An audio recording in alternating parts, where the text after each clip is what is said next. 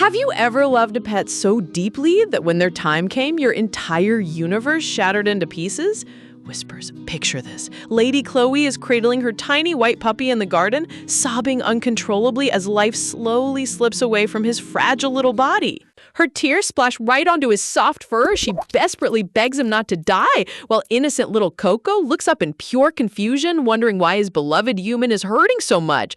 Oh, seriously, who gave this comic permission to rip our hearts out within the first two panels? Coco tries his hardest to lift a paw and wipe her tears, but his tiny muscles completely lock up. His body just won't obey him anymore as the cold grip of death takes hold. Chloe pulls him tight against her chest, weeping that she still had so many things she wanted to give him. Coco watches her tear-streaked face, feeling guilty that he's just a simple dog who couldn't even comprehend half of what she said. Even as his strength drains away, the pup tremblingly lifts his little black bean paw toward her cheek. He might not understand human speech, but his soul knows the exact scent of her heartbreak. He gently rests his paw against her cheek, letting out one last faint whimper. Look at how devastatingly beautiful the artist drew her expression here. The raw grief in those purple eyes is honestly heartbreaking. Chloe whispers that she loves him more than anything in the world, blanketing him with an overwhelming scent of pure love. That unconditional warmth is the very last memory Coco takes with him. Floating in a sea of glowing paw prints, Coco realizes he doesn't really understand what death is. All he knows is that if his sister is weeping this hard, it must be the saddest thing in existence. His mind drifts back 5 years ago to the chaotic afternoon when everything changed as a pair of carriage horses suddenly reared back in shock. The coachman yanks the reins hard and apologizes to Lady Chloe, reporting that a scruffy stray puppy had darted right in front of their wheels. Chloe peers down from the carriage window to see a filthy, trembling little furball staring back at her with massive, glossy purple eyes. The pup instantly picked up on her overwhelming aura of loneliness. Without a moment's hesitation, Lady Chloe gives a quiet yet commanding order. Bring that stray inside the carriage right now. When the driver nervously protests that stray dogs are dangerous and suggests buying an expensive purebred instead, scoffing, Chloe's icy glare completely shuts him down. She wants this dog, period. The second Chloe barks out that final command, the puppy's tail goes into maximum overdrive.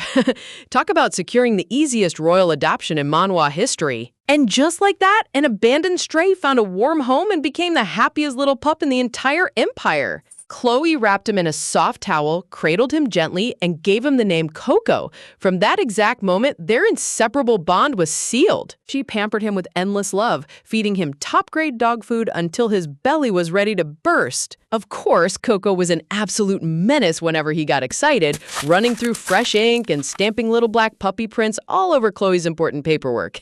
Whenever he got scolded for stealing snacks, Chloe would make him wear a tiny wooden shame board around his neck, reading, "I secretly ate Sis's snacks." This visual gag is absolute perfection. No matter how much mischief he caused, Chloe would lift him high into the sunlight with a radiant smile, making Coco feel like the luckiest creature alive. But that golden past fades back into reality, where Chloe is clutching his lifeless body in the gazebo, weeping while he desperately tries to bark one last goodbye. With tears trickling down his nose, Coco's spirit finally drifts up toward the warm golden light. Coco crosses the glowing rainbow bridge into pet paradise, leaving his grieving owner behind, until a whole year passes in the doggy afterlife. Back in the mortal world, two maids whisper maliciously behind Chloe's back, complaining that ever since the mutt died, Chloe has locked herself in the annex and refused to eat her luxurious meals. The maids gossip about how Chloe wields dangerous dark magic, shuddering at the thought of what would happen if she ever loses control. Scoff. Wow, talk about ungrateful staff. Their lady is drowning in depression, and all they can do is badmouth her? Up in heaven, Coco peers down into the sacred pool, whimpering with a heavy heart as he realizes nobody is on his sister's side anymore. He remembers how his silly tricks and warm cuddles used to instantly brighten her sullen face, making her smile whenever dark clouds hovered over her. Curled up at the edge of the celestial meadow, Coco ignores the sunny skies, totally miserable. Out of nowhere, a majestic golden retriever wearing a toga and an actual halo descends from the heavens. Behold, the dog god himself has arrived. The other pups playing in the fields with toys and giant sweet potatoes tease Coco, asking why he's trying to become the gloomiest pet on the entire Rainbow Bridge. Coco looks at them and insists that more than delicious treats or sunny walks, all he wants is to see his sister smile again. Making up his mind, the little pup leaps up and makes an outrageous demand. He wants to be reincarnated as a human. The dog god's jaw literally drops in disbelief. The dog god immediately turns his head away, offering him a shiny new toy or an oversized sweet potato instead. Nice try, but you can't bribe this determined pup with treats. Coco throws a full-blown canine tantrum, barking that he doesn't need snacks or toys. He has to go back to his sister. He gets right in the deity's face, pleading at the top of his lungs until the divine canine starts sweating bullets. The dog god rubs his temples with an exasperated sigh, admitting that all loyal dogs are stubbornly the same when it comes to their humans. The golden deity sits down with Coco under the blooming celestial flowers to lay down the mandatory supernatural rules. Rule number 1, once he goes down to the human world, he can never reveal his true identity as Coco. Rule number 2, regardless of whether Chloe figures out who he is, after precisely 5 years, his soul will be forcefully pulled right back to the Rainbow Bridge. But instead of being terrified of the 5-year deadline, Coco literally jumps for joy. He gets 5 whole years with his big sister, which is basically an eternity in puppy math. The dog god warns him that mortal existence is harsh and that returning will hurt even more. Plus, humans are far crueler than dogs, capable of doing monstrous things without batting an eye. As the deity conjures dark illusions of abusive humans, Coco proudly insists he's a hardened criminal too, because he once stole snacks and shredded toilet paper. Oh, bless his innocent little soul. Realizing the pup's determination is unshakable, the dog god raises his divine holy paw into the air. To ensure he can survive and protect Chloe, the deity bestows powerful blessings upon him. First, the ability to communicate with all animals, and second, the supernatural gift of foresight to see the future. And for the final blessing, the dog god touches Coco's head with his radiant paw, granting him a destined connection to enter the human realm. Coco starts dancing on his hind legs in pure celebration, completely ecstatic that his mission is officially a go. Standing at the cliff's edge, the dog god watches as Coco sprints toward the dazzling Rainbow Bridge arching across the cosmic sky. All the departed neighborhood pets rush over, shouting farewell messages for Coco to deliver to their owners back on Earth. One asks to tell his brother he loves him, another apologizes to mom, and a poodle yells at his dad to shave properly.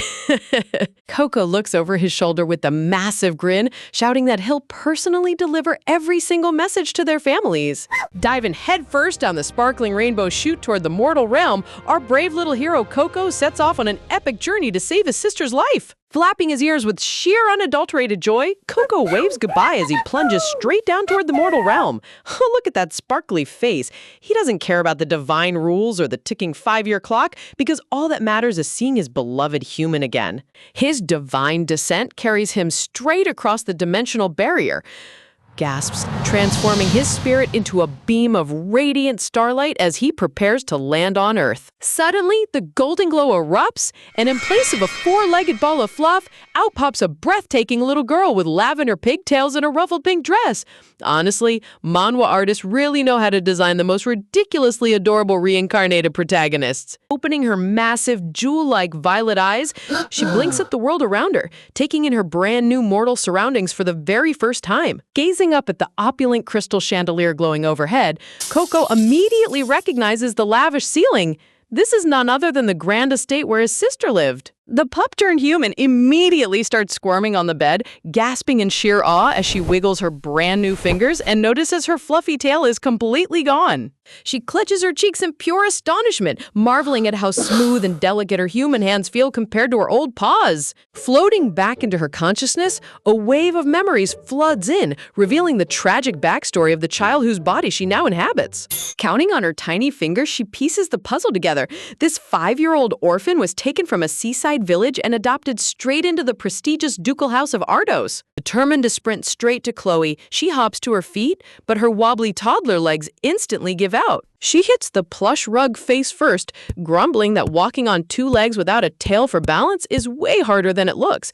Talk about the ultimate reality check for a newly reincarnated dog. A maid peeks inside the bedroom, timidly calling out to check on the young miss after hearing the commotion. Coco quickly sits up on the carpet, flashing an innocent smile and reassuring the attendant that she's totally fine. But the maid looks on with a heavy, troubled expression, concern asking if the young lady is truly prepared to leave the estate for good. Coco's eyes sparkle as she hears the word leave, instantly assuming the maid is offering to take her out for a fun walk in the gardens.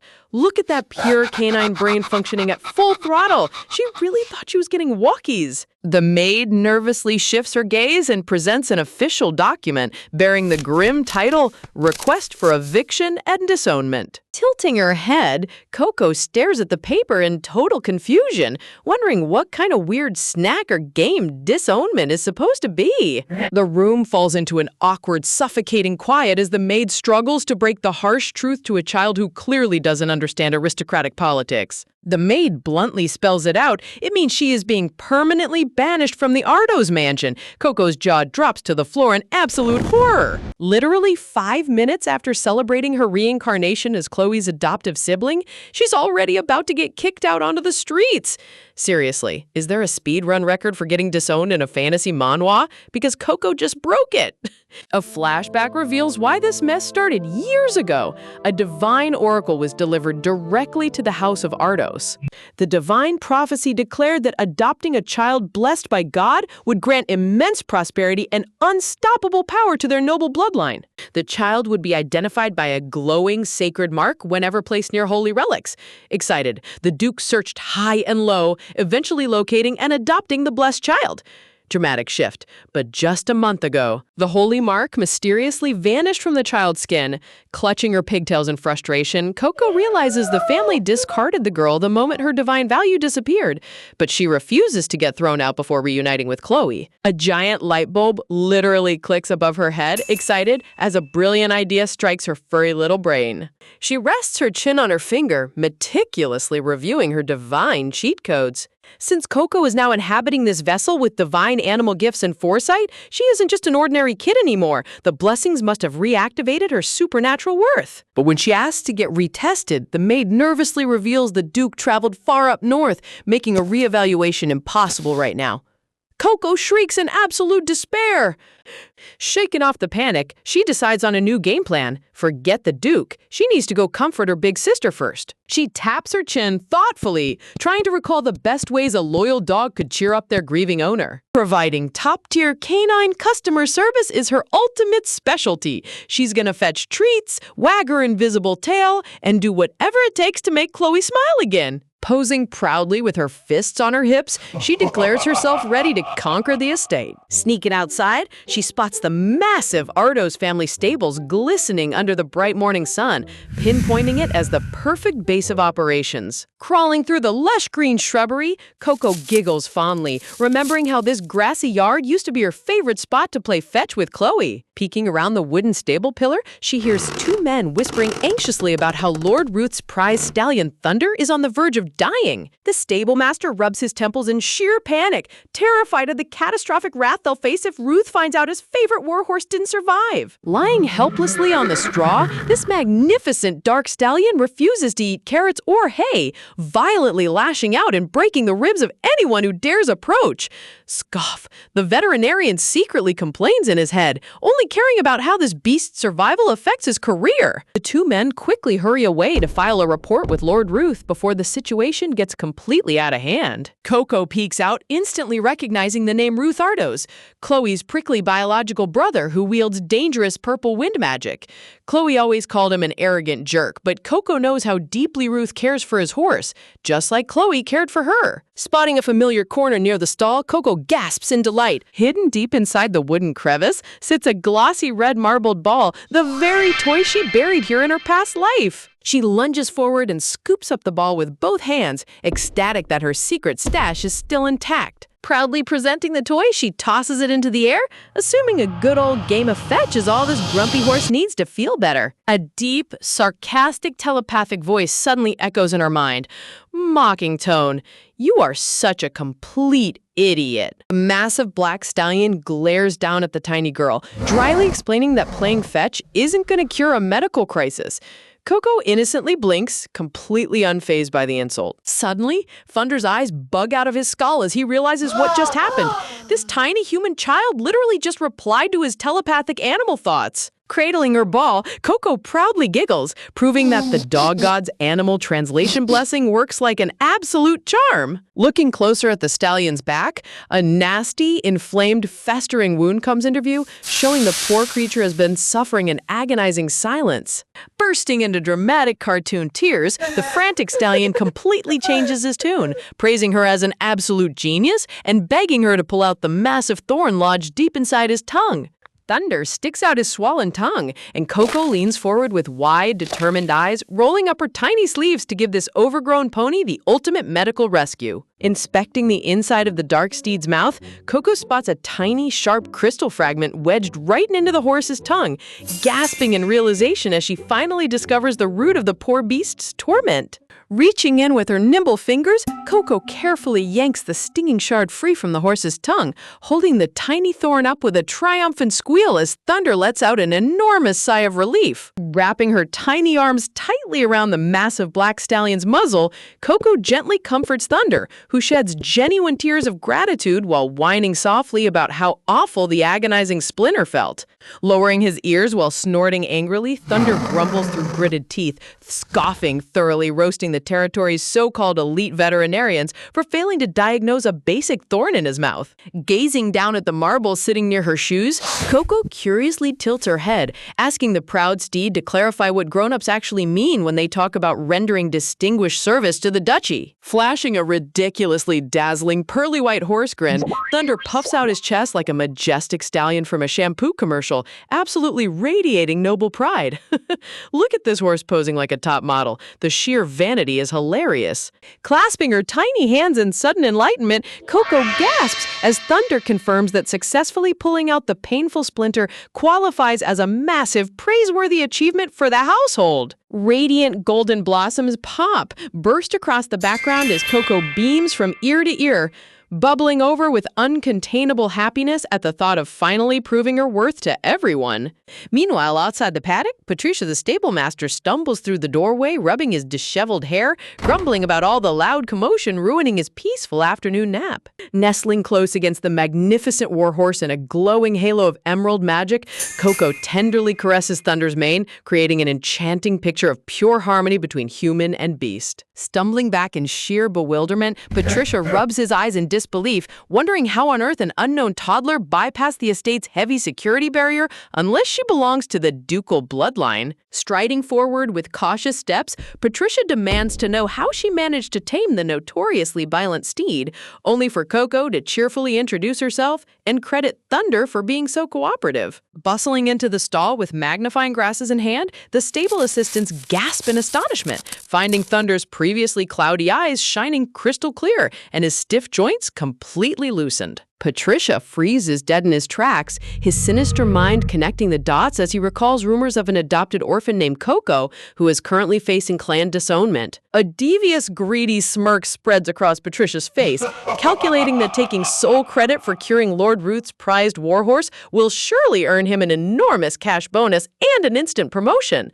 Of course, the sleazy stable master tries stealing credit from a 5-year-old child. Classic mama villain behavior. Looming tall over the helpless toddler surrounded by dark floral shadows, Patricia haughtily declares to Coco that he will be the only one reporting Thunder's miraculous recovery directly to Lord Ruth. Crossing his arms with an arrogant snicker, the groom looks down on Coco, mocking her by asking if anyone would ever believe a tiny stray toddler healed a legendary warhorse. Dark, twisted vortexes engulf his thoughts as Patricia reminds himself that without any physical witnesses around, there is zero proof the kid did anything at all. Grabbing Coco forcefully by the arms, Patricia cuts off her earnest protest with a cold glare, completely dismissing her desperate claims of helping the stallion. Hoisting the bewildered girl into the air, Patricia plasters on a sickeningly sweet smile, condescendingly telling Coco she must have been daydreaming while Thunder glares daggers from the staple box. Setting her down outside the courtyard, Patricia firmly shoos the little girl away,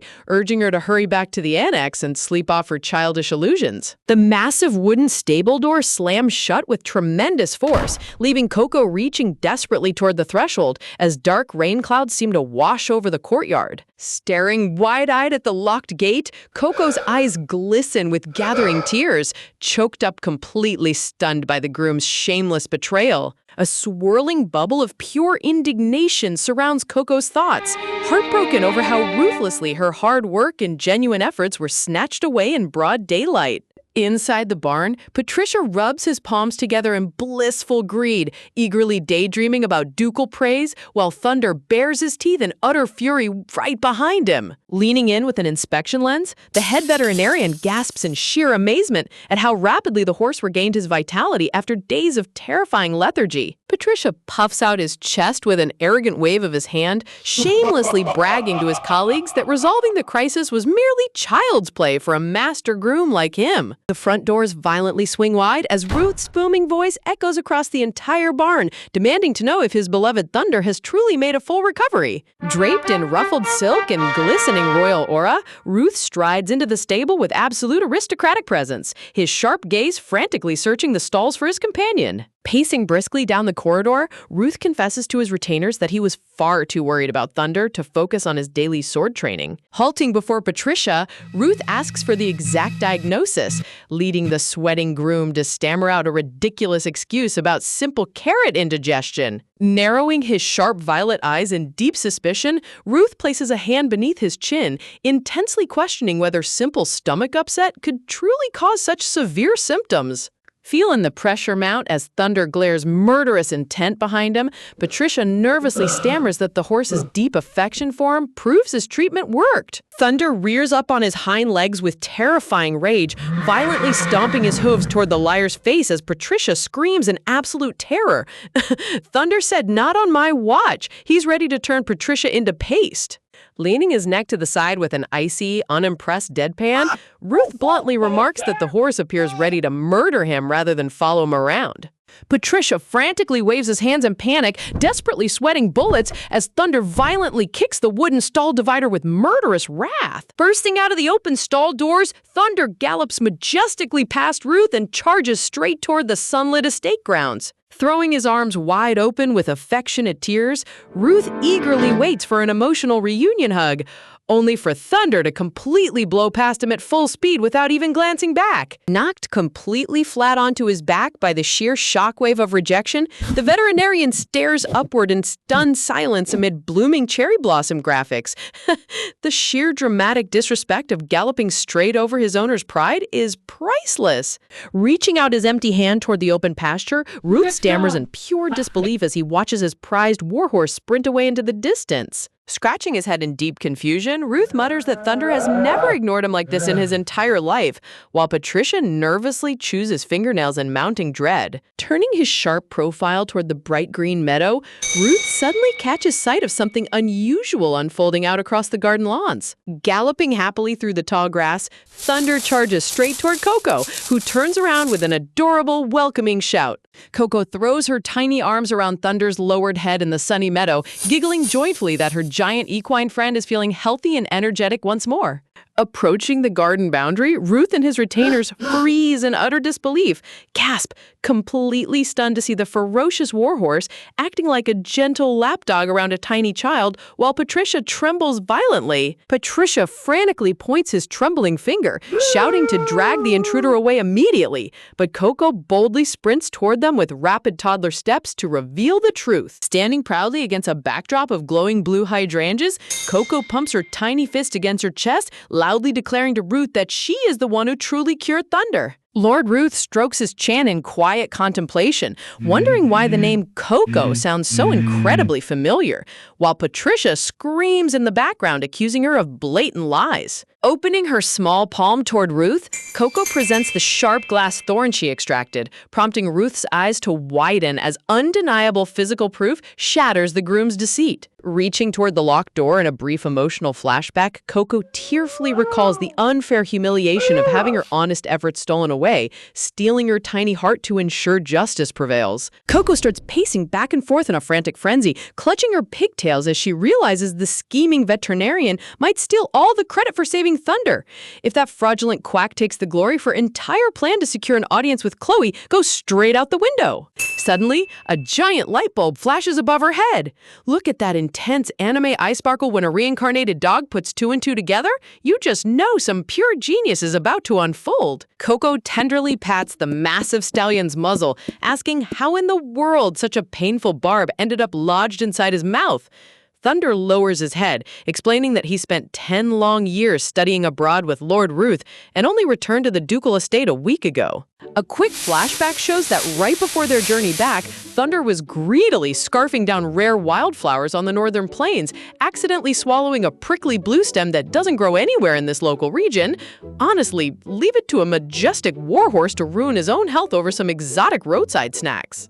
Coco claps her hands together with a triumphant grin. That foreign botanical detail is the ultimate smoking gun she needs to expose the lying veterinarian once and for all. Extending her tiny palm, she proudly presents the crystal-like blue thorn, declaring that Thunder was never suffering from indigestion. This foreign barb was the true culprit, and its unique species proves exactly where it came from. Ruth's icy gaze sharpens as he carefully inspects the physical evidence, realizing every single word out of this pint-sized toddler's mouth is undeniable truth. Can we just appreciate how sharp the manhwa artist drew his jawline here? Talk about an intimidating older brother vibe. Connecting the clues, Ruth recalls that no wild flora with blue prickles exists anywhere near the dukedom, which perfectly matches the exact timeline when Thunder began collapsing on their ride home. Clutching the foreign spike, Ruth turns a menacing glare toward the quack doctor, asking how an alleged master physician somehow misdiagnosed a physical puncture as simple indigestion. Sweating bullets, the trembling doctor stammers that a puncture wound was indeed present. Meanwhile, the giant black stallion tenderly nuzzles Coco's lavender hair, utterly enchanted by his tiny savior. Look at this giant fearsome beast acting like an obedient overgrown puppy the second he gets medical relief. The vet waves his trembling hands in absolute terror, begging for mercy and claiming it was an honest oversight, but Ruth cuts him off with a chilling whisper, refusing to tolerate another pathetic excuse. Towering over the groveling fraud, Ruth unleashes his terrifying noble aura, demanding to know how a lowly attendant dared lie to his face. The disgraced doctor violently slams his forehead onto the cobblestones, frantically pleading for his life. Standing in the background, Coco gulps nervously, silently admitting that seeing her older brother explode in raw fury is way more terrifying than Chloe ever described. Ordering the annoying doctor to shut his mouth, Ruth abruptly turns his sharp gaze toward the little girl, asking if he heard her name correctly as Coco. Arching an eyebrow, Ruth smirks smoothly, teasing whether this mysterious toddler is supposed to be a newly hired maid or some prodigy animal whisperer. The flustered stablemaster stammers, desperately trying to clear up the confusion. With a frantic squeak, the stablemaster drops a total bombshell. This tiny kid isn't a servant. She is officially the youngest adopted daughter of the ducal Ardos family. The scene literally transforms into a sea of sparkling glitter as Coco strikes the most innocent, angelic, noble pose imaginable. Ruth's entire brain short-circuits in utter disbelief. Seriously, how did this aristocratic prodigy miss out on his entire family tree while studying abroad? Ruth violently clutches his head, his face flushing crimson as he panics over the idea of his elderly father randomly having a newborn baby while he was away. The stablemaster frantically yells back that she was legally adopted following a sacred oracle. Flipping his hair with the ultimate nonchalant indifference, Ruth shrugs that he vaguely remembers an adoption notice, but completely ignored it because he deemed it totally irrelevant. Classic big brother behavior right there. Leaning down, Ruth inspects her messy pigtails, smirking dryly at how scruffy his supposed new little sister looks, but Coco puffs out her cheeks and angrily barks back that she hasn't officially secured the title yet. Coco boldly explains that she's currently on the verge of eviction due to her missing sacred stigmata, but smugly points out that saving his prize stallion counts as an epic heroic deed. Ruth flashes a mischievous grin, teasing the child for being a clever little schemer trying to leverage his gratitude to stay in the estate, though he warns her he's just an idle bum with zero administrative power. Coco frantically waves her hands, insisting that wasn't her goal at all. Fidgeting nervously, Coco tightly clutches her tiny fingers together, gathering every ounce of courage in her little canine-turned-human heart. With shining, teary violet eyes, Coco clasps her hands in prayer, softly asking if she can meet Lady Chloe. Ruth freezes in place, completely caught off guard by the unexpected name. A heavy silence descends over the courtyard. Ruth stares down at the fragile child, wondering why on earth this innocent toddler would willingly seek out someone as perilous and destructive as Chloe. A haunting glimpse into Chloe's isolated chamber reveals her collapsed across the floor, completely consumed by monstrous purple brambles and crushing despair. The visual storytelling here is wonderfully eerie. You can practically feel the sheer weight of her depression. Ruth's hardened facade cracks, troubled by the thought of exposing such an innocent soul to the bottomless darkness currently engulfing his biological sister. Ruth grimly remembers the desperate confrontation he had with Chloe, having explicitly warned her that continuing down this path of rampant magical overload would end up taking her life. In the memory, Ruth rushes toward Chloe, desperately shouting that her mana core is fractured and suffering from total ability burnout.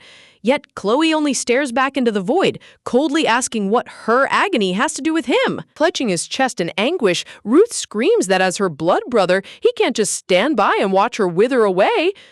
Deadpan.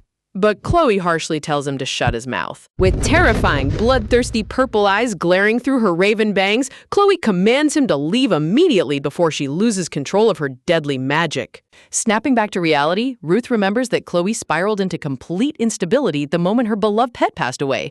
Refusing to risk the child's life, he gently asks if there's any other reward she wants, but Coco stomps her tiny foot with an emphatic shout. Placing her hand over her beating heart, Coco tearfully proclaims that she doesn't care about treasures, titles, or luxury. She only wants to see Chloe.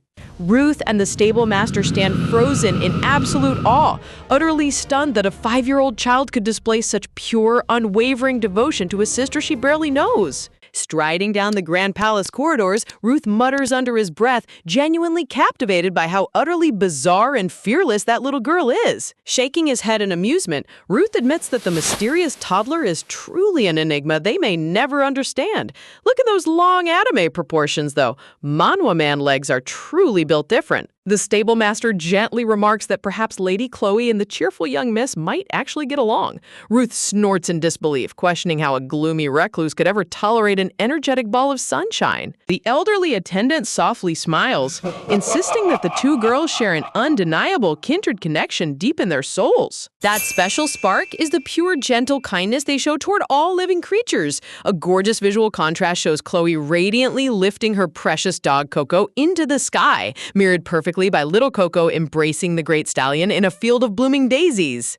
Armed with Lord Ruth's special permission, Coco cheerfully marches straight into Chloe's private estate gardens, utterly thrilled that Phase 1 of her rescue mission is a roaring success. While Coco happily pumps her fist in the air, the poor guiding maid shivers in absolute dread, whispering, questioning why on earth the young lady chose to visit the terrifying Forbidden Annex. The maid sternly crosses her arms, asking if Coco genuinely understands how terrifying and unapproachable Lady Chloe has become. But Coco gets distracted by a massive structure in the distance. Pointing across the manicured lawn, the maid casually mentions that grand monument ahead is the official resting place of Lady Chloe's deceased dog. Standing proud under the bright sunlight sits an enormous palatial marble mausoleum surrounded by pristine white blossoms, kept in immaculate condition by a dedicated army of estate servants. The maid deadpans that this canine tomb is literally bigger and more expensive than her own family patriarch's grave. Coco stares at the giant palace in total shock, realizing that her sister built a full-blown cathedral for her past life. Clutching her permission slip, Coco beams with sheer joy, feeling so deeply loved knowing how much Chloe cherished her memory. The maid chuckles that while pets live blissful lives, constructing a colossal monument for some crusty old mud seems a little over the top. Coco instantly snaps, screeching at the top of her lungs that she was not an old mutt, but a precious, youthful little puppy. The maid calmly counters that living past 15 dog years basically makes her an elderly grandmother in human age. Coco burst into dramatic cartoon tears, suffering a massive existential crisis. The canine denial is real. She genuinely believed she was forever a young, spry pup. Puffing out her cheeks in fierce protest, Coco aggressively marches ahead, adamantly repeating that she was the sweetest, cutest puppy in existence. The sweating maid just nervously laughs along, realizing there's no winning an argument against this hilariously stubborn child. Halting right outside the grand gilded entrance of the annex, the maid nervously bows, explaining she can escort Coco no further. Coco tilts her head in confusion, asking why, only to learn that Lady Chloe's personal estate is under strict semi-house arrest. Heavy dark mana and spectral chains seal off the entire perimeter, permitting entry solely to authorized individuals holding official ducal permits. Coco nods understandingly, her resolve completely unwavering.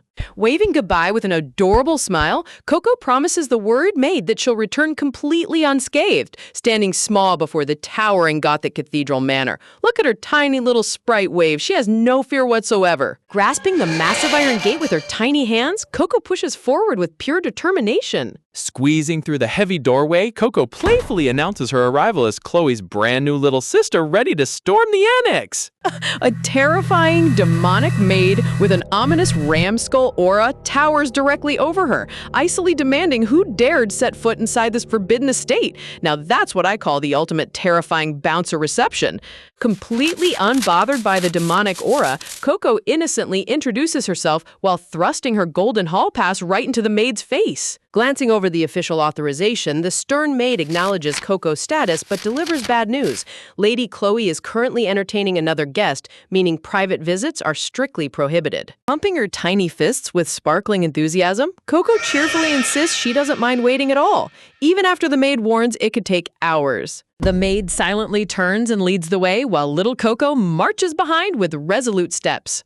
Coco's inner dog brain happily glows, proudly declaring that if there is one single skill she mastered in her previous life, it's the legendary art of waiting. Oh, flashbacks reveal puppy Coco sitting patiently by the grand doorway for endless hours, loyally anticipating her master's arrival home. The moment the door opened, Chloe would scoop her beloved white pup into the air with radiant laughter, surrounded by blooming blossoms of pure bliss. Little Coco smiles warmly, convinced that just like the old days, staying patient guarantees that her big sister will eventually come find her. Sitting primly on the massive antique sofa with her bouquet bag clutched tightly to her chest, Coco gazes at the piping hot cup of tea and fresh cream pastry placed before her. Golden, freshly brewed tea steams gently on the porcelain saucer under the warm afternoon light.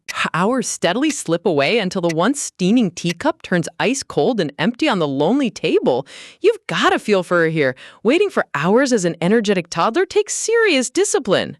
Observing from the shadowy hallway, the maid clicks her tongue in annoyance, wondering why on earth this troublesome child is still stubbornly lingering around. Slumping her head into her arms, Coco's eyes glisten with tears, finally realizing that no matter how long she waits, Chloe isn't coming out. Tightening her tiny fists against her dress, Coco refuses to let things end in despair. If Chloe won't come to the door, then she will march straight in herself. Coco decisively hops off the sofa, adjusting her straps with unstoppable determination.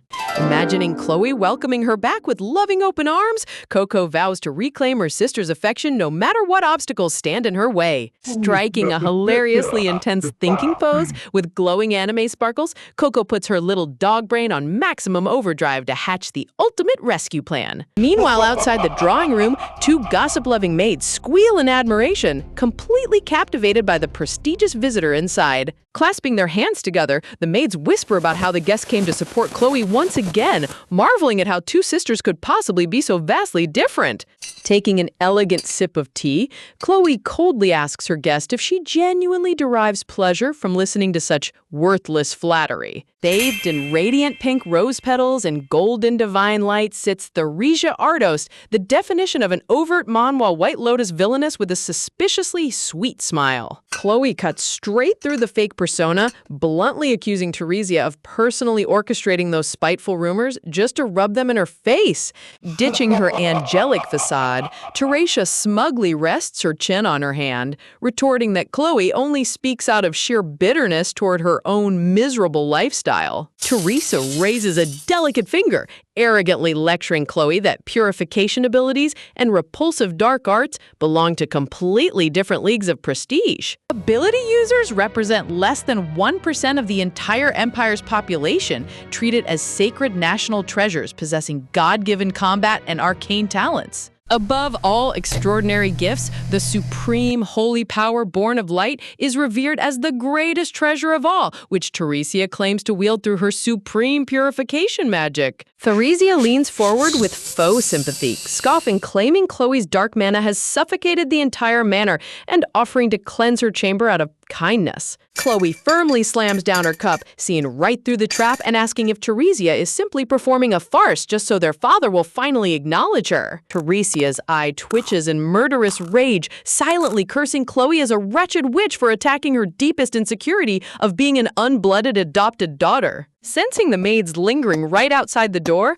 Teresia quickly catches herself before exploding into a screaming fit. Forcing a fragile smile, Teresia plays the victim, whining that her sister constantly misunderstands her purest intentions. Seriously, give this girl an Oscar for quickest mood swing. Lowering her tone to a vicious venom, Teresia cruelly mocks Chloe for rotting away in seclusion for an entire year over some pathetic deceased dog. Teresia coldly sneers at the sheer stupidity of mourning a worthless animal, completely unaware she just pushed Chloe past her absolute breaking point. Chloe's fist tightens with lethal purple flames, darkly commanding Teresia to shut her mouth and leave before she loses total control. Teresia gasps in horror as dark tendrils engulf the tea table, frantically asking if Chloe has completely lost her mind and intends to use deadly force. Flashing a chilling, borderline unhinged smirk, Chloe taunts Teresia to go ahead and purify her rampaging mana, unless her precious holy power is nothing but a cheap bluff.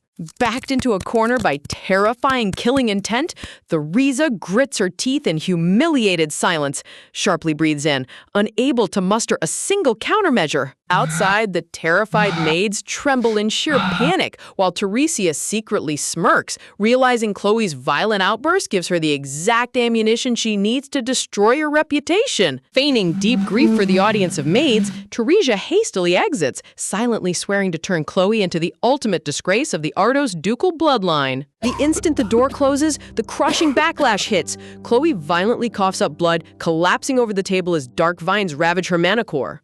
Wiping crimson blood from her trembling lips, Chloe bitterly laments how pathetic and fractured her body has become from casting a single low-tier spell. A melancholy portrait flashes across her mind, showing a young Chloe standing solemnly beside the towering, shadowy silhouette of Duke Ardos. The memory shatters into sharp crystal shards, haunting Chloe with the bitter reminder of how desperately she once fought for her father's love and the title of ducal heir. In a tragic, rainy flashback, gravediggers drive shovels into the mud under Duke Ardos' cold gaze, while Chloe screams in sheer heartbreak to stop. The emotional whiplash in this chapter is insane. We're about to uncover the real reason Chloe shut out the world. Veiled in sheer black mourning lace, Chloe screams with heartbreaking fury, declaring that the little soul they discarded was her most cherished family in the entire world. Looming over her under the stormy drizzle, the patriarch coldly scoffs at Chloe Ardos, callously dismissing her precious bond as nothing more than making a silly fuss over a mere beast. Raindrops ripple across the dark, murky puddles as Chloe's soul cries out that Coco was never just a regular pet, she was the girl's entire reason to live. Flashing back to brighter days, little white puppy Coco beams with radiant puppy bliss, flashing sparkling puppy dog eyes full of unreserved adoration. Gushes, look at those giant twinkling eyes. That is weaponized cuteness right there. Lounging peacefully beneath the sunlit terrace, Chloe reads beside the dozing puppy, cherishing the only companion who ever expanded her lonely horizons and made life worth defending. Giggling warmly on the soft clover grass, Chloe cradles the happy pup against her chest, lovingly thinking of Coco as her ultimate savior and truest anchor. Snapping back to the harsh, suffocating present, Chloe stumbles away from the tea table, muttering a weary desire to return to her dark, secluded quarters. As vibrant roses wither away into pitch-black shadows, Chloe trudges down the corridor, her trembling lips failing to call out the name of her lost friend. Biting down on her bottom lip until fresh crimson blood trickles down, Chloe swallows back an unbearable torrent of suppressed agony. A dark, cursed mirror splinters across her spiraling thoughts, forcing Chloe to wonder if lingering grief has finally driven her completely insane. Carrying around this much unresolved trauma inside a toxic, aristocratic household is genuinely painful to watch. Stepping heavily across the threshold of her desolate bedroom, Chloe's ruffled hem sways like a shadow hovering above the carpet. Gentle, nostalgic sparkles illuminate her aching memories, remembering how Coco used to scratch tiny grooves into the wooden planks and playfully bury secret stashes of food. Surrounded by strangling purple thorn vines, Chloe turns her back to the darkness, still instinctively scanning the empty doorway for any sign of her beloved pup. Collapsing weakly onto the soft cushions, Chloe whispers in utter despair that joining Coco in death might be the only way they could ever reunite. Suddenly catching a whiff of sweet, familiar fragrance, Chloe lifts her tired gaze and notices a delicate purple blossom resting quietly across the floor. Glowing softly against the dark, ornate rug, the lone purple sprig sits like an intentional calling card left specifically for her. Kneeling down in trembling curiosity, Chloe carefully scoops up the lavender blossom, stunned to realize this rare petal matches an unforgettable memory. A vivid flashback rushes through her mind, picturing puppy Coco proudly trotting into the room with that exact same sprig held delicately in her tiny jaws. Chloe's expression instantly darkens with terrifying fury, clenching her teeth under the assumption that Teresa sent someone into her private quarters just to torment her grief. You really can't blame Chloe for being defensive when everyone in this estate has spent years playing cruel psychological mind games with her. Meanwhile, back in the annex, toddler Coco sits happily on the plush armchair, clutching a giant satchel bursting with freshly picked purple flowers. Sneaking backward across the corridor in a comical toddler crouch, Coco proudly giggles that slipping past security into her sister's room was as easy as eating sweet potatoes. Flashing an angelic, triumphant smile, Coco daydreams that her sister will instantly realize her little furry protector has returned the moment she sees the flower. The maid approaches with a worried frown, tentatively asking the little girl if she secretly sneaked into another restricted room just now. Coco beams proudly and pumps her little hands, openly confessing that she delivered the gift, and eagerly asks if Lady Chloe found it. The maid gasps in absolute panic, hysterically scolding the toddler because Chloe is currently raging, warning that getting caught in her unstable dark magic could prove fatal. Coco tilts her head in complete innocence, utterly confused about why a sweet, fragrant present would ever cause someone to become dangerous. Letting out an anxious sigh, the maid reveals that Lady Chloe furiously ordered the servants to drag the insolent intruder straight to her chambers immediately. Looking down at the fragrant bouquet cradled in her arms, Coco's eyes widen with sudden, brilliant realization. Coco throws both fists in the air with victorious glee, loudly declaring herself an absolute genius, since being summoned means her infiltration plan succeeded flawlessly. Getting dragged to the final boss's lair for punishment and celebrating it as a tactical victory is peak toddler logic. Radiant golden blossoms burst across the screen as Coco dances happily, completely unbothered by the mortal danger everyone else is dreading. Arriving inside the grand bedroom a short while later, Coco looks around the empty room with wide purple eyes, relieved to hear from the maid that Chloe is simply finishing her meal elsewhere. Gazing up at the towering Gothic chandeliers draped in shadowy gloom, Coco's cheerful mood dips as she notices how suffocatingly dark the entire suite is kept. Frowning softly, with genuine concern, Coco whispers to herself, remembering that her sweet sister was always deeply terrified of the dark. Walking down the outer hallway, Chloe receives word that the culprit was the newly adopted orphan, cynically assuming the frightened toddler must have fled the annex in terror by now. Pushing the heavy wooden door open, Chloe suddenly freezes dead in her tracks, her violet eyes widening in sheer, utter bewilderment. Blinding warm sunlight floods every corner of the room, completely banishing the gloomy shadows as billowing curtains let in the glorious afternoon glow. Striding toward the center table in dazed wonder, Chloe spots an elegant white vase adorned with fresh, dewy sprugs of lily of the valley. Resting beside the vase is a cute little note decorated with uneven, charming letters explaining that lilies of the valley drive all bad things far, far away. Inspecting the messy, childlike handwriting with a furrowed brow, Chloe murmurs in confusion, wondering why anyone would leave such an earnest blessing for her. A tiny rhythmic snuffling noise echoes from the nearby sofa, instantly catching Chloe's attention as she sharply turns her head. Curled up fast asleep on the plush velvet cushions, little Coco snoozes soundly with her tiny paws curled beside her face, looking remarkably like a sleeping puppy. The artist drew her curled up in the exact same sleeping loaf position as her past puppy form.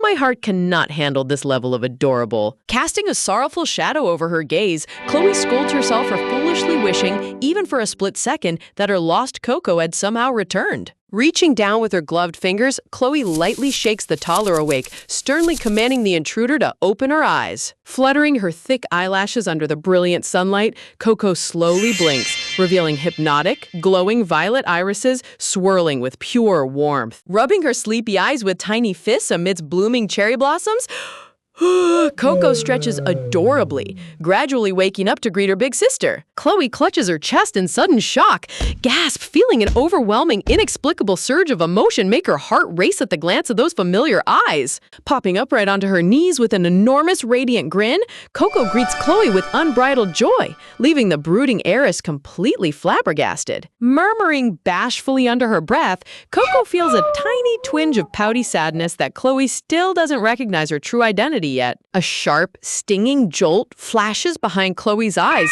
as an uncanny sense of déjà vu tears through her guarded defenses. Staring down at the beaming toddler glowing with boundless love, Chloe's left utterly paralyzed, unable to comprehend why this little stranger is looking at her with such pure, unconditional affection. Gazing down at the unexpected little intruder standing right before her, Chloe blinks in utter disbelief, breathlessly asking who on earth she is. Clambering onto the bed with spirited determination, Coco enthusiastically introduces herself, leaving Chloe frozen in pure shock at hearing that familiar name again. Chloe's thoughts spiral in confusion.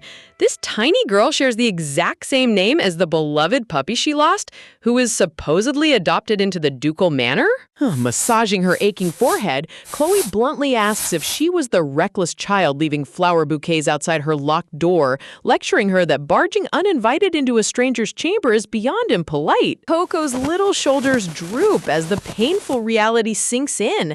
In this human body, her beloved big sister doesn't recognize her at all. Tightening her grip on her dress hem, Coco quickly shakes off the heartache, reminding herself that she already chose to fight for Chloe's happiness no matter what. Coco cheerfully declares that she simply wanted to get closer to her dear sister, immediately brushing off Chloe's cold assumption that she came begging about annulment paperwork. Beaming with pure adoration, Coco proudly announces that she heard Chloe is an exceptionally powerful, legendary dark mage. Talk about the absolute best hype woman in the entire empire!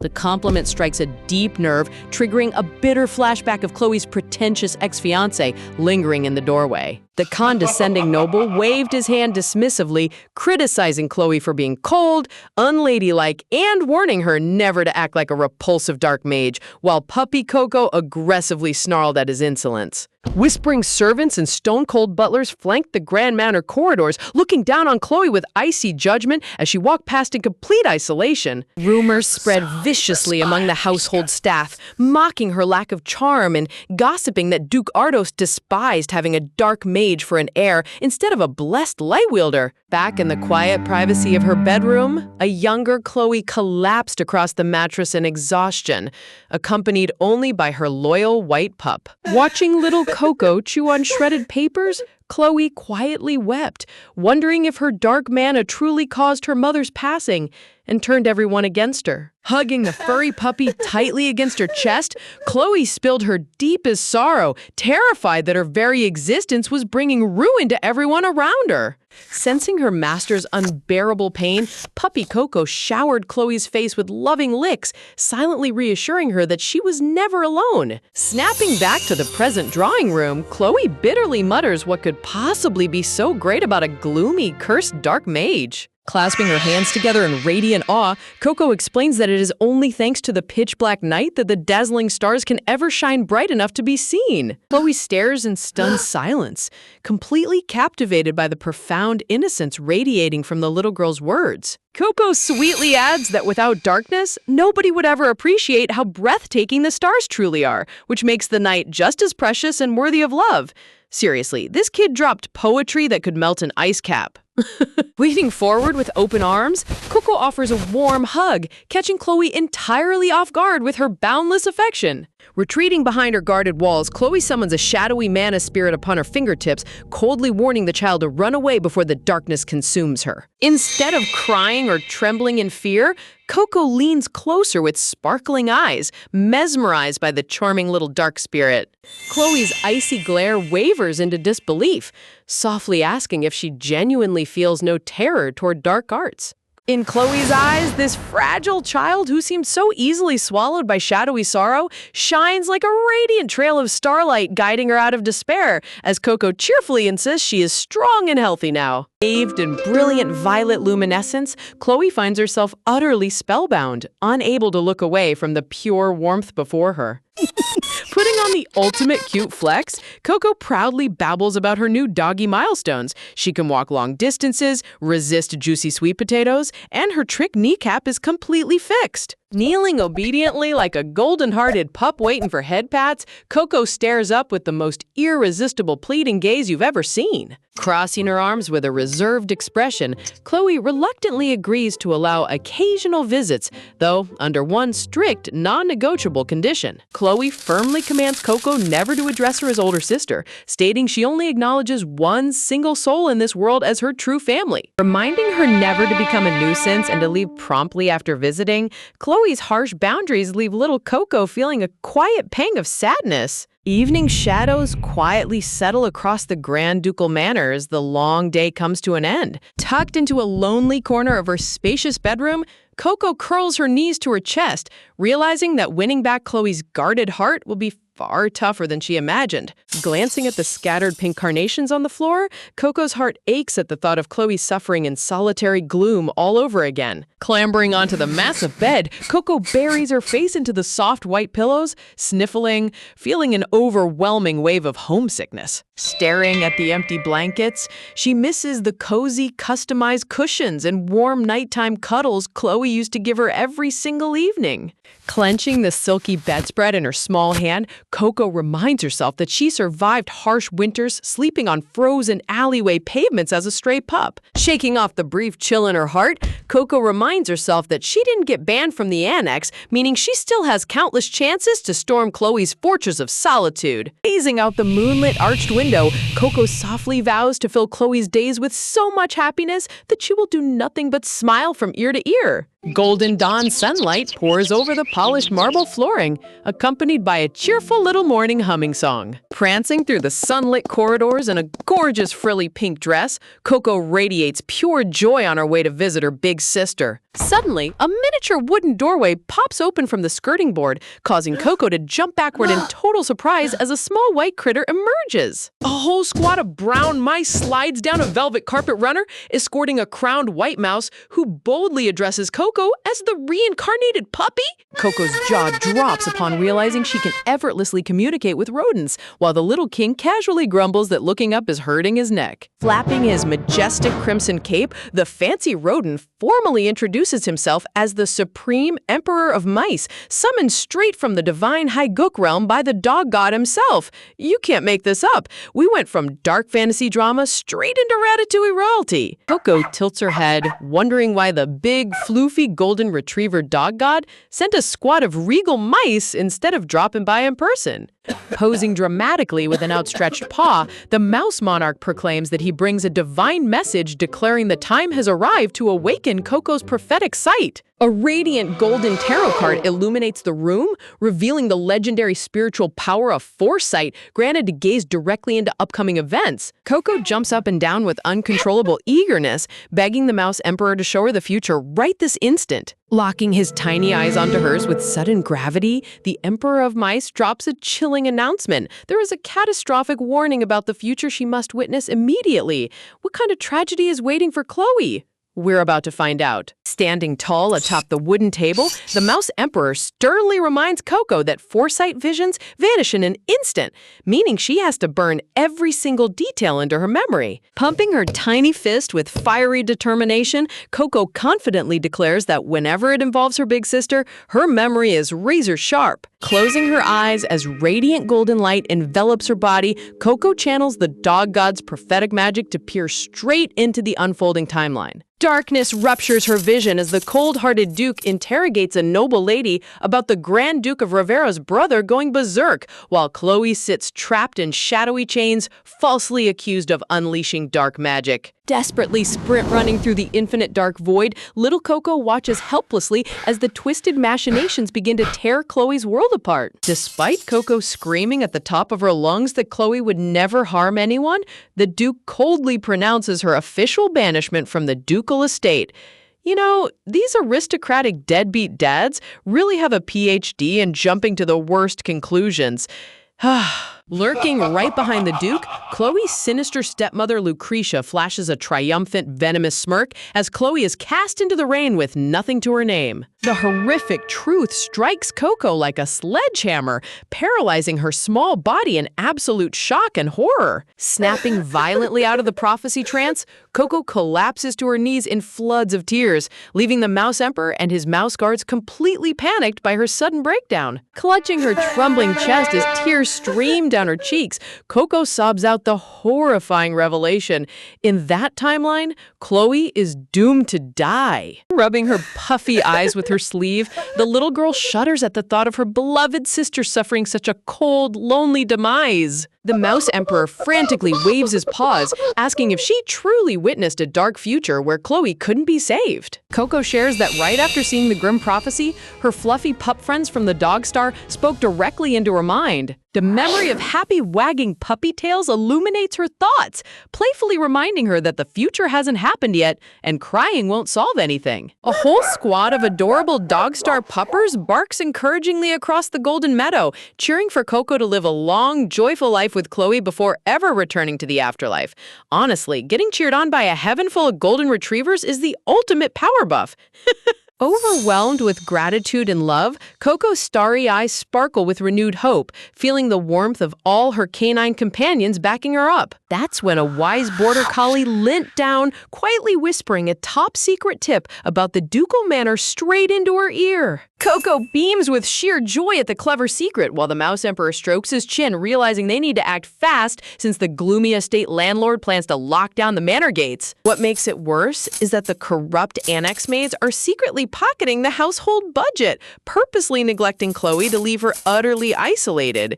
Cue Coco instantly transforming into a furious pink rage monster ready to throw hands, right? Her eyes ignite with fiery fury, completely done tolerating anyone mistreating her favorite human. Coco analyzes the chessboard. While stepmother Lucretia and stepsister Teresia are currently too powerful to take down directly, she can definitely dismantle the greedy head maid and her little squad of thieving subordinates first. Striking a dynamic victory pose with her finger pointing high into the sky, Coco boldly announces that when it comes to defending her sister, she operates on pure genius mode. Her ultimate master plan is set: sneak close to Chloe, win her trust, and totally crush those rotten sweet potato villains beneath her heels. Bugles hugging the Mouse Emperor tightly against her cheek, Coco gushes over her own brilliance, while the little monarch can't help but admire how sharp her eyes became after seeing the vision. Coco recalls from her prophetic vision that the maids kept a secret ledger tracking every single coin they stole from the ducal budget. The Mouse Emperor catches on immediately, confirming that securing the embezzlement ledger is their golden ticket to exposing the head maid's crimes once and for all. Putting her hands together with sparkling puppy dog eyes, Coco offers to trade 2 giant blocks of gourmet cheese and show the mice a hidden shortcut if they help her retrieve it. Look at her bribing the royal rodent court. With cheddar, she truly understands international diplomacy. Chuckling heartily at the adorable offer, the Emperor of Mice agrees that this royal contract is far too delicious to refuse. Posing heroically with this tiny cape whipping in the breeze, the Mouse Emperor seals the deal, leaving Coco tilting her head at his over-the-top dramatics. Shadows slip quietly past the garden flowers as the Mouse Scouts begin infiltrating the estate walls. Posing side by side like the ultimate crime-fighting duo, the Emperor of Mice and Coco confirm they're locked, loaded, and fully prepared for Operation Rescue Sister. The Mouse Emperor lays out the split. His rodent squad will divide into 2 teams to hunt down the stolen ledger and recover Coco's old puppy toys, while Coco asks for one specific toy to use as her entrance ticket into Chloe's room. The Mouse Scouts swiftly scurry back, carrying a chew bone, an orange ball, and chew planks, handing the doggy treasure straight to a thrilled Coco. Coco explains that the corrupt maids haul the stolen coins to the outdoor storehouse every single night, meaning she just needs Chloe to witness the theft with her own eyes so they can't wiggle out of it. Cheering out loud as the Mouse Emperor dashes off with his cape flying high, Coco warns the royal critter to stay safe during the heist. Clenching her fists with unstoppable resolve, Coco gets ready to kick off Phase 1 of Mission Save Sister. Looking up at the towering stone annex glowing beneath the morning sun, she marches straight toward Chloe's quarters. Inside the gloomy dining chamber, a maid quietly informs Chloe that the young girl is waiting outside, asking if she would care to share lunch together. Without even turning her head, Chloe coldly mutters that she's already eating and orders the servant to send the child away immediately. Stepping into the doorway with an arrogant, disdainful sneer, the head maid tells Coco that disturbing the lady is forbidden, sneering down at the little girl while dismissing her without a shred of respect. Seriously, this maid is practically auditioning for the ultimate karma smackdown. Back at the oversized dining table, Chloe stares at her plate in complete desolation, scoffing bitterly at the maid's hollow, pleasant meal wishes. Sitting right in front of her is a piece of spoiled, rancid meat, proving the servants have deliberately been feeding her garbage behind closed doors. Gazing down at the ruined meal in total loneliness, Chloe whispers that every day has felt this empty ever since her beloved puppy Coco passed away. Utterly exhausted by the endless misery, Chloe rests her chin on her hand, only to perk up as chaotic scuffling breaks out near the doorway. Popping her head past the heavy doorframe with boundless energy, Coco bursts inside shouting, "Sister!" at the top of her lungs. The maid scrambles in panic to restrain the child, while Chloe spins around in shock, demanding to know why on earth she barged back in, only for Coco to hold up a familiar orange toy ball. Resting snugly in her tiny hands is the worn yellow ball with the name Coco neatly inscribed across its surface. Chloe freezes in absolute disbelief, recognizing the toy that her lost puppy cherished more than anything in the world. Prancing into the room, Coco innocently explains that she caught a little mouse carrying the ball earlier, and even spotted another bone-shaped toy hidden deep in the walls. Pumping her chest with supreme puppy pride, Coco cheerfully offers to stay the night and catch all those pesky mice herself. Talk about the smoothest undercover puppy flex ever engineered. Will Chloe let her stay? We're about to find out. Massaging her throbbing forehead, Chloe groans in disbelief as Coco bounces up and down, stubbornly begging to spend the night, just so she can hunt down mice and locate the rest of her lost doggy toys. Scoffing at the ridiculous bedtime request, Chloe tries to shut down the childish nonsense before it gets completely out of hand. But seeing that determined sparkle in the little girl's eyes, Chloe begrudgingly relents, granting her permission to stay for just one single evening on the strict "I'm just a language model and can't help with that." Coco bursts into a dazzling sunbeam-bright grin, joyfully promising to track down the critter without fail. Walking into the dreary dining hall, Coco immediately pinches her nose in disgust at the rancid stench of spoiled meat left out on the table, noticing how the maids intentionally shut out every ounce of natural sunlight. Holding the worn yellow toy against her chest, Chloe stands motionless in the shadow of the doorway, lost in bittersweet memories of her past companion. As night settles over the ducal manor, flickering wall sconces cast long, eerie shadows across the cold stone basement quarters. Guided by the Mouse Emperor's psychic directions, Coco stealthily crawls into the underground food pantry, creeping toward the exact spot where the corrupt maids are gathered. Hiding behind a stack of wooden crates, Coco overhears the maids shamelessly bragging about pocketing ducal funds by starving Lady Chloe on rotten scraps. Clenching her tiny fists, Coco has to actively stop herself from jumping out and biting their ankles right then and there. He giggles. Flashing back to earlier that evening, Coco recalls coordinating her secret distraction plan alongside the Mouse Emperor to slip past the head maid completely undetected. Pushing deeper into the dark storehouse, her canine senses perk up as an unmistakable scent wafts through the dusty air. Sniffing diligently along the floorboards, Coco detects a foul blend of rotting rations and downright malicious intentions. Spotting a hidden storage box tucked beneath a dusty tarp, she pulls out the secret bookkeeping ledger containing every illicit transaction the maids ever recorded. Clutching the heavy ledger tightly against her chest, Coco prepares to sneak out and hand over the smoking gun to Chloe. Suddenly, the heavy cellar door swings open wide as two suspicious maids step inside, wondering if a stray rat managed to scurry into their secret hideout. Coco ducks behind a wooden barrel in absolute silence, holding her breath while the servants scan the dimly lit room. Closing her eyes in sheer terror, Coco desperately prays to the dog-star deities to guide her safely out of danger. An upside-down, smiling face suddenly drops right into Coco's field of vision with a horrifying, venomous sneer. Grabbing Coco violently by the back of her collar, the maid hauls her into the air like a caught pest, cackling maliciously at her prize. Seriously? Grabbing a former divine retriever like dirty laundry is a guaranteed one-way ticket to instant karma. He laughs. Maids quickly agree to summon the head maid to figure out how to silence the intruder, leaving Coco desperate to keep the stolen ledger hidden away.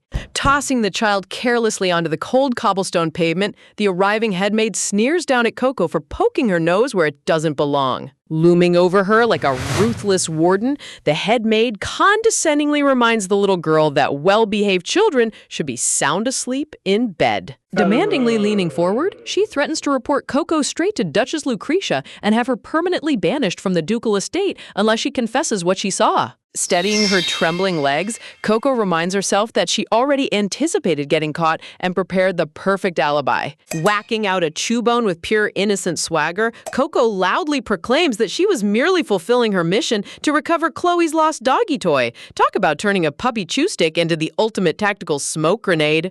The head maid scoffs in sheer mockery of the idea of raiding the basement for a worthless dog toy, about to dismiss the excuse entirely until a sudden voice echoes from the hallway. Stepping out from the dark doorway, bathed in violet lantern light, Chloe fixes the room with an icy, piercing glare, demanding to know what on earth they're doing down here. The maids pale in absolute dread as Lady Chloe materializes like a vengeful specter in the shadows. Scurrying happily toward her big sister, Coco beams with sheer delight, thrilled that Chloe honored their secret rendezvous right on time. Flashing back to earlier that night, Coco had asked if she could sleep beside Chloe after finding the toy, but Chloe instructed her to simply yell out the secret code words, "bone-shaped toy," instead. Chloe had promised that the moment she heard that signal, she would track Coco down no matter where she was in the mansion. Shouting out the code phrase at the top of her lungs, Coco holds up the chew bone, prompting Chloe to silence the sputtering head maid with a single authoritative command. Reaching down, Chloe takes the old chew bone from Coco's small hands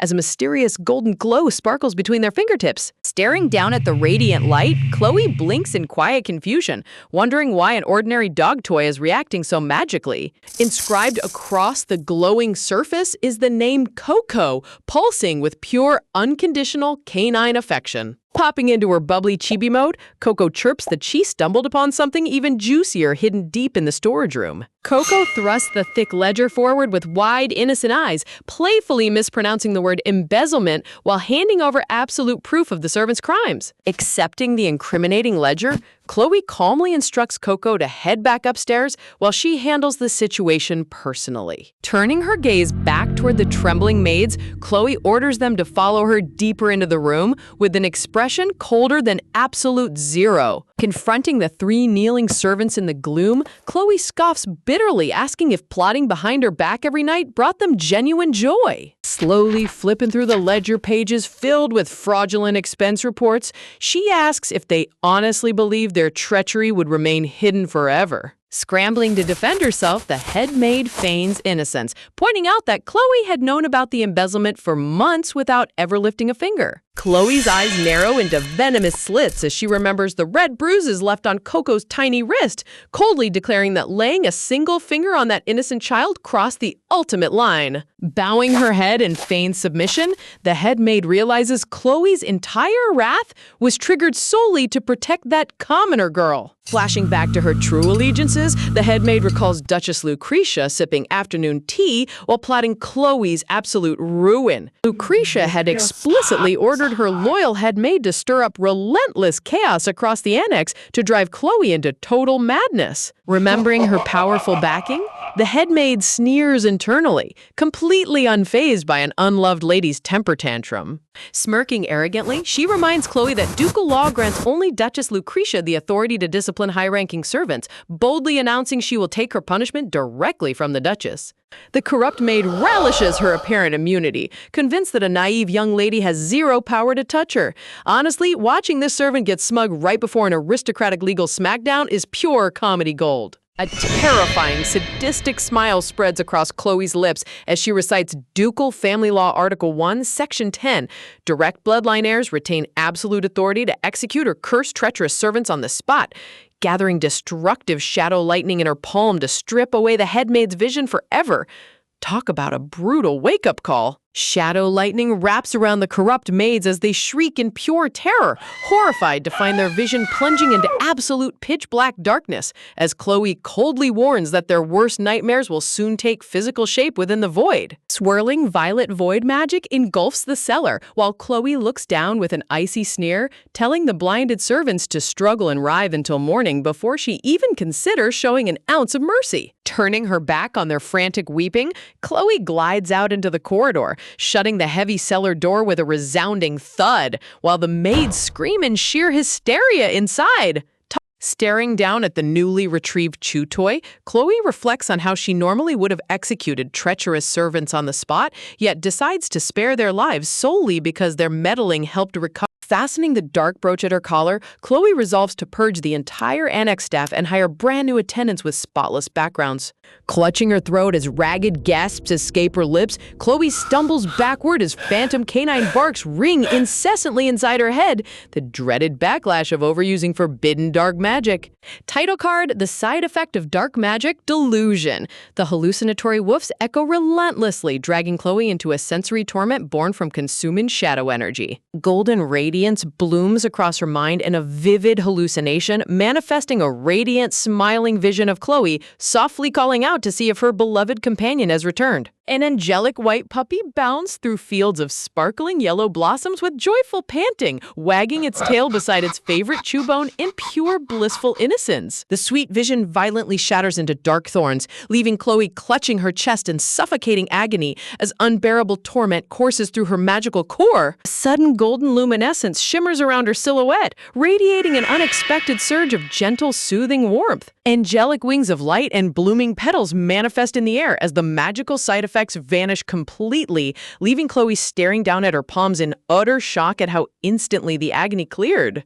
Flashing back to earlier that night, Coco sits in her bedroom with Dylan, looking completely crushed after learning Chloe granted permission for an overnight stay, but didn't come to tuck her in personally. Dylan chuckles nervously while Coco pouts with crossed arms, rationalizing that doing such an amazing job playing the catch the maid game definitely warrants a warm head pat and a roasted sweet potato. To cheer the little puppy up, Dylan pulls out a shimmering glass vial filled with glowing gradient potion, proudly twirling the ornate bottle before her sparkling eyes. The mystical elixir swirls in vibrant hues of gold and deep purple, pulsing with restorative energy. Coco's face lights up with sheer toddler bliss, cheering that the magic medicine happens to be the exact same purple color as her favorite sweet potato skins. Seeing a divine retriever prioritize sweet potato aesthetics over legendary healing potion stats never gets old. Laughs. Holding the chew bone toward the midnight stars, Chloe gazes out the window while Coco's thoughts reflect on how her big sister remains just as warm as sunshine, incapable of turning a blind eye to someone else's pain. Clenching her fists against her ruffled dress, Coco looks up with glistening purple eyes, overflowing with deep canine devotion. Beneath the tranquil glow of the full moon, Coco sends her silent bedtime prayer into the cool night breeze, swearing she loves Chloe more than anyone in the whole world. Perched gracefully against the balcony railing under a starry canopy, Chloe softly whispers a goodnight into the serene midnight air. The next morning, Ruth paces anxiously back and forth across his estate until a maid nervously reports that young Coco never returned from the annex all night. His wild imagination kicks into overdrive, picturing Chloe acting like an evil, wicked witch, boiling poor Coco in a bubbling cauldron and force-feeding her sour grapes. Terrified that his little savior is being tormented, Ruth charges across the courtyard in full protective Big Brother mode with heavy stomping boots. Barging toward the annex, ready to throw hands, Ruth suddenly screeches to a dead halt, his jaw dropping in absolute disbelief. Curled up peacefully on the cold stone front steps like a stray puppy, little Coco lies fast asleep in her fancy pink frills. Tucked into a tiny ball on the hard cobblestone staircase, Coco snoozes without a care in the world, while morning sunlight sparkles around her ruffled skirt. Ruth dashes up the stairs in sheer horror, immediately convincing himself that cold-blooded Chloe threw the poor toddler out onto the street. Clenching his jaw in indignation, he fumes that Coco literally cured his prize stallion Thunder only to be cast aside like an unwanted guest. Scooping the sleeping girl into his arms, Ruth vows to march inside and chew Chloe out, fully backed by his imaginary horse dramatically weeping for Coco's rescue. Kicking open the Grand Annex entrance doors, Ruth roars at the top of his lungs, demanding to know how Chloe could dare mistreat Thunder's divine savior. His fiery war cry instantly dies in his throat as he blinks in shock, greeted by an immaculate row of pristine, respectful new maids bowing politely down the hallway. Cradling the sleeping toddler awkwardly against his chest, Ruth clears his throat and stiffly orders the unfamiliar maid to go fetch Lady Chloe. Scanning the sparkling hallway, Ruth scratches his head in utter bewilderment, wondering how on earth Chloe managed to replace the entire manor staff, including the tyrant head maid, literally overnight. Coco playfully squishes her chubby cheek, and the little girl smiles in her sleep. Slumping onto the opposite settee with an exhausted sigh, Ruth groans that there isn't a single peaceful afternoon when dealing with these two stubborn kids. Blissfully unaware of the surrounding noble drama, Coco keeps snoring softly with a tiny line of drool trickling down her chin.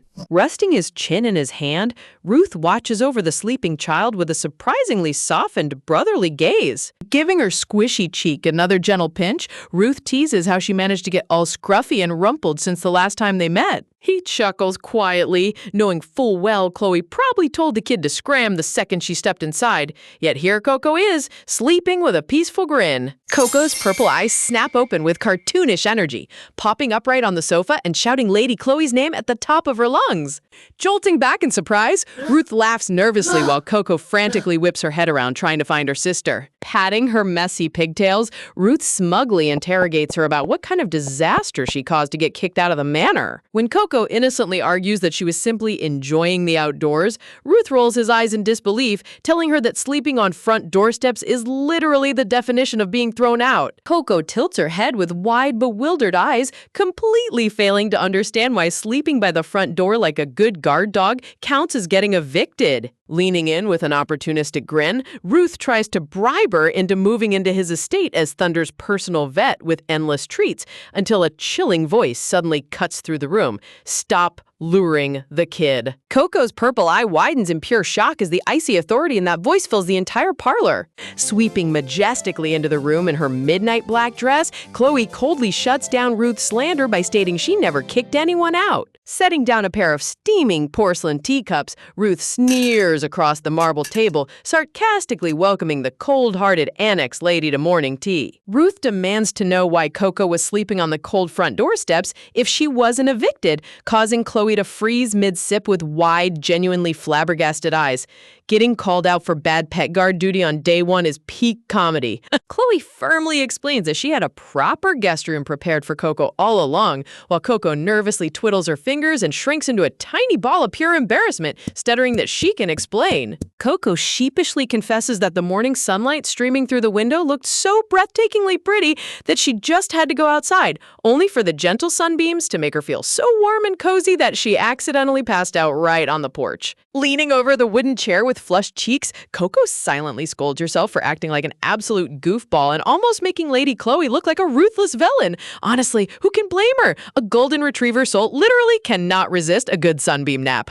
Chloe takes an unbothered sip from her delicate teacup, remarking on how absurd the whole situation was, while Ruth sits opposite her looking completely drained from his pointless morning panic. Gazing into her steaming tea, Chloe softly scoffs at the silliness of venturing outside to fall asleep, letting a rare, genuine smile grace her lips, which leaves Ruth staring in absolute disbelief at the sight of his notoriously frosty sister smiling. Looking around the sunlit parlor, Ruth realizes that the oppressive, suffocating darkness that used to loom over the entire annex has completely vanished, feeling bright and warm for the first time in years. The manor's newfound warmth mirrors the peaceful days from their childhood, back before tragedy struck and before Chloe ever lost control to her devastating magical rampage, back when she still smiled beside her beloved white puppy.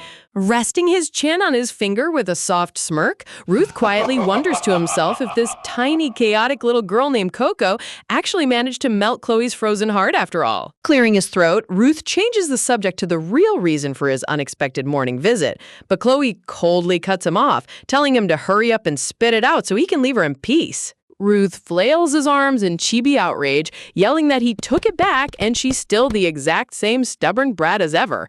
Dropping the comedic routine, his expression turns sharp as he asks if she remembers the ferocious tiger beast their father captured from the Rivera Duchy. A terrifying shadow looms as Ruth reveals that the dangerous tiger beast broke out of its heavy containment cage and vanished into the wild. While Chloe calmly munches on a tea cookie, Coco munches alongside her, innocently asking what on earth a beast even is. An illustrated chalkboard pops up for Ruth's official lecture time, while Chloe gently rests her hand on Coco's shoulder and instructs the little girl to sit quietly and pay close attention. Ruth starts with the basics, explaining that normal animals, like their loyal stallion Thunder or the fluffy palace mice, are simple, ordinary living creatures that Coco encounters every single day. Moving to the next category, Ruth reveals the existence of divine spirit beasts, creatures that look like standard animals but are blessed with godlike magical abilities, occasionally choosing to imprint upon a destined human partner. Radiating celestial sapphire light, a colossal ancient dragon coils through the heavens, showcasing the awe-inspiring grandeur of legendary creatures that shape the Empire's mythos. Look at the sheer scale of the artist's creature design here. It looks straight out of an epic mythos tapestry. Ruth explains that these sacred apex beasts have been woven into the Empire's ancient lore for centuries, and though very little is documented about their origins, their sheer raw strength is beyond human comprehension. Coco nods her head enthusiastically, summarizing the whole lecture down to one simple fact: a super powerful tiger is on the loose. Ruth confirms it, adding that anyone who captures it will receive a massive reward before their father returns. Chloe abruptly cuts into the conversation with a chilling glare, bluntly warning Coco that by the time their father comes home, she will likely be disowned anyway, so she better watch her step. Ruth angrily reprimands Chloe for being so heartless, while Coco looks down in heartbreak, desperately clutching her dress, as she recalls that only a great achievement can prevent her from being cast out from her big sister's side. A sudden fiery spark blazes inside Coco's glowing violet eyes, refusing to let her fate be sealed so easily. Ruth continues scolding Chloe for her blunt cruelty, while Chloe indifferently asks if she said anything factually incorrect, until Coco's small voice cuts through the bickering with an unexpected proposition. Leaning forward on the velvet sofa with wide, sparkling eyes, Coco casually asks what would happen if she went out and caught the escaped tiger beast herself. Both Ruth and Chloe freeze in deadpan silence. Talk about the most unhinged plan ever conceived by a 5-year-old. Harumph! Ruth bursts into uproarious laughter, asking how a tiny toddler could ever hope to subdue a mythical predator, though he admits their strength-obsessed father would definitely cancel the disownment if she actually pulled it off. Bouncing on the settee in her puffy pink dress, Coco boldly proclaims that she will track down and catch the beast so she can officially stay as Lady Chloe's beloved little sister forever. Chloe's face darkens with genuine frustration, coldly telling Coco to stop acting stupid because a fragile, weak child would only get torn to shreds by sticking her nose where it doesn't belong. Rubbing her temples with an irritated groan, Chloe kicks them both out of the parlor so she can rest, while Coco stubbornly pouts and pushes against her big sister's cold shoulder. Coco smiles to herself, knowing deep down that Chloe's harsh words were purely out of worry for her safety, which only fuels her determination to find that tiger. Striking a triumphant, heroic pose under the morning sun, Coco pumps her fist into the air and loudly summons all her furry animal allies to assemble. Inside the nearby stables, Thunder's black ear twitches upright with a sharp perk, immediately picking up on Coco's divine distress call. Trotting into the open courtyard, Thunder and the regal Mousekin arrive alongside an entire squad of palace mice, greeting their little divine retriever with eager loyalty. Beaming with pure sunshine, Coco clasps her hands together and brightly announces that she urgently needs their assistance for a top-secret mission. The stone stables echo with absolute horror as the animals process her request, their collective shriek vibrating through the courtyard rafters. A tea tiger? Perched atop Thunder's mane while the stallion looks visibly stressed, the Mouse King screams in terror, reminding Coco that a harmless little pup stands zero chance against an apex beast. But Coco simply puffs her cheeks, insisting she can do it. The tiny crowned mouse frantically clutches his ears, crying out that a small rodent like him would literally be nothing more than a single bite-sized appetizer for an escaped beast. Coco tilts her head in genuine confusion, asking why he's so terrified when he's supposed to be the glorious, supreme king of all mice. But the Mouse King desperately argues that even royalty has practical survival limits. The Mouse King shivers violently as his primal rodent instincts scream at him to flee from the predator's scent, while Thunder groans with a weary head shake, complaining that the mouse's screeching is giving him a massive headache. Pondering with her finger on her chin, Coco wonders which animal could possibly help her track the beast, but Thunder apologetically explains that a massive warhorse like him wandering the estate would draw way too much suspicion from the guards. Gripping her pigtails in mounting frustration, Coco frantically racks her puppy brain trying to figure out how on earth she's going to find the beast's location without any clues. Looking down apologetically from Thunder's mane, the Mouse King admits that while he cannot fight, his sharp survival instincts can at least sense which direction the lethal tiger's aura is coming from, so they can avoid it. Coco's violet eyes flash with sudden divine brilliance as she registers those exact words, "where not to go." While the little mouse hangs his head in somber regret, Coco's jaw drops with a brilliant tactical epiphany, shouting at the top of her lungs as she figured it out. Pointing a triumphant finger at the two animals, Coco proudly announces that whatever direction the terrified mouse refuses to go is precisely where the dangerous tiger is hiding. Using Prayer Terror as a literal biological GPS compass is absolute comedic genius. The Mouse King's tiny jaw drops in sheer unadulterated horror as the realization of Coco's terrifying plan hits him like a freight train. Desperately trying to save his own tiny life, the Mouse King frantically suggests that maybe they should go look down by the open sea instead, sweating absolute waterfalls. Trotting merrily through the blooming flower field while singing a cheerful toddler tune, Coco cradles the shaking Mouse King in her palms while he screams at the top of his tiny lungs to turn back. Coco softly reassures him that she will personally shield him from danger, but the Mouse King grips his regal cloak in pure dread, crying that something catastrophic is definitely going to happen. Screaming in utter hysterics, the Mouse King shrieks for her to take 10 steps to the right and avoid the left at all costs, making Coco beam with joy because she now knows exactly which left path to follow. Strolling deeper into the sun-dappled forest while the tiny mouse weeps dramatic tears of impending doom, Coco confidently promises to protect him, walking straight toward the dangerous zone with unshakable resolve. Coco's flawless radar system works like a charm. Whenever the Mouse King feels relaxed enough to sip imaginary tea, she knows the coast is clear. But the moment he screams in sheer terror telling her not to advance, she knows the tiger is right around the corner. As they reach the dense edge of the woods, the Mouse King suddenly lets out a blood-curdling squeak, freezing stiff in Coco's hands, where he weakly whispers whether she can feel the overwhelming, menacing aura closing in. Tiptoeing through the dewy grass, Coco counts down her tiny strides, bracing herself to enter the mythical beast's private territory. An overwhelming spectral pressure looms over the vast clearing, heralding the fearsome lair of the legendary spirit beast. Gulping down her rising nervousness, the little pup stares wide-eyed at the invisible boundary, wondering if she really has what it takes to face a giant divine predator. Suddenly, her royal mouse scout dramatically faints into her palm, theatrically announcing his tragic demise while leaving the rest of the mission on her tiny shoulders. Give that dramatic rodent an Oscar already. Gently tucking the dramatic little fella into her handmade pouch, Coco softly assures him he did an amazing job and can rest until the coast is clear. Gazing up at the sun-dappled canopy, Coco reasons that if even the local mice passed out from the spiritual pressure, the tiger must definitely be hiding around here. Surveying the endlessly sprawling green hills, the sheer scale of the palace gardens hits her, making her wonder how a tiny pup will ever track down one elusive beast. Rustling through the tall hedge bushes and peeking behind ancient oak trunks, Coco calls out into every nook and cranny, eagerly checking if Mr. Tiger is playing hide-and-seek. Cupping her hands around her mouth, she She cheerfully belts the beast's name across the flower fields, utterly oblivious to the terrifying predator reputation the tiger carries. Pacing along the wildflower path, worry tugs at Coco's heart as she realizes she needs to locate the beast before the Duke returns to the estate. Catching a strange shimmer out of the corner of her eye, Coco perks her ears up, instantly honing in on an anomaly in the scenery. Looking down at the grassy meadow, she notices a giant patch of lawn casting a peculiar, heavy shadow under the midday sun. Noticing that the tall grass blades in that spot aren't swaying with the breeze, she deduces something massive and invisible is quietly lounging right there.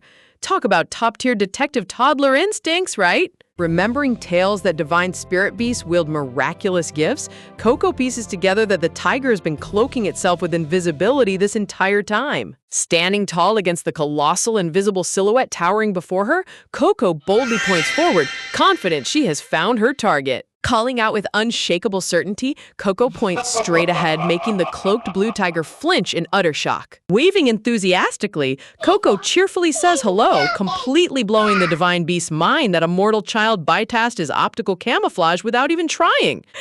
Beaming with dazzling flower sparkles, Coco squeals in victory, leaving the massive spirit tiger utterly bewildered at her uncanny beast communication talent. Raising his massive azure paw, the tiger slowly carves ancient glowing runes into the soil, asking if she can truly perceive his presence.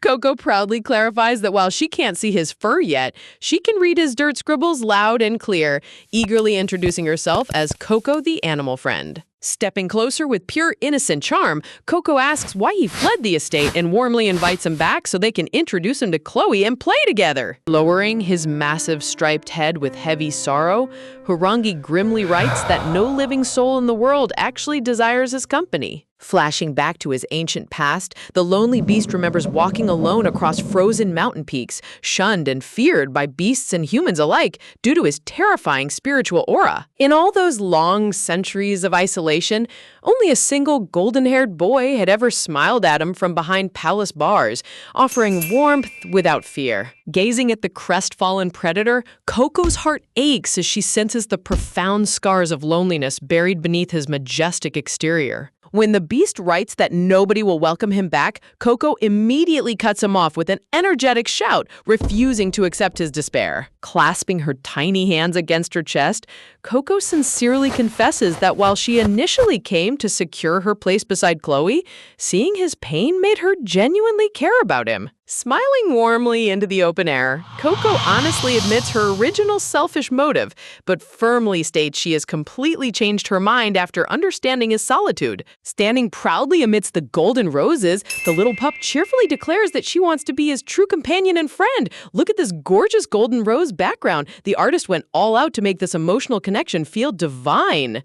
Harangi's golden eyes widen in absolute astonishment, struggling to process that a human child genuinely wants to befriend him instead of fearing his monstrous power. Shimmering azure mana ripples across the meadow as the spirit beast willingly disperses his cloaking barrier, revealing his magnificent striped form. Standing tall in all his regal glory, the giant white tiger gently gazes down at little Coco, who beams back with pure toddler delight. Reaching out her tiny hand toward the great beast, Coco promises with all her heart to warm the frozen quarters of his spirit and make him smile again. The massive tiger begins extending his clawed paw toward her outstretched hand, moved by the little pup's earnest promise. But suddenly, Harangi pauses mid-reach, halting his paw as a heavy, unresolved burden weighs down on his expression.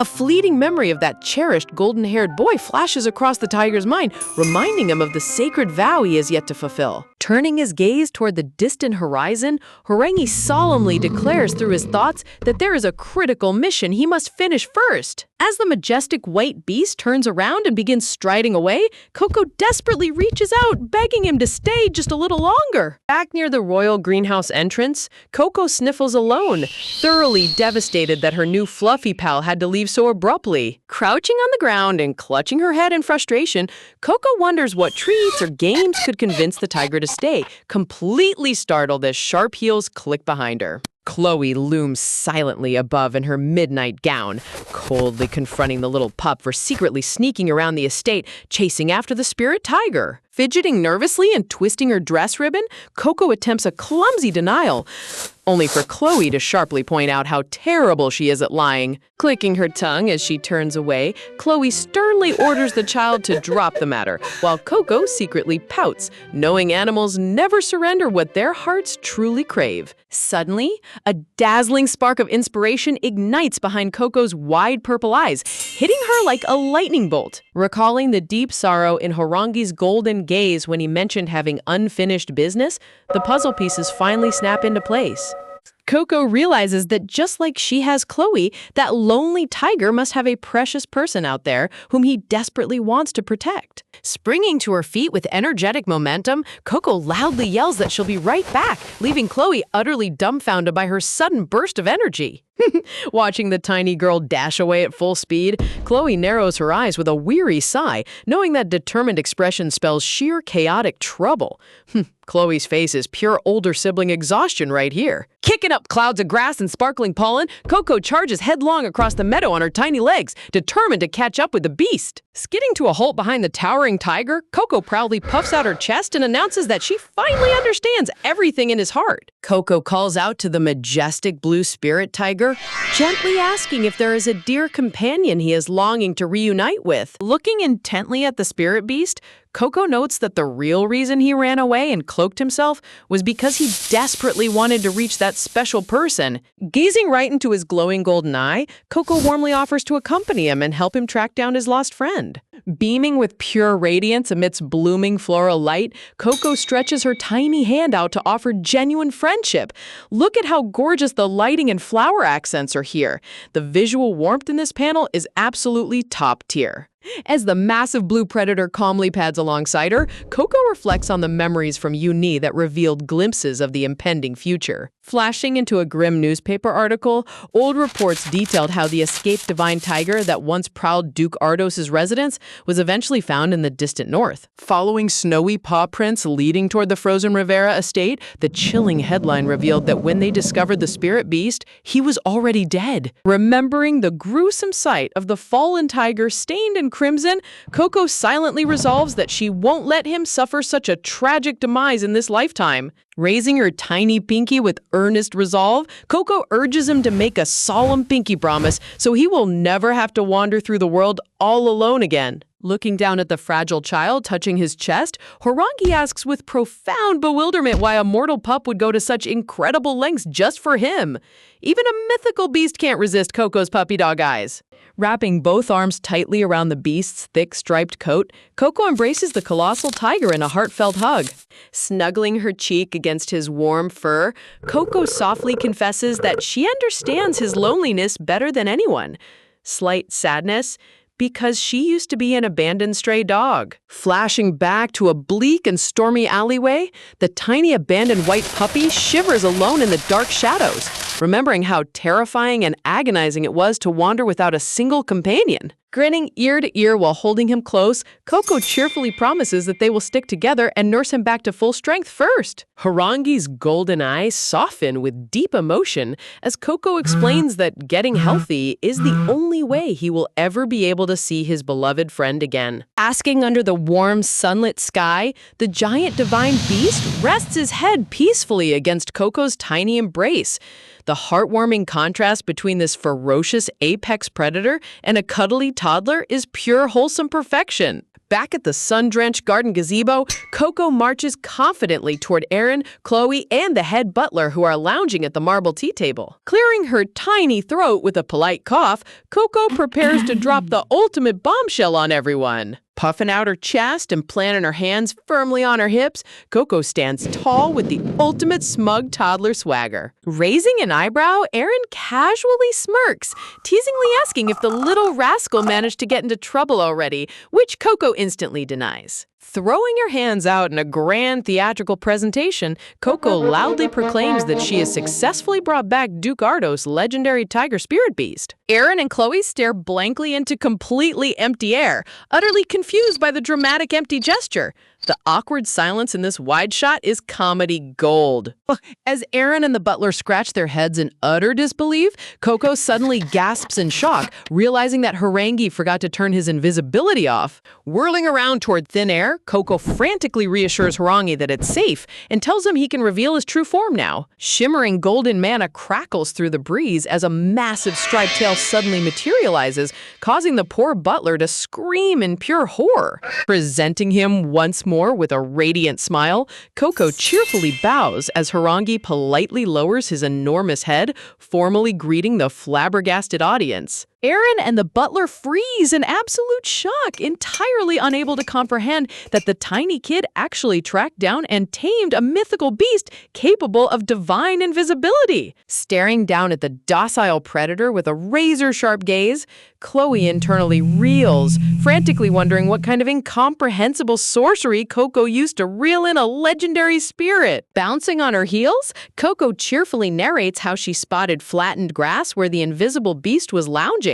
Excitement putting her detective instincts on full display. Hugging the giant tiger's neck again, Coco proudly explains that since she can speak fluently with all her animal buddies, she simply invited him to come along.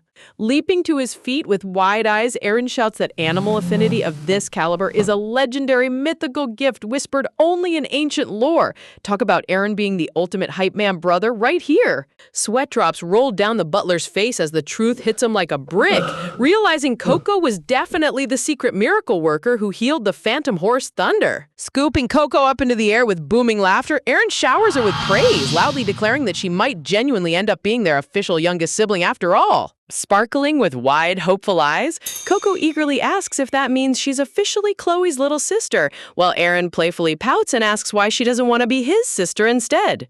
Coolly taking a sip of black tea, Chloe coldly shuts her down with a flat refusal, while Coco sulks in Aaron's arms, reminiscing about the days when a job well done earned her praises and roasted sweet potatoes. Watching Chloe's icy poker face, Coco longs for the warm, doting sister from her previous life who showered her with compliments, disappointed that she received neither snacks nor hugs this time. Envisioning the Grand Duke offering her a roasted sweet potato topped with a royal crown, Coco resolves to win over Duke Ardos himself so he can decree her adoption official. Crouching down to Coco's eye level, Aaron suddenly drops his playful tone and asks if she truly knows the terrifying reality of their father's nature. A sinister, bone-chilling phantom visage of Duke Ardos looms overhead as Aaron reveals their father banished him abroad for 10 years over a single harmless prank and refuses to share meals with unmotivated weaklings. Warning her to tread carefully around the patriarch, Aaron leaves Coco clutching her mouth in dread, suddenly recalling terrifying memories of the Duke from her previous puppy life. Transitioning deep into the snowy northern frontier of Rivera, inside Duke Ardos' war tent, the fearsome Duke slams down official documents, fiercely berating his cowardly commanders for crying defeat before battle even begins. Trembling in sheer terror, the subordinate stammeringly pleads that building an entire naval fleet within a single month is physically impossible, prompting the Duke to coldly offer a magic tower requisition order instead. When the relieved officer sighs in gratitude, the Duke's fury instantly erupts, hurling the parchment right into his face and roaring for the defeatist coward to get out of his sight. The poor officer gets practically blasted out of the tent in a ghostly swirl of humiliation, sobbing hysterically that he is worthless trash. This Duke does not tolerate excuses, holy cow. Smoothing down his aristocratic cravat with icy elegance, Duke Ardos scoffs that modern youth are utterly devoid of backbone and grit. Look at the Duke's character design, menacing, aristocratic, and completely unhinged. Stepping through the dark velvet partition, an elite aide softly interrupts the Duke to deliver an urgent message. The aide reports that the rogue tiger spirit beast has been successfully recovered, but remarkably, the one responsible for the capture was none other than Coco, the supposed child of blessing. Narrowing his sharp crimson eyes in deep suspicion, Duke Ardos recalls Coco as a frail, meek child who couldn't even hold eye contact, wondering how on earth she concealed such supernatural beast mastery. Suspecting outside interference or sheer dumb luck, the Duke firmly commands his aide to freeze the adoption annulment immediately until he can test the girl's capabilities in person. Sweeping his heavy military greatcoat back, Duke Ardos declares he will return to the capital estate immediately after the Northern campaign wraps up, setting the stage for an explosive reunion at Lady Theresia's grand banquet hall. At Lady Theresia's lavish gala, crystal glasses shimmer atop an extravagant multi-tiered champagne fountain, drawing endless flattery from the attending socialites. Swirling her drink with practiced grace, Theresa smiles faintly while the noblewomen whisper about Chloe's conspicuous absence, assuming she's still too fragile to attend high society functions. Hiding a smug smirk behind her lace fan, a guest gossips about how Theresia graciously took time out of her saintess duties to visit Chloe, only to get shut out at the front gates again. Placing a hand over her heart, Theresia saintly sighs that her sister simply wasn't feeling well, earning gushing praise from the crowd for her endless patience and angelic benevolence. Beneath her sweet exterior, her eyes narrow with chilling malice. Manipulating the naive nobility's opinion is far too easy when you wear the mask of a holy saintess. The atmosphere pivots when an aristocrat asks if the rumors are true about the supposedly useless child of blessing miraculously capturing Duke Ardos's legendary tiger beast. Another noble chimes in, wondering if the divine mark's disappearance was merely a clerical error, since Coco is now tamed a mythical predator and actively visits Chloe's lockdown annex. Though Theresia beams outwardly and celebrates the family's good fortune, inside she's fuming, realizing that commoner orphan she planned to discard is turning into a massive thorn in her side. Imagining the child confronting the mighty spirit beast, Theresia's mind races with fury at how this toddler managed what Rivera's greatest beastmasters failed to achieve. Recalling an urgent courier warning that Duke Ardos is already rushing back north after hearing of the child's triumph, Theresia loses her composure. If the patriarch turns his eyes to Chloe again, her status is completely ruined. Sipping her crimson wine with icy focus, Theresia schemes to eliminate this rising threat, excitement, before the noblewomen eagerly lean in to share even darker rumors spreading from the Ardos manor. Whispering behind cupped hands, the guests recount terrifying reports of guards collapsing from exhaustion and the beast's vital energy fading rapidly into the abyss. They ominously claim that the legendary divine tiger is on the brink of death, shrouded under a terminal spiritual curse. Faking a look of demure sorrow while hiding her wicked smirk, Theresia feigns absolute shock at the tragic news. Holding her goblet high with hidden ecstasy, Theresia secretly rejoices. Look at her villainous poker face cracking right here. She's practically throwing a private celebration inside her head. Later that evening, Coco kneels beside the colossal tiger in front of the crackling hearth, gently stroking Horangi's massive chin as he whimpers in agony. Creeping along his giant paws, the ominous shadowy aura known as the Black Lion consumes his spiritual core, marking the lethal soul scorch that dooms mythical entities. Pressing her forehead against his striped fur with tearful desperation, Coco pleads to know if there's any remedy in existence that can heal his afflicted spirit. Horangi lets out a raspy, mournful grunt, heavy breath that transforms into a pained sigh, his burning golden eyes heavy with weary resignation. Under the bright morning sunlight, Coco wipes her brow after scouring every corner of the vast manor estate. She reflects on Horangi's cryptic clue about the fabled thorns of the blue rose being the singular antidote capable of banishing the Black Lion's deadly blight. A radiant mythical blue bloom materializes in her imagination, though Horangi confessed he has never seen one with his own eyes.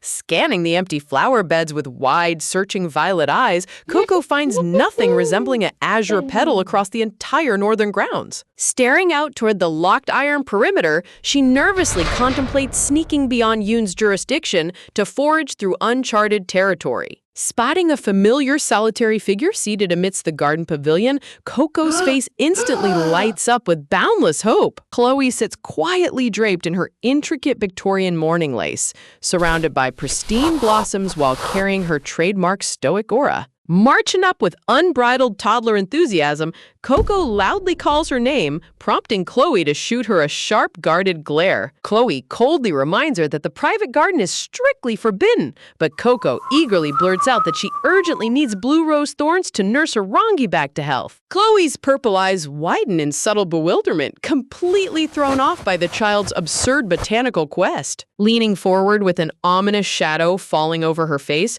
Chloe bluntly reveals the bitter truth.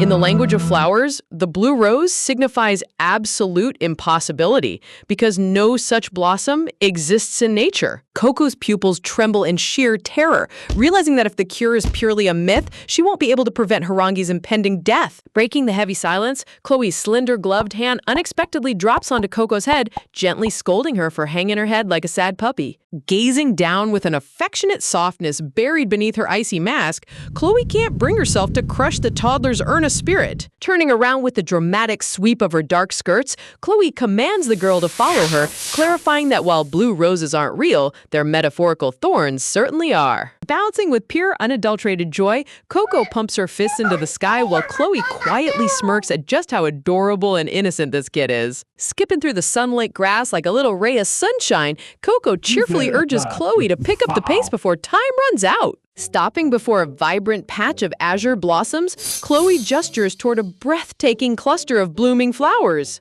Blinking in confusion, Coco points at the voluminous petals, noting that these look entirely like common blue hydrangeas rather than majestic roses. Chloe gently strokes the delicate petals, explaining that in classical botanical folklore, the stamens hidden within blue hydrangeas are metaphorically christened as the true thorns of the blue rose. Throwing her hands out in theatrical worship, Coco loudly proclaims that Chloe is an absolute genius scholar. Look at Coco hyping up her sister with full toddler theatrical energy. Chloe's guarded expression melts into deep nostalgia, softly murmuring that her vast floral knowledge comes solely from Coco. Pointing a tiny thumb at herself with a huge grin, Coco thinks she's being praised, but Chloe instantly snaps back that she meant her deceased puppy, not her. Turning her back as a somber shadow falls across the courtyard, Chloe softly whispers that her late puppy adored frolicking among these exact hydrangeas. Vivid memories surface of a tiny, fluffy white and tan puppy bounding joyfully across the sunlit grass. Flashing back to happier times, Chloe walks gracefully under a lace parasol, smiling radiantly as puppy Coco leaps with her tongue happily flopping in the breeze. The contrast between Chloe's radiant past smile and her current grief hits right in the feels. Returning to reality, Chloe turns to Coco, quietly explaining why she fiercely guarded this garden from intruders. Looking down at the lush green blades, Chloe confesses that running around destroys the lawn, gradually erasing the faint paw prints and memories her beloved pet left behind. Guilt washes over Coco as her little shoulders slump. Heartbroken that her presence caused her sister grief when she crossed the rainbow bridge just to bring back her smile. Peering up with glistening eyes, Coco softly asks if Chloe preserves the sacred ground because she misses her puppy so dearly, only for Chloe to flatly deny it. Looking at the faint memory of paw prints embedded deep in the soil, Chloe silently resolves that she doesn't just want to reminisce about her lost friend, she intends to bring her back into her arms no matter what it takes. Clutching her arms in tender vulnerability, Chloe admits a deep, lingering ache, longing to hold Coco just one more time, softly confessing that her little sister radiates twice the warmth of an ordinary human being. Peering up with wide, shimmering violet eyes, Coco softly calls out Chloe's name, deeply moved by the sudden crack in her older sister's icy demeanor. Catching a faint, salty scent of dried tears in the breeze, Coco's heart sinks as she realizes Chloe has wept countless quiet tears throughout all the lonely days they spent apart. Whew! Quick to snap her guard back up, Chloe dismisses her own emotional confession as mere self-muttering, coldly asserting that collecting the blue rose thorns is all that truly matters. Reaching forward with surprising care, Chloe firmly places a vibrant bouquet of blue blossoms straight into Coco's small hands, instructing the girl to run along quickly. Coco watches Chloe's dark silhouette slowly retreat across the sunlit terrace, softly whispering sister under her breath as the distance grows between them. Pressing the fragrant blue petals close against her chest, Coco vows with all her heart to do whatever it takes so Chloe will never feel alone or forgotten again. However, unbeknownst to the innocent 5-year-old pup, a terrifying storm was brewing behind the estate's closed doors. High up on the Iron Palace lattice, a solitary raven croaks into the twilight, foreshadowing the disastrous consequences about to unfold from feeding those blue rose thorns to the sacred tiger. Look at how the artist uses Gothic framing here. It totally screams imminent disaster. Striding purposefully through the dimly lit corridor, Teresia's calculating attendant demands immediate entry, boasting of her unique sensory talent to the hesitant attendant. Unfurling a feathered crimson fan with a sly smirk, Lady Rhea Amon flaunts her innate power of emotional sympathy, a divine ability allowing her to perceive the deepest feelings of both beasts and mortals alike. Claiming she was sent directly by Teresia to inspect the creature's condition, Rhea orders the chamber opened, secretly looking for any microscopic excuse to stir up trouble. Just as the heavy iron doorway swings wide, little Coco innocently strolls right out of the containment room, leaving the attendant utterly paralyzed in shock. Rhea stops dead in her tracks, clutching her throat in sudden panic as her psychic senses fail to detect a single trace of emotional wavelength from the room. Shoving the panic guard aside, Rhea storms straight into the holding chamber to witness the situation with her own eyes. A massive, lifeless white paw dangles motionless over the velvet bedding, confirming their darkest suspicions. Horangi lies completely collapsed and unresponsive on the stone dais, cold silence filling the cavernous vault. Honestly, the dramatic lighting on this tiger makes it look straight up legendary even while unconscious. Instead of mourning, a twisted sense of delight sparks behind Rhea's calculating gaze as she realizes this supposed tragedy is the absolute jackpot they needed. Flashing back to Theresia's venomous whisper, user Rhea remembers their grand plan to eradicate both Chloe and the blessed child in one fell swoop if the spirit beast perished. Rhea looms over little Coco in the shadowy doorway, demanding to know what atrocious crime the child committed against the sacred beast. Claiming strict orders from Teresia to detain anyone suspicious immediately, Rhea corners the girl while Coco flitches back in helpless confusion. With a chilling decree echoing off the stone walls, Rhea sentences little Coco to be thrown into the freezing subterranean dungeons of the Bastille Annex, leaving the child curled up alone on the cold floor. Outside the guarded gates, Ruth finds his path stubbornly obstructed by palace sentries, who nervously announce Teresia's strict lockdown. Clutching his hair in incandescent fury, Ruth blows a complete fuse, loudly demanding to know who gave that woman any authority to bar his way. Ruth's eyes flare with raw elemental fury as shimmering azure mana begins swirling violently around his outstretched palm. Locking eyes with the trembling guards, Ruth casually gives them 5 seconds to clear out before he blows the entire entrance to Kingdom Come, coldly starting his countdown. Skipping straight from 2 to 5 with zero remorse, Ruth unleashes a hurricane gale that sends the palace guards flying across the courtyard.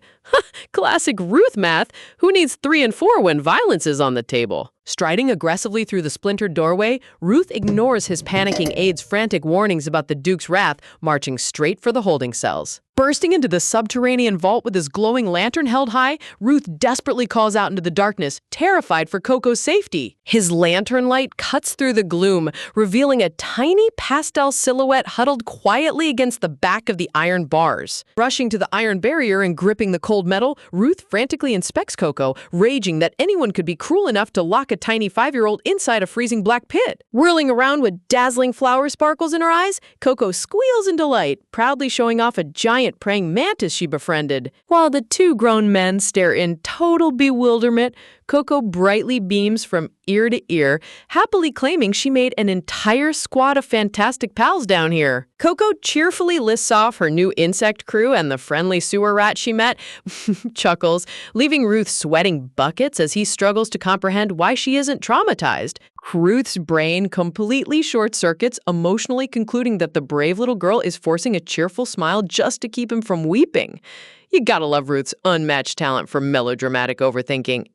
Clasping his hand over his breaking heart, Ruth tearfully vows to break her out the moment their father returns, while Coco innocently explains that Harangi woke up completely refreshed after last night's chaos. The bewildered aide interjects in confusion, asking how that's possible when palace rumors claim the spirit beast died, but Coco firmly denies it with an energetic shout. Flailing her tiny arms in animated victory, Coco proudly announces that she and Chloe teamed up to save Harangi together, leaving both men completely dumbfounded. Pumping her little fist toward the ceiling, Coco triumphantly declares her master strategy. The more pitiful she looks right now, the sweeter her ultimate victory will be. Before Ruth can even process her toddler logic, slow, elegant footsteps echo down the corridor. Draped in ornate midnight lace, Chloe emerges from the dungeon shadows, sternly chastising Ruth for wreaking havoc in the annex. Pressing her small face against the cold bars, Coco's cheerful demeanor instantly crumbles into intense panic, pleading for Chloe to leave because the darkness is far too deep. Crouching beside the cell with a relaxed chuckle, Ruth casually reminds Coco that Chloe is a master dark sorcerer who commands the shadows, but Coco desperately knows the painful secret behind that title. Enveloped by shadowy blue roses, Chloe's stoic gaze falters slightly, unable to hide the profound dread creeping through her veins. Coco recalls the grim truth. Behind Chloe's fearsome reputation lies a horrifying phobia of total darkness, born from the sadistic air training inflicted upon her throughout childhood. Flashing back to the brutal past, young Chloe collapses upon the freezing stone floor, mercilessly starved and left in isolation for an entire week by her merciless master. Left shivering in absolute blackness, a bruised little Chloe clutches her knees in silent agony, while her mentor coldly mocks her fear. A single, piercing crimson eye blazes through the dark veil, harshly demanding the broken child rise to her feet. Back in the present, Chloe's lace-covered fingers tremble violently against her dress, yet she watches in stunned silence as little Coco frantically rattles the cell bars, desperately trying to break out just to protect her sister from the dark. Chloe's mind drifts back to that precious moment when Coco's tiny white puppy form gently licked her shaking hand, instantly chasing away the cold terror with pure, unconditional warmth. Touching her chest with calm resolve, Chloe assures the little girl that lingering outside is like no big deal, before mentioning she has two crucial questions to ask. Clinging to the dark iron bars with pure toddler determination, Coco vigorously nods and swears Harangi will be alive and kicking in 2 nights. Accepting her bold promise without missing a beat, Chloe's sharp violet eyes narrow as she moves right along to her second inquiry. Chloe leans down toward the iron enclosure, softening her icy demeanor just enough to quietly ask if the freezing winds are bothering her. Coco's little cheeks flush with warm crimson delight, utterly melting inside at the realization that her sister genuinely cares about her well-being. Bouncing with pure radiant joy, Coco beams from ear to ear while Chloe hides a rare, genuine smirk beneath her stoic veil. Look at Chloe's Ice Queen facade crumbling. Nobody can resist Coco's puppy dog charms. Yoon comes bursting in with pure panic, hollering about Harangi's spiritual demise before Chloe cuts him off with a crisp clap and orders the servants inside. Swirling dark tendrils of spiritual authority suddenly erupt around Chloe's fingertips, sweeping through the corridor with commanding force. Servants scramble in, carrying plush velvet sofas and thick wool blankets, while Chloe instructs Yoon to babysit the kid until she gets back. Leaving the high society night as an impromptu babysitter is top-tier big sister energy. Striding down the grand corridor, Chloe pieces the puzzle together, convinced Theracia deliberately laid a vicious trap to eliminate both her and Coco in one clean sweep. Reflecting on Coco's earnest face behind the bars, Chloe trusts her instincts, knowing that innocent child lacks the deceit to weave such intricate lies. Her chin held high with uncompromising resolve, Chloe decides the only way forward is a direct, head-on confrontation. Out in the cobblestone courtyard, gossiping maids whisper behind their hands, stunned that the reclusive lady is voluntarily seeking an audience with the Duke after years of isolation. Chloe reflects on how long she's avoided her stern father, knowing perfectly well that getting him to listen will be an uphill battle. Lowering herself into a flawless aristocratic curtsy, Chloe formally greets Duke Ardos, who dryly notes how rare it is for her to seek him out. Standing tall amidst an aura of regal elegance, Chloe Chloe announces she has an urgent report, secretly vowing to be the steadfast shield Coco needs. Duke Ardos's sharp crimson gaze pierces through the air, scowling slightly before commanding her to follow him to his private study. Turning to his retinue with sharp authority, the Duke orders his attendants to escort the visiting guests to the North Annex while he attends to family matters. Seated behind his imposing mahogany desk, Duke Ardos listens intently as Chloe declares her business concerns the famed Child of Blessing. The Duke's expression darkens into a chilling scowl, bluntly stating he plans to interrogate the so-called savior who supposedly murdered his mythical tiger spirit. Standing her ground without flinching, Chloe firmly counters that Coco is entirely innocent, using the child's own honest words as her primary defense.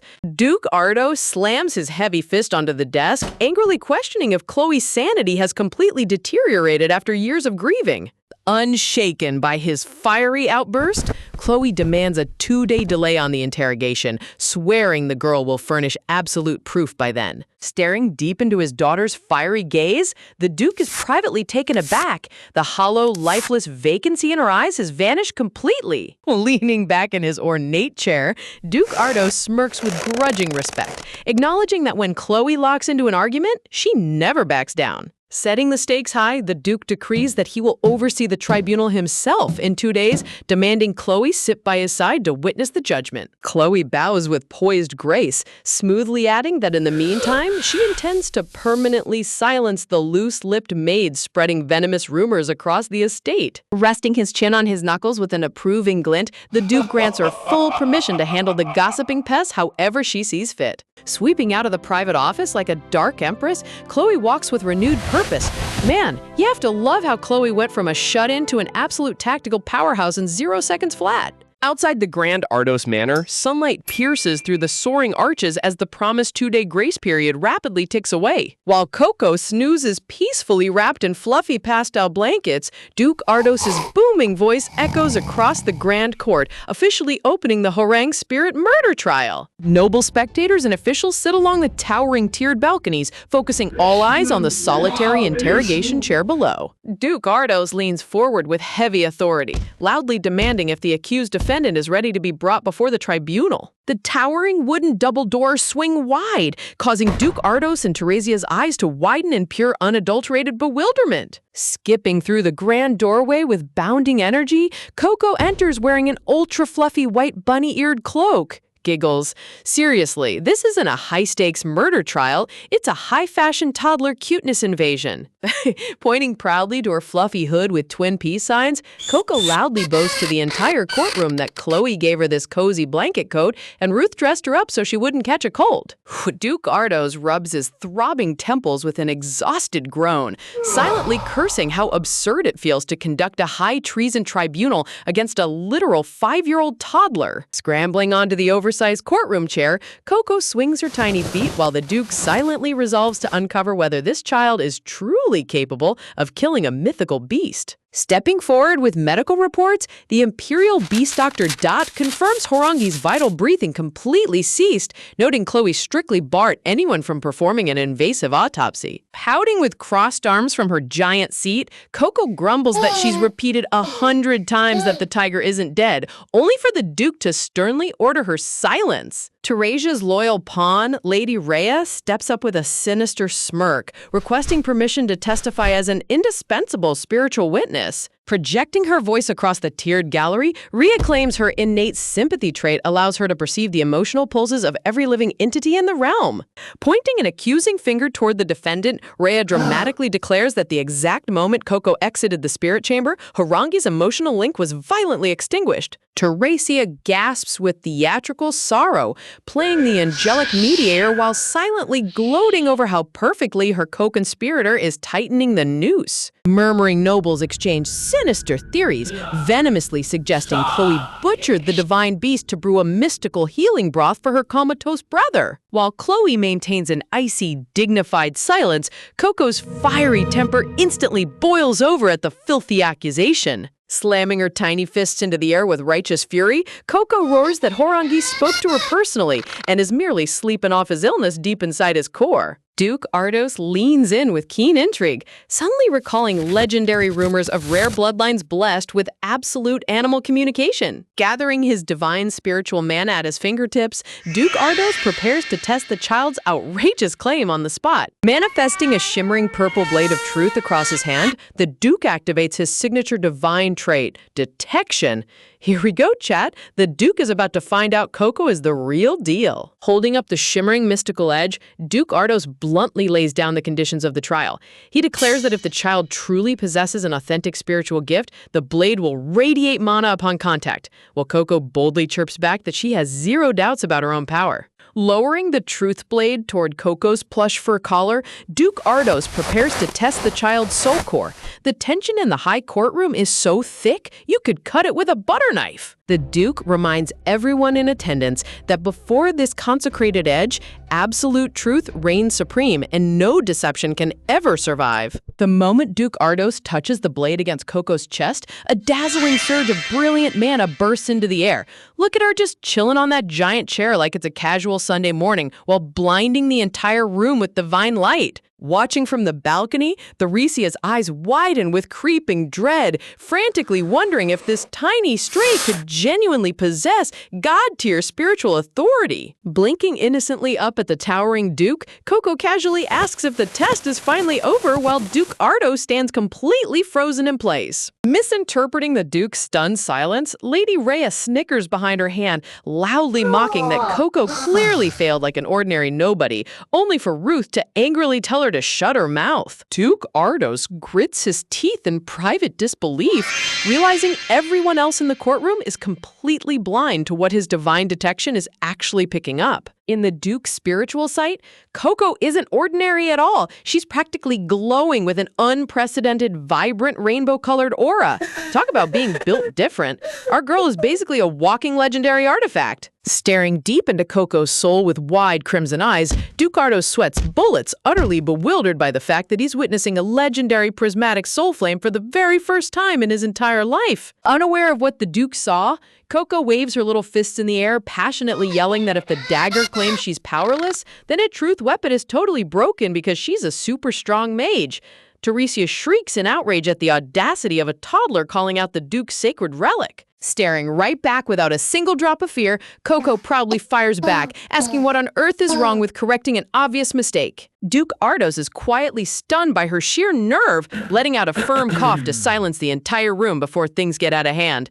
Honestly, watching a 5-year-old fearlessly argue with the scariest warlord on the continent is pure comedy gold. Leaning down toward the tiny defendant, the Duke tests her conviction, asking what happens if Harangi fails to wake up from his deep slumber. Duke Ardos narrows his sharp crimson gaze, genuinely wanting to understand why she placed all her bets on an unverified beast. Standing off to the side, Chloe glances quietly down at her ornate pocket watch, counting the precise seconds until Coco's promise comes to life. The Duke's expression softens just a fraction, reassuring the little girl that if she truly spoke the truth, all charges against her will be dismissed on the spot. Heavy padded footsteps suddenly echo from the grand hallway, heralding an unbelievable arrival.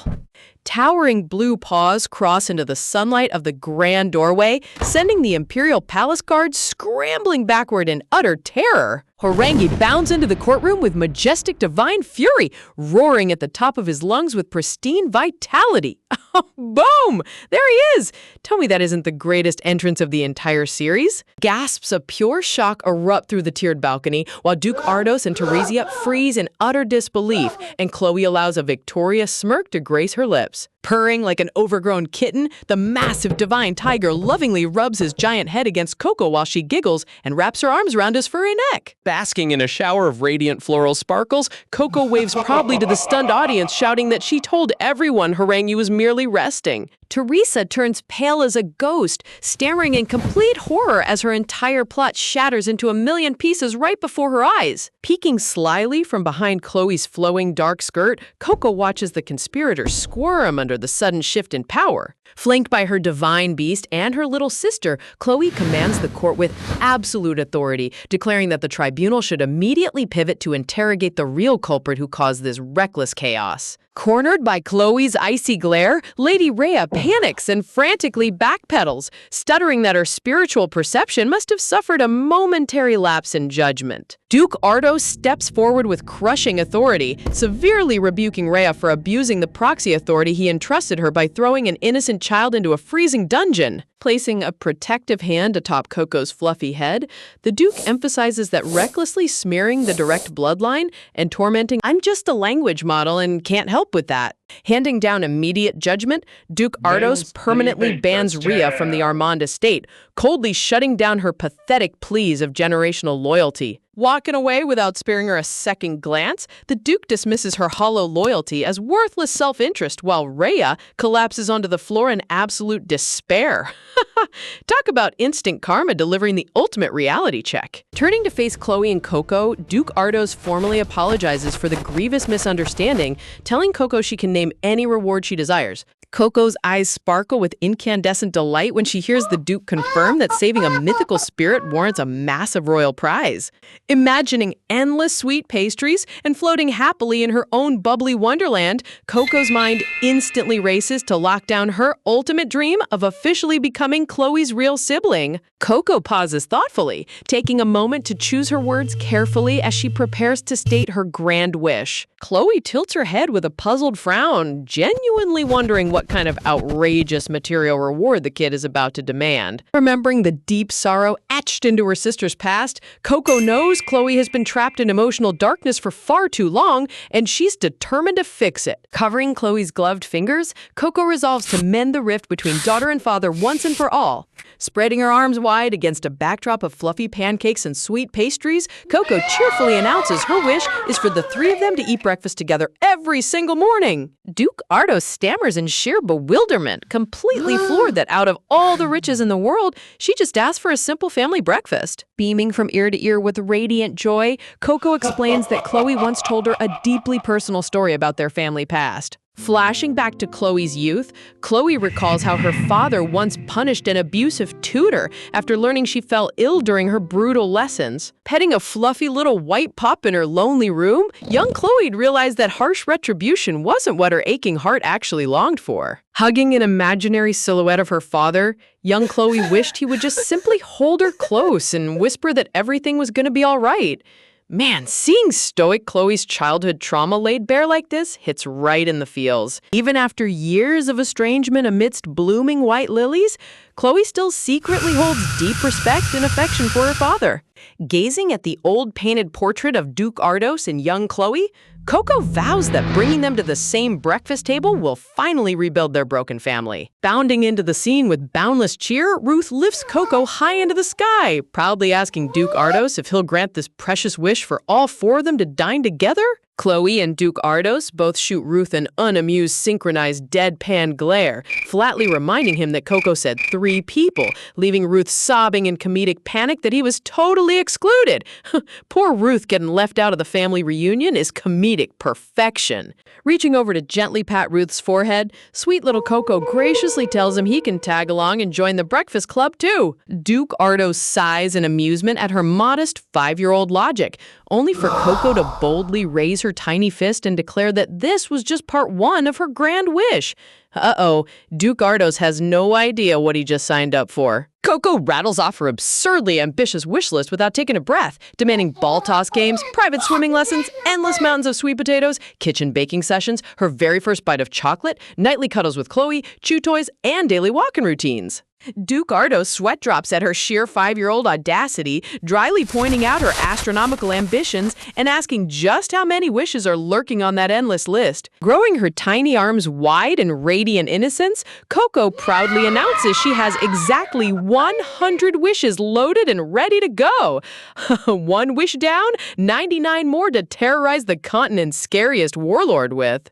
Meanwhile, back along the sunlit palace corridors, an unsuspecting maid rushes over to greet Theresia as the disgraced adoptive daughter quietly arrives home. The maid frets over Teresia's grueling Saintis schedule, complaining that the Duke is being needlessly harsh by keeping her out late right before major temple duties. Stepping forward with her face shrouded in deep shadow, Theresia listens to the maid blindly defend her honor, utterly oblivious to the venomous viper standing right beside her. Flashing her signature fake angelic smile, Teresia plays the fragile victim, softly claiming that even she gets emotionally exhausted on trying days like this. Putting on the ultimate damsel performance, Theresia politely asks the swooning maid to clear out all the staff so she can suffer in pure solitude tonight. The second the maid skips away, Theresia's sweet facade drops completely, clutching her head as a demonic amber glow ignites within her eyes. Unleashing all her pent-up fury behind closed doors,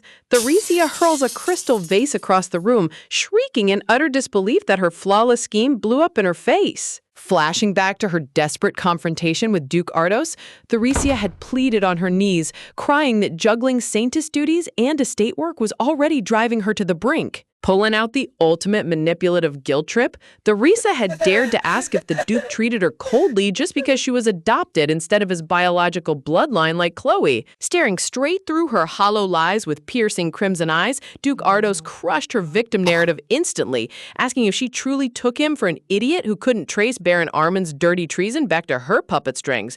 Duke Ardos might be an emotionally distant dad, but you cannot outplay the master of the battlefield. Handing down his final warning, the Duke made it abundantly clear that her lineage had nothing to do with her punishment. She simply reaped the consequences of her own malice. Clenching her jaw in bitter hatred, Theresia muttered pure venom under her breath, scoffing at the Duke's pathetic definition of mercy. Every single pillar of her political power had just crumbled into dust. Her mother's spy was banished, her top lieutenant Rhea was exiled, and her influence was completely severed, all because of one chubby-cheeked 5-year-old named Coco. Furiously gnawing at her fingernails in obsessive paranoia, Theresia vows that this isn't over, fiercely convincing herself that she's the only one destined to rule House Ardos. Girl is so deep in delusion, she needs an entire GPS system to find reality. The next morning, Coco sits proudly atop her high dining chair, clutching a golden fork and spoon with eyes full of pure starlight. Laid out across the table is a luxurious gourmet serving of creamy sweet potato gnocchi, garnished with fresh herbs and citrus slices. Right beside it sits a bubbling tray of golden-baked sweet potato gratin, melted to crispy perfection. And to top off the royal feast, a towering glazed caramel pudding with a bright red cherry sitting right on top. Duke Ardos watches the little gremlin devouring everything in sight, dryly asking if this carb-loaded paradise was really what she meant by having family breakfast together. Chewing happily with crumbs stuck to her rosy cheeks, Coco flashes a radiant smile that lights up the entire dining hall. Duke Ardos' stoic expression softens into a subtle smirk, secretly noticing a faint familiar warmth in her cheerful personality. Seeing her bright smile instantly reminds the Duke of young Chloe, back when his biological daughter used to sit at the table, eagerly seeking his approval. Sitting silently across the table, mature Chloe gracefully takes a bite, secretly savoring the peaceful family moment. The Duke firmly clarifies that until the holy relic arrives from the temple to officially evaluate Coco's divinity, they will keep dining together, immediately shutting down Ruth's panicked questions about disowning her. Narrowing his glowing crimson gaze, the Duke coldly questions why everyone always assumes his immediate instinct is to throw the child out onto the street. In reality, the Duke knows Coco genuinely responded to his divine mana detection when no ordinary child ever could. With such undeniable spiritual talent, the Duke recognizes there's an overwhelming probability that Coco truly is the legendary child of blessing. Pumping her little fist in boundless excitement, Coco boldly promises that her spiritual stigma will work overtime, leaving Ruth completely flabbergasted by how sweet their father is acting. Ruth looking like he just saw an alien because his terrifying warlord dad smiled at a kid is peak sibling comedy. Duke Ardos instantly shuts down Ruth's noisy astonishment, deadpanning whether his son needs another ticket back to foreign study exile to fix his loose tongue. Pouting on her seat while trying to ignore the Duke staring, Coco silently grumbles that she's totally not scruffy or tiny at all. Glancing across the dining table, Coco locks eyes with Chloe's tranquil face. Noticing her little sister staring, Chloe's lips gently curve into a rare, breathtaking smile. Coco beams with overwhelming overwhelming pride, realizing her wholesome breakfast scheme is already melting the icy walls between Chloe and her father. Duke Ardos suddenly turns dead serious, issuing a strict decree forbidding anyone from approaching the estate's northern annex. Ruth quirks an eyebrow in confusion, wondering why an abandoned vacant lot suddenly warrants top-secret clearance, only for the Duke to reveal that an elite VIP from the Rivera Grand Duchy has arrived. Entangled in a nightmare of shadowy magical webbing, Caligo, the heir to the Grand Duchy, has been secretly sent to Ardos territory to receive personal treatment from Teresia. Ruth loudly objects, arguing that Caligo's mystery illness has baffled doctors for years, making it insane to assign an inexperienced novice like Teresia to cure him. Raising his cup of water, the Duke cuts him off, stating that treating an esteemed ducal heir is the sole exception to Teresia's confinement decree. Coco taps her chin thoughtfully, racking her brain as the name Caligo rings a massive bell in her memories. A bolt of shocking realization lights up her violet eyes. Flashing back to the tragic future timeline, Coco remembers Caligo was the patient whose sudden catastrophic rampage led directly to Chloe's unjust excommunication, while Theresia stole all the glory to become Grand Duchess. Leaning back in his chair, Ruth groans loudly, dreading the terrifying possibility that Theresia might actually marry into ducal royalty after this mission. Ferociously biting into an entire roasted sweet potato with razor-sharp goblin teeth, Coco violently vows to crash this secret operation before history repeats itself, while Chloe stares at her in absolute disbelief.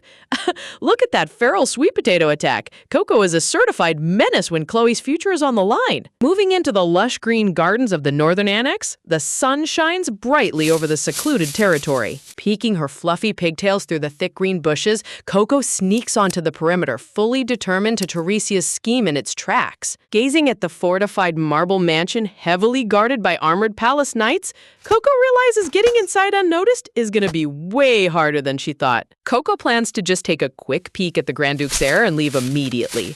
Suddenly noticing a shadow looming directly over her, Coco blinks in confusion as a boy's voice cuts through the garden. Standing right before her with an oversized golden brown coat and a wooden training blade, a scruffy blonde boy stares down with a sharp, hostile scowl, demanding to know who she is.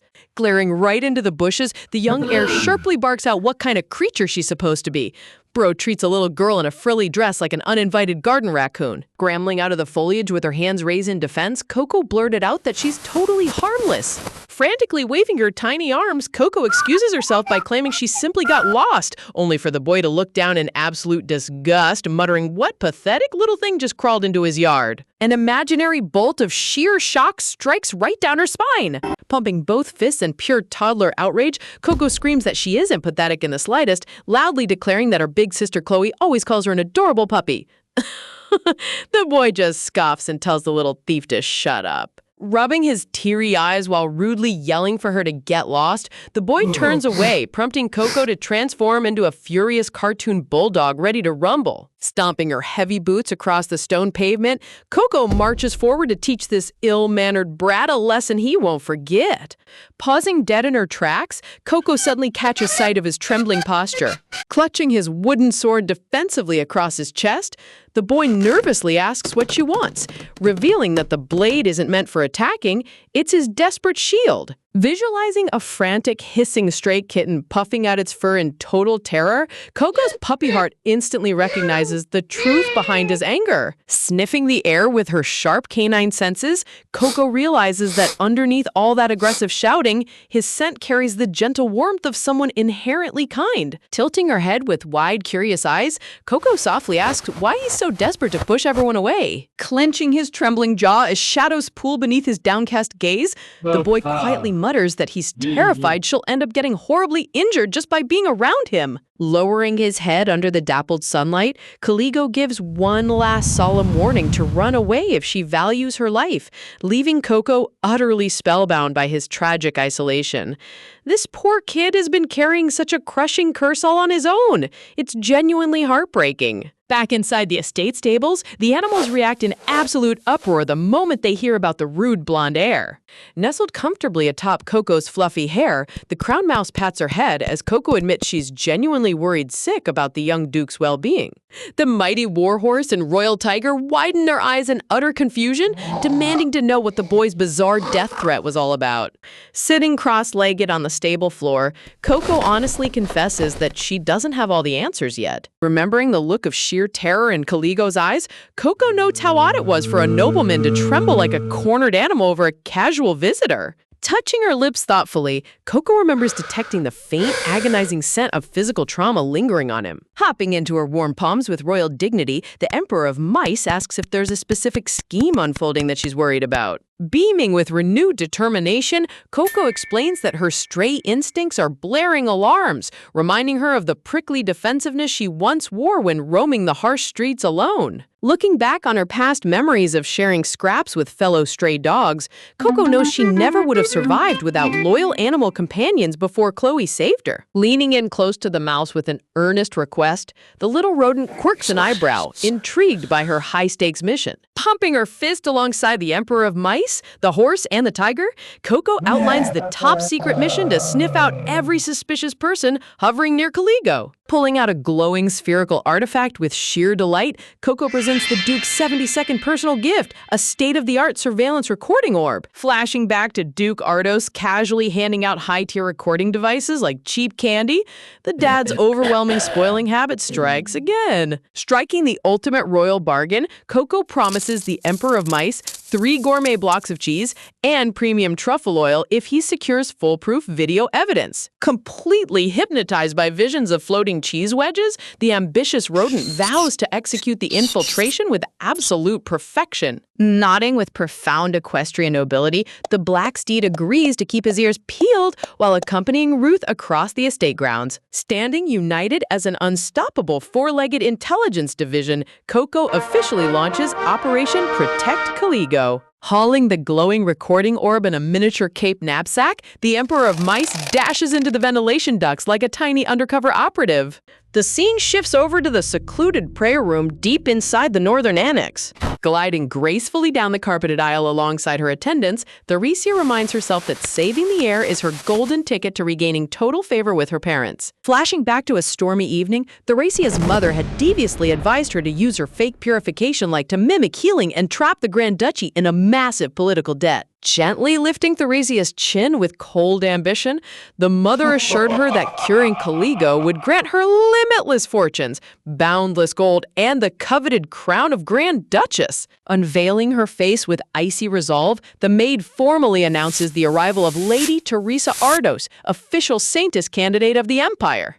Stepping forward with solemn respect, the attendant welcomes her, explaining that the young duke is suffering from the terminal condition known as ability rampancy. Looking down at Caligo slumped weakly beside his elderly nanny, the attendant reveals that uncontrolled mana surges will soon consume his psyche and drag him into a fatal subspace collapse. Flashing her signature benevolent smile, Theresia brazenly promises an effortless cure, falsely claiming she routinely stabilizes her sister Chloe with the very same technique. Hidden behind the velvet curtains, the Emperor of Mice peers closely through the recording orb, instantly noticing her aura is a murky, unnatural gray rather than holy purification light. Washing the entire room in a brilliant flood of golden theatrical radiance, Theresia puts on a magnificent show that leaves the naive young boy completely mesmerized. Clasping their hands in sheer reverence, the staff marvels at her radiant display, blindly praising her divine power for effortlessly banishing the encroaching darkness. Gently supporting the exhausted boy,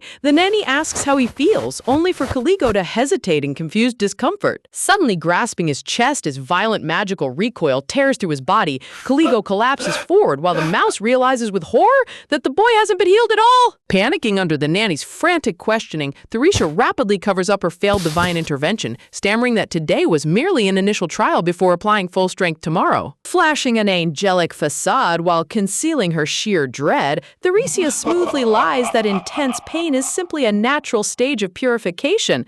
She's out here gaslighting an entire medical team, while Coco's secret drone captures every single frame in 4K.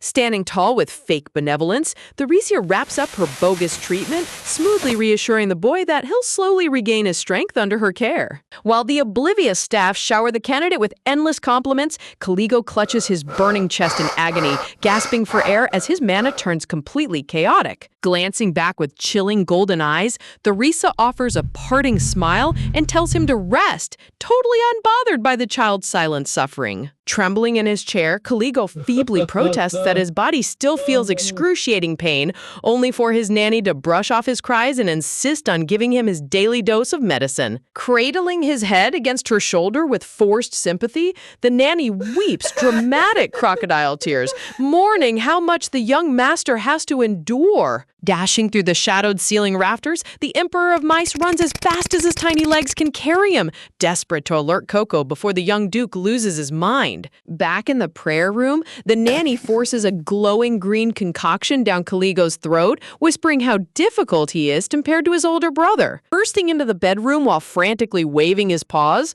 the royal mouse screams Coco's name at the top of his lungs. Jumping right off the couch, Coco eagerly greets her undercover agent to hear the latest intelligence scoop. Resting his exhausted paws against Coco's gentle hands, the mouse reveals the chilling truth. The bogus candidate's light did nothing, and no one is listening to the boy's desperate cries. Pushing the crystal sphere into his paws, Coco urges him to replay the recorded evidence immediately. Peering into the murky crystal, Coco realizes the visual transmission got completely corrupted, sending the poor mouse into a fit of utter disbelief. Bro spent 3 blocks of gourmet cheese on a 144p potato stream. Tapping the glass base eagerly, Coco points out that the audio track is crystal clear, prompting the little rodent to take control and boost the frequency.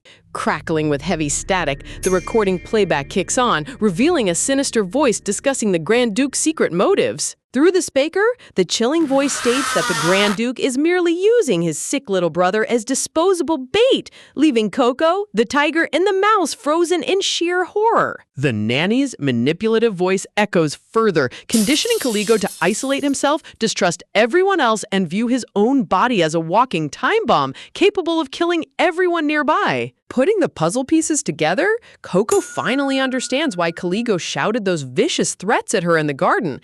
He was desperately trying to protect her from his perceived curse. Scrubbing through a cleaner fragment of the footage, the mouse points out the weird luminescent glow radiating from the medicine spoon. Recognizing the glowing potion, the tiger identifies the brew as Parapo fruit extract, a notorious mind-altering drug used to daze victims and make them entirely susceptible to mental manipulation. Clutching his royal crown in utter dread, the mouse warns that stacking psychic brainwashing onto Caligo's mana instability will inevitably trigger a total rampage. Stepping forward with burning resolve, the mighty tiger urges immediate action, urging Coco to jump into motion to warn the boy before it's too late. Staring blankly at the fading sphere, the royal beast catches a weird wave of familiarity from the sinister voice on the recording. Pacing back and forth across the hardwood floor, the tiger racks his brain, trying to remember where he previously smelled that foul aura. The tragic reality of Caligo Rivera is laid bare, a young noble trapped under a ticking clock, slowly withering away behind cathedral walls. Whispering among themselves in shadowy corridors, the servants lament how every single high-class physician has failed, leaving the estate staff thoroughly exhausted and hopeless. Enduring agonizing mana spasms that feel like bone-scraping blades, the young boy secretly wished for sweet death, clinging to life solely to be useful to his elder brother. Flashing back to their final parting, the Grand Duke explained his urgent deployment to tame the northern monsters, promising that Lady Theresia's holy light would fix everything in his absence. A sigh.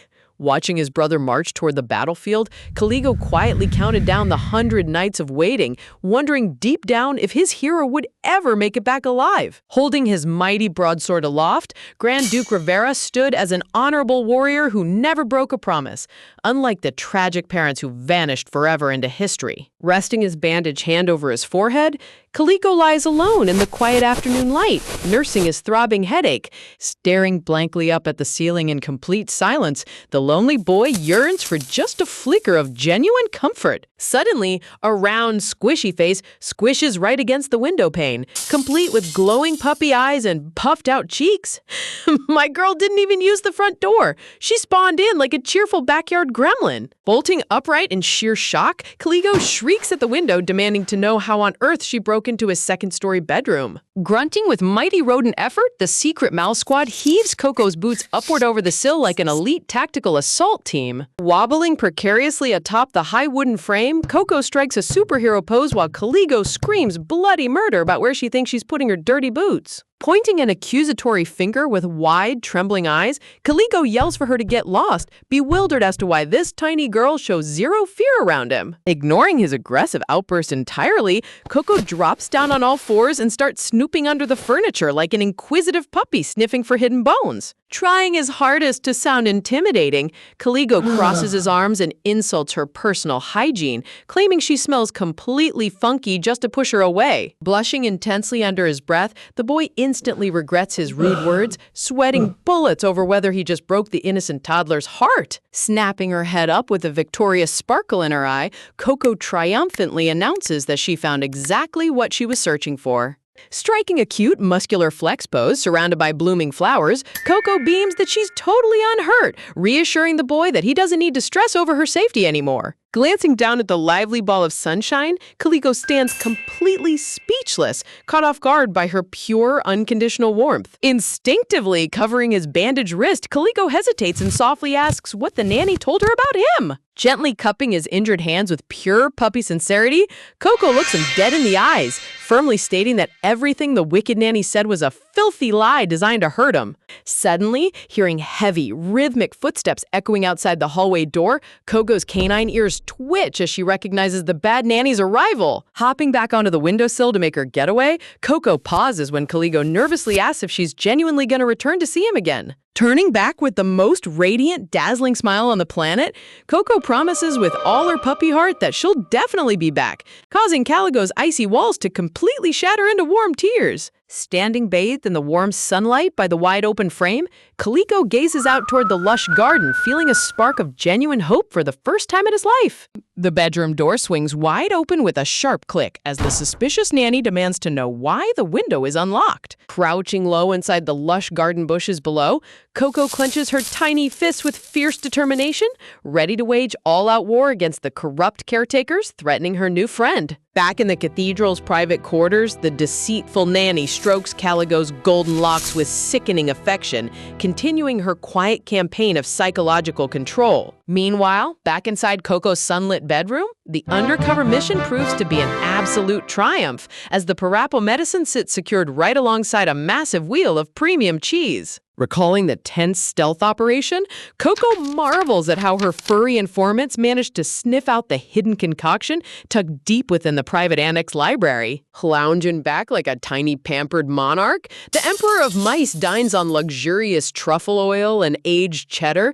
declaring that pulling off high-stakes espionage is practically child's play for a rodent of his stature. Look at this absolute king, living his best life off stolen palace dairy. Chewing thoughtfully while clutching the cheese, the little royal mouse and the mighty tiger turn to Coco, asking what tactical move they ought to execute next. Coco logically points out that exposing the parapoi poison would immediately shut down Lady Theresia's fraudulent treatments and buy them vital time before Kaliko's dangerous power goes completely haywire. Looking down at her clasped hands, Coco knows that merely exposing the deceitful caretakers won't cure Kaliko's agonizing spiritual torment. There is only one true salvation for his cursed state. Leaning in with wide, glowing eyes, the royal beast and his furry comrade press her to explain how a doomed young lord could possibly be rescued from his fate. Perched neatly upon the edge of the mattress, Coco raises a tiny finger and reveals that the ancient secrets of forgotten magic hold the ultimate remedy. Envisioning the turbulent dark mana swirling around the boy's core,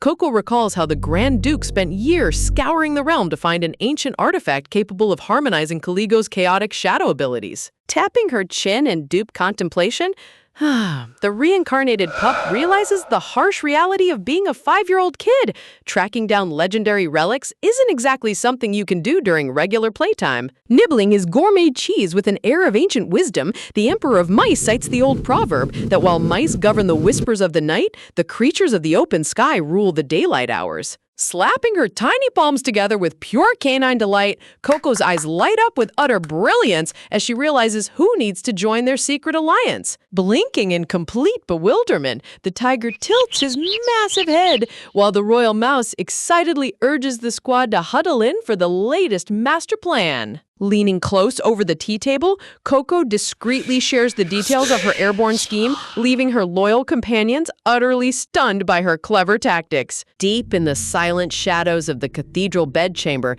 Caligo sits alone amidst towering black pillars, staring helplessly toward the locked glass windows. Glancing over as the heavy blue velvet drapes are drawn shut, the frail boy meekly asks his caretaker if he might be permitted to step outside for some crisp, fresh air. Clutching his wrapped wrists with trembling fingers, the lonely boy secretly yearns to wander the garden paths, desperately hoping he might catch another glimpse of that lively little girl. The dazzling memory of Coco's radiant puppy smile floods his mind, reminding him of her impossible promise to return and break his chains. Looming over the bedside with chilling condescension, the nanny coldly dismisses his request, reminding him that the Grand Duke would never allow a sick liability to wander freely. Reaching down with a deceptively gentle palm, the wicked woman pets his golden curls, murmuring sweet venom about how frail and defective he truly is. Wrapping her arms around the trembling child, she whispers toxic gaslighting into his ears, branding him the solitary blemish upon the noble Rivera bloodline. This evil woman needs to be launched directly into orbit. Absolutely repulsive behavior. Caligo's eyes widen with heartbreaking despair as the cruel words dig into his soul, leaving him utterly convinced that he's nothing more than a dangerous, useless burden to everyone he loves. Clenching his aching hands tight against the blanket, the crushed boy yields to the darkness, whispering that he will gladly rot alone in isolation just as she demands. Tucking the blankets tightly around the defeated boy, the wicked nanny feigns maternal pity, acting as though his broken spirit is merely the result of his troubled illness. Turning away into the dark pillow with a heavy sigh, Caligo shuts his eyes, wishing for the agonizing loneliness to simply vanish into nothingness. As the bedroom door clicks shut in the dark, the young boy reaches under his pillow and slips out a secret treasure hidden away from prying eyes. Unfolding the illustrated pages with gentle care, he gazes upon a fairy tale depicting a brave puppy princess defeating an evil witch to rescue a weary cat warrior. Pulling the colorful picture book tight against his chest, Caligo drifts off to sleep, clinging onto the faint dream that maybe, just maybe, his own fairy tale hero will come back for him. Out on the bustling Capitol Boulevard, wealthy noble ladies gasp in awe as an exquisite black carriage bearing the prestigious artist crest rolls into view. Stepping down onto the cobblestones with effortless elegance, the charming young heir Ruth artist adjusts his coat, returning home after a decade of studying abroad. Right behind him, Coco bounds out of the carriage with squeaky footwear that squawks with every single adorable step she takes. Forget silent stealth, my girl is equipped with built-in toddler radar. Holding Ruth's hand while the surrounding ladies swoon from cuteness overload, Coco beams excitedly, reminding her big brother of their downtown shopping schedule. Looking up at the grand architecture, Coco feels a wave of nostalgia, realizing how vastly different the familiar streets look now that she's walking on 2 human legs instead of 4 tiny paws. Ruth fondly ruffles her hair, chuckling about how she managed to smooth-talk their notoriously rigid father into granting her a day pass outside the mansion. Flashing back to that morning's lavish breakfast, the stern Duke paused mid-cut, visibly bewildered that his newest child was demanding a trip to the capital's commercial district. Freezing in place with cutlery raised, Coco's inner puppy brain went into full overdrive trying to craft a foolproof excuse. Watching her fidget under the Duke's piercing stare, big sister Diana coolly pointed out that the estate garden has more than enough grass for an ordinary walk. Pounding her tiny fists against the tablecloth with pure puppy passion, Coco blurted out that she urgently needed to venture downtown to buy special presents for her brand new family. Dropping his gaze in stunned silence, the formidable Duke froze, deeply moved by the innocent declaration that she considers them her true family. Clasping her tiny hands over her ruffled apron, Coco looked up with wide, shimmering eyes, innocently asking if wanting to buy them gifts was somehow wrong. Clutching their foreheads in sheer agony from extreme cuteness overload, both the Duke and Ruth suffered catastrophic internal damage from her overwhelming adorableness. One puppy pout, and the fiercest warlords in the Empire are instantly brought to their knees. Shaking his father's shoulders with dramatic fervor, Ruth begged for the outing to be approved, while Diana narrowed her eyes, instantly sensing a chaotic hidden agenda behind the toddler's wide eyes. Glaring down with sharp, analytical suspicion, Diana firmly warned the little rascal that any dangerous mischief would result in an immediate lockdown. Interlocking his fingers over the dining table, the Duke quietly raised a very practical question, wondering how on earth a penniless 5-year-old planned to purchase luxury gifts. Bursting into synchronized crocodile tears, both grown men were completely shattered by the heartbreaking image of a broke toddler trying to scrape together presents with zero allowance. Slamming his fist down in total surrender, the Duke instantly granted permission, equipping her with unlimited spending money and an entire escort platoon of 30 elite armored knights. Back in the present, Coco suddenly spots her secret destination and bolts across the plaza, leaving a bewildered Ruth desperately chasing after her. Scooping the wiggling girl into his arms, Ruth laughs as Coco playfully complains about her noisy shoes, reminding her that the squeaks were specifically ordered by their father so she wouldn't wander off. Ordering the royal guards to stay back, Ruth lowers Coco outside the cozy entrance of the bird cafeteria, completely unaware that he just escorted a 5-year-old mastermind directly to her secret rendezvous point. Stepping into the grand avian parlor, the dazzling golden bird cages and perches reveal the secret intelligence headquarters known far and wide as Dayward Bird.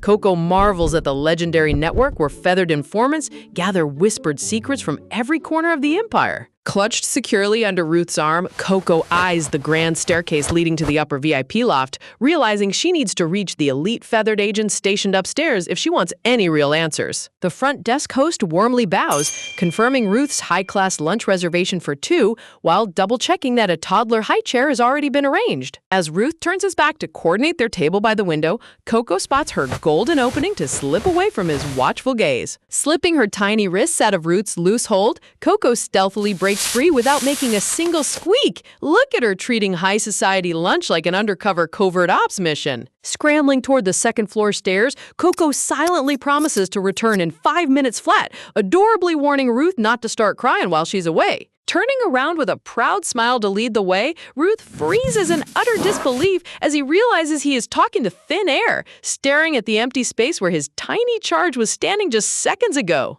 A volcanic wave of pure panic crashes over Ruth, screeching Scruffy's name at the absolute top of his lungs.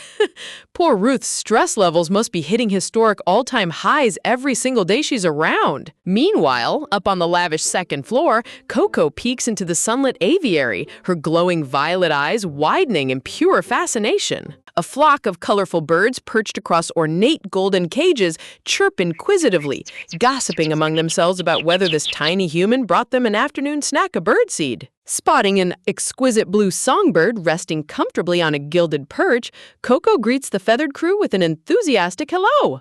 Beaming with an angelic smile, Coco politely introduces herself, openly admitting she had to sneak upstairs without birdseed because she urgently needs their professional help. The bright atmosphere instantly turns pitch black as dozens of birds suddenly glow with menacing crimson eyes, demanding to know what kind of creature stands before them. Fluttering ominously in the shadows, the startled informants demand to know how a mere human child can effortlessly comprehend the secret language of birds. Perched upon an ornate throne draped in deep shadow, the boss bird commands the toddler to confess if she is an enemy spy, while smaller birds swarm around her face in an aggressive flurry. Shaking off the feathered assault with a determined yell, Coco stubbornly insists she came strictly as a paying client with a genuine request.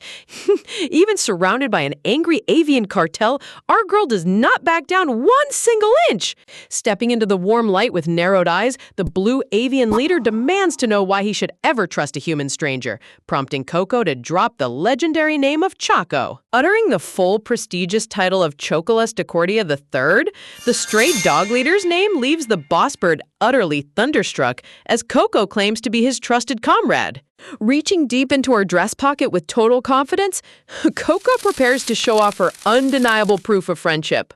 Presenting a tiny plush green snake doll in her open palms, the avian scouts gasp in shock, using magnifying lenses to confirm that this ultra-exclusive token is 100% authentic. Flashing back to her previous life, Coco warmly recalls how she playfully shared secret toys and tokens with both King Mouse and the Stray Animal Network. Remembering the gritty alleyway adventures, dog boss Choco proudly ran the streets alongside a scrappy little white puppy named Ari, bonded by unbreakable loyalty. Letting out a contemplative breath, the bluebird boss admits he never expected Choco to befriend a human toddler, but agrees to formally hear out her request. Coco leans forward in earnest curiosity, asking if the Information Guild knows the whereabouts of the legendary magic ring capable of suppressing out-of-control mana overflow. Lowering his beak with a grave expression, gasp! The boss bird warns that he knows its location, but cautions that the artifact is far too dangerous for a tiny kid to pursue. Coco nervously fidgets with her hands against her skirt, desperately trying to think of a way to convince him. Clutching her little fingers against her chest, Coco stares up with deep, pleading determination. Looking right into the bluebird's eyes, Coco softly calls him Tweety, asking if he's finally ready to repay that special ancient favor he once promised to little Ari. A jolt of electric shock courses through the boss bird, hearing that long-lost nickname from his deeply buried past. Flashing back to his near-death experience as a helpless, wounded chick, gentle, glowing puppy paws bathed him in life-saving healing light, leaving him with an unforgettable vow to pay forward that grace someday. Deeply moved by the revelation, the boss bird immediately yields to her request, promising to handle the retrieval and contact her discreetly. Raising her fists in sheer victory, Coco cheers with delight upon hearing she just needs to head back and wait for the delivery. An eye patch-wearing yellow canary stares at the boss with a deadpan squint, utterly stunned by his sudden change of heart. You know an informant syndicate is top tier when even the right-hand bird rocks a tiny pirate eye patch. Fluttering out into the open sky, the yellow operative confirms that their specialist retrieval agent has already flown out to secure the suppressive magic ring. Leaning in with sharp suspicion, the eye patch canary questions why the boss would ever hand over a sacred relic known as St. Philip's gift to a human, reminding him of his deep distrust toward mankind. Gazing into the golden sunlight, the avian leader reflects on the cruelty he suffered from humans long ago, yet acknowledges that little Ari was the true heart behind his entire intelligence guild. Remembering the radiant halo of healing energy radiating from puppy Ari's tiny paw, the bluebird reaffirms that miracles like that are etched permanently into his soul. The boss bird chirps warmly, stating that when his eternal benefactor calls in a favor, refusing is simply impossible, leaving the yellow canary nodding in newfound respect. A somber shadow falls over the memory of puppy Ari's untimely death, highlighting how many deeply suspicious, unnatural elements surrounded her sudden passing. Smirking at the strange twists of destiny, the boss bird issues a direct command to Agent Jack down below, where Ruth is currently frantically running around with the toddler in tow. Ruth tearfully pinches Coco's chubby cheeks in hysterical relief, lecturing her for vanishing, while the boss bird secretly commands his agent to infiltrate the Ardos Manor right behind them. Floating amidst vibrant blooming blossoms, Coco beams with quiet determination, knowing this unexpected bird alliance might finally unlock the dark truth behind her past death. A charming decorative interlude displays baby puppy Coco resting peacefully with a little bluebird perched atop her head, marking the transition back to the main estate. Crossing her arms with a terrifying shadowy scowl, Chloe looms over the doorway, confronting Coco for ditching the dining hall without permission. Coco trembles violently in comical dread, shaking like a leaf as the heiress's icy intimidation pressure fills the entire corridor. Chloe's resting scowl alone is basically a weapon of mass psychological destruction. Glaring down sternly, Chloe reminds the girl of their morning rule against dangerous antics, keeping her defenses up despite her underlying worry. Pumping her tiny fists with fierce puppy passion, Coco swears up and down on her entire honor that her secret mission wasn't dangerous in the slightest. Chloe lets out a weary sigh and uncrosses her arms, deciding to let the transgression slide just this once before mentioning that Dot has been urgently searching for her. Hearing that the terrifying black lion phenomenon has resurfaced inside the tiger spirit beast, Coco rushes into the beast room to check on her furry patient.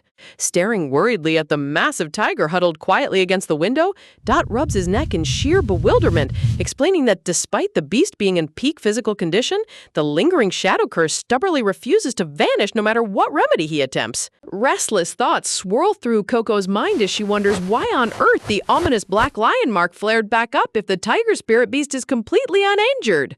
Pacing around the perimeter in nervous circles, the majestic feline clearly yearns to break free from these gilded walls. A sudden realization hits the clever girl as her radiant violet eyes light up with understanding. Turning toward Chloe and Dot with an earnest plea, Coco asks for a brief private moment alone with the distressed beast. Chloe nods in quiet agreement, stepping outside while offering a reassuring word that they will remain right by the door if anything goes wrong. Approaching the massive predator with tender care, Coco gently asks the tiger how it is truly feeling inside. Walking closer with small, measured steps, the toddler apologizes for not tracking down the beast's precious companion sooner. Lowering its massive paws upon the stone floor, deep breath, the tiger confesses that an invisible magnetic pull draws its spirit toward the northern borders, emphasize forcing its body to search for someone vital. Hearing those cryptic words, Coco instantly connects the dots behind the creature's mysterious unrest. Squatting down before the striped guardian, Coco asks if the beast can recall the exact appearance of that long-lost companion Ruth once mentioned. Speaking in a low, wistful tone, the spirit beast describes a frail little child, blessed with bright golden locks and eyes mirroring the deep ocean. Piecing the puzzle together in rapid succession, Coco recognizes that vivid description from the creature's past encounters up in the freezing north. Looking back at her previous wild goose chase through the dense thickets, every erratic escape now makes complete sense. The beast was desperately trying to reunite with its true partner all along. A luminous memory crystal surfaces, revealing the tragic silhouette of the frail golden-haired boy who holds the spirit beast's eternal bond. Turns out our grumpy tiger wasn't being rebellious at all. He was just missing his bonded human. Clasping her hands in sheer breakthrough excitement, the little investigator finally solves the entire riddle. Pushing the heavy, ornate doors open, Coco steps back out into the sunlit hallway where Chloe waits patiently. Folding her arms with an inquisitive glance, the heiress asks what secrets the spirit beast ended up confessing. Gazing up with soft, thoughtful eyes, Coco carefully asks Chloe if she is feeling all right before dropping her grand request. Taken aback by the toddler's uncharacteristic solemnity, Chloe blinks in genuine surprise. Bowing with theatrical politeness, Coco promises to stay on her absolute best behavior if Chloe grants her just one massive favor. Look at that classic puppy dog persuasion tactic. Nobody on this planet possesses the willpower to tell her no. Resting a gloved hand against her chin, Chloe silently evaluates the clever little girl standing before her. Raising an eyebrow at how articulate the toddler sounds, Chloe can't help but notice the sheer wit packed inside that tiny frame. A subtle smirk dances across Chloe's lips, completely amused by the girl's cheeky confidence. A blooming sea of floral light surrounds them, showcasing the rare, warm harmony developing between the Ice Queen and her tiny guest. Out in the grand palace courtyard under the midday sun, bright calls echo across the trimmed hedges as playtime officially begins. Gripping a smooth golden ball with strict concentration, Chloe commands Coco to hurry up and prepare for the next round of catch. Hopping across the paved stones like an eager puppy, Coco joyfully scrambles to catch the flying projectile. While chasing the bouncing sphere, Coco's thoughts drift back to the sickly blonde youth the tiger yearns to see. Giggling proudly to herself, Coco mentally pats herself on the back for orchestrating this entire genius diversion. Flashing back to earlier that morning in her private quarters, a white messenger dove had already delivered the suppressive mana ring directly into her grasp. Peeking through the cracked doorway of the council hall, Coco had eavesdropped on the Duke and Ruth, learning that today marks Theresia's final medical treatment session. A playful paw print badge stamps across the operation board, confirming that Step 2 of the Master Infiltration Plan is a flawless success. Chloe effortlessly juggles the bouncing toy in her palm, completely unaware that this outdoor game was carefully calculated to lure her outside. Locking her sights onto the airborne ball, Coco dashes forward with arms outstretched in full canine determination. Snuggling the caught ball against her cheek in pure bliss, Coco momentarily loses herself in genuine puppy ecstasy. Even with a 4D chess master plan running in her head, ball is still life for our reincarnated pup. A sudden jolt of adrenaline snaps through her mind, realizing she completely derailed her own undercover operation. Clenching her fists against her ears in comical panic, Coco reminds herself to stay locked in and slip toward the annex without drawing Chloe's suspicion. Drifting into the sunlit garden path, Lady Theresia arrives draped in extravagant lace, accompanied by an entourage of prim maids. Coco offers a polite, wobbly curtsy as Theresia immediately delivers a condescending jab about playing ball like mere commoners. Feigning mock concern with a venomous smirk, Theresia accuses Chloe of dragging an innocent child along just to spy on her treatment of young Duke Rivera. Beaming brightly while clutching her ball, Coco reveals that Duke Ardos personally permitted their garden playtime while wearing the sweet potato hairpin she gifted him. Dropping the patriarch's favoritism like an absolute tactical nuke, Coco's social game is genuinely unmatched. Theresia's fake smile twitches violently in bitter irritation, whispers, deeply disturbed by how easily the toddler wrapped the Duke around her little finger. Chloe steps forward with a razor-sharp smirk, dryly pointing out how Theresia constantly assumes the entire universe revolves around her ego. Clenching her jaw in barely concealed fury, Theresia struggles to maintain her fragile composure under her sister's icy ridicule.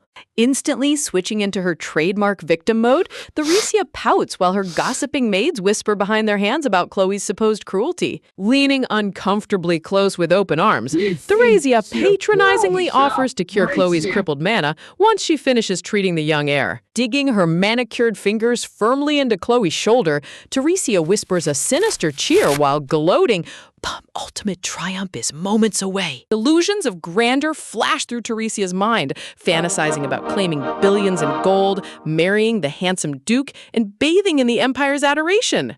Turning away with profound disgust, Chloe declares the conversation an absolute waste of breath and ushers their group along. Meanwhile, inside the shadowy annex chamber, the sickly young heir sits bound to his chair, engulfed in suffocating dark energy, setting the stage for Theresia's twisted ambition to either soar or crash into ruin. Standing by Chloe's side while clutching her golden toy, Coco gently voice comforts the heiress, reassuring her that she knows Chloe never intended to exploit or harbor genuine malice toward Theresia. Lowering her gaze with a cold, detached sigh, Chloe murmurs that she never cared enough about Theresia's petty antics to waste her energy on anger anyway. Coco beams with an adorable, relieved grin, glad to know her cool older sister's heart remains uncorrupted by bitterness.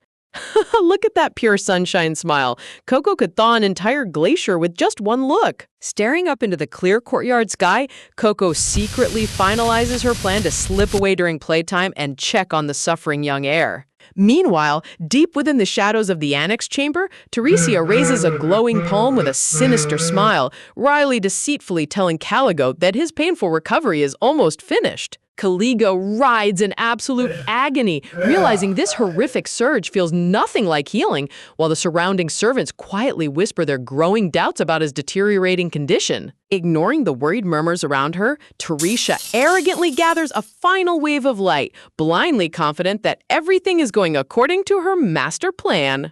Destructive crimson power flares across the room, while Caligo's eyes widen in sheer terror as Theresia basks in delusions of imperial praise.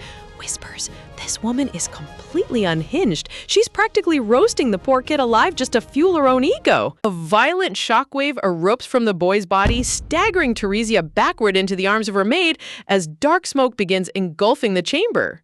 Catching her breath with a forced, trembling smirk, Theresia tries brushing off her exhaustion as proof of her immense divine exertion. Caligo suddenly violently coughs up blood, crimson spattering his clothes as ominous black corruption erupts from his core. Panic freezes Theresia's spine as she realizes her powers utterly failed right before the boy delivers a venomous order for her to get out. Staggering to his feet, Caligo bitterly mocks her fake miraculous cure, warning that her incompetence has pushed him over the edge. Massive shadow wings burst behind the young Duke, his mana completely destabilizing on the brink of an uncontrollable rampage. Look at that horrifying demonic silhouette. She didn't cure him at all. She just triggered his internal doomsday clock. Clinging frantically to her servant, Theresia screams in manic denial, terrified that her precious title, wealth, and status will instantly vanish into ash. Blood trailing down his lips, Caligo desperately orders everyone in the room to run before his lethal mana consumes them all. Backing toward the exit, Theresia's mind races in terror, realizing she has to twist the narrative before the blame destroys her reputation forever. Throwing the grand doors open, Theresia wails at the top of her lungs, ordering the hallway knights to subdue the raging air. Leaning weakly against the guards, Theresia spins a shameless lie, claiming her flawless treatment only failed because the boy threw a childish fit. Wow, the gold medal for mental gymnastics definitely goes to this fake saintess, blaming a dying child for her own incompetence. Watching the servants scatter in fear while Theresia plays the helpless victim, Caligo's heart shatters beneath the bitter realization that nobody ever truly cared for him. Gazing into the darkness, tears trace through the blood on his cheeks as he resigns himself to being discarded by the world. Prepared to end his own life to stop the destruction, a sudden, piercing voice suddenly rings out through the hallway. Dashing past the panicked guards, Coco charges straight toward the doorway with fierce determination, calling out to the young Duke. Extending her tiny hand with brilliant warmth, the brave little heroine shines like a beacon of pure light against the encroaching dark. Caligo freezes in complete bewilderment, unable to comprehend why this tiny toddler would return for someone like him. Caligo furiously shouts at her for recklessly charging into danger, while Coco indignantly shouts back that she is not an idiot.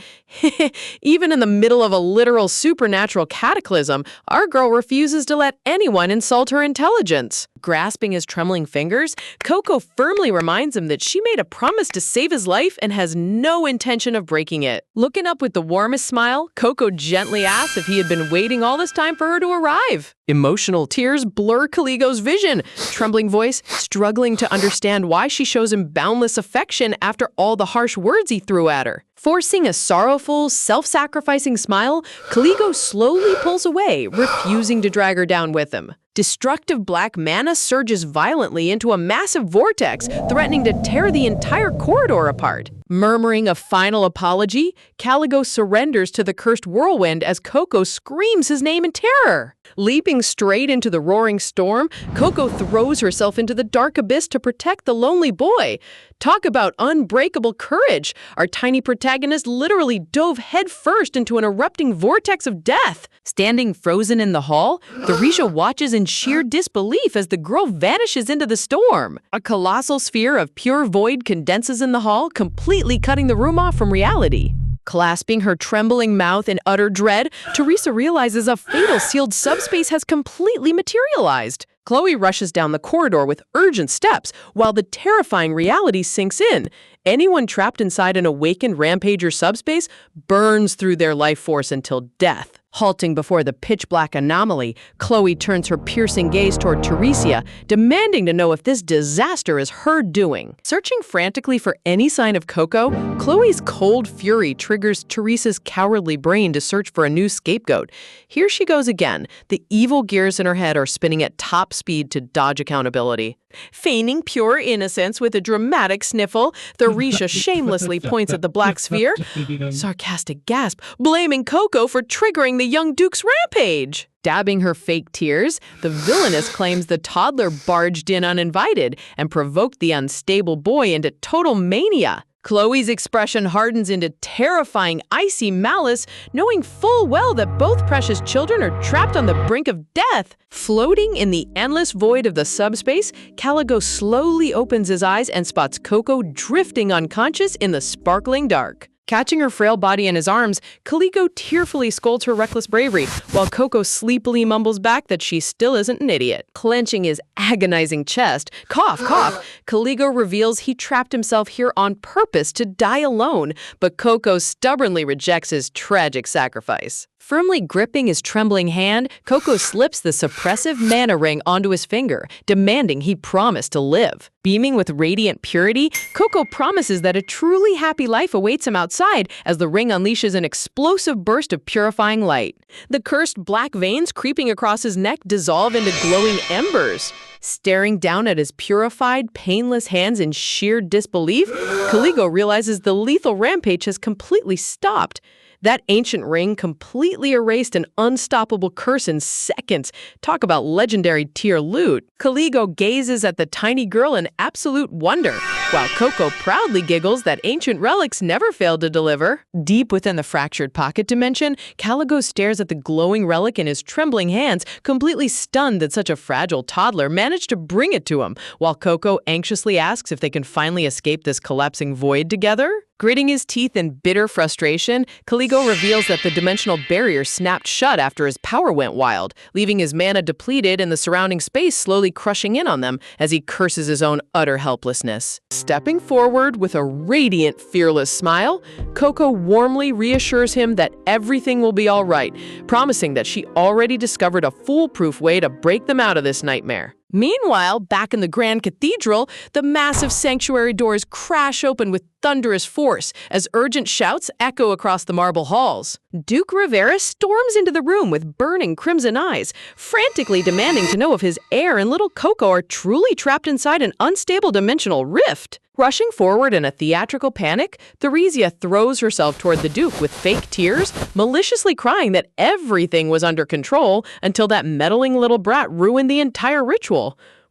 And the award for quickest villain scapegoating goes to this shameless drama queen. Glaring with razor-sharp contempt, Chloe cuts through the lies, but the Duke immediately orders Theresia to step back and commands every guard to clear the annex before the unstable rift violently detonates. Backing away with sweat dripping down her face, Theresia nervously complies, realizing the Duke's patience has completely evaporated under the looming disaster. While the Duke frantically orders messengers to summon master mages from the Imperial Tower, Chloe steps forward and places her hand near the barrier, offering to channel her own shadow mana to stabilize the rift. Despite the Duke warning her that her own magical recovery is far from complete, Chloe presses her palm against the veil, refusing to hesitate when her baby sister's life is on the line. Suddenly, a violent jolt ripples through the barrier surface, widening Chloe's eyes in absolute shock as deep fractures begin spiderwebbing across the dark rift. Shielding his face as blinding violet light surges outward, dramatic emotion, the Duke bellows for everyone to fall back before the entire subspace collapses into oblivion. Peering through the blinding glare with wide eyes, Chloe catches a glimpse of pure, luminous energy bursting from the epicenter of the shattered dimension. Emerging hand in hand from the radiant glow, Caligo and Coco step smoothly onto the palace floor, completely untouched by the catastrophic explosion. Look at these two tiny legends casually walking out of a literal localized apocalypse like it's recess. Coco smiles warmly, proving to the entire room that she survived against impossible odds. Frozen in sheer disbelief, Chloe stares at the safe toddlers, completely unable to comprehend how two powerless kids miraculously broke through an impenetrable spatial lock. Flashing back moments earlier inside the rift, Caligo frantically asked Coco how escape was possible since no berserk shadow user had ever survived a collapsed realm, only for Coco to reveal she brought a very special guardian to meet him. Looming majestic and silent behind them, the colossal purple-striped tiger spirit beast revealed itself within the shadows of the void. Staring upward with trembling hands, Caligo gasped in pure disbelief, wondering how his long-lost companion could possibly have entered this sealed realm. Reaching out to gently caress the tiger's mighty snout, Caligo whispers a heartfelt greeting, deeply touched that the loyal beast never forgot the silent promise they shared. Beaming proudly with her hands folded behind her back,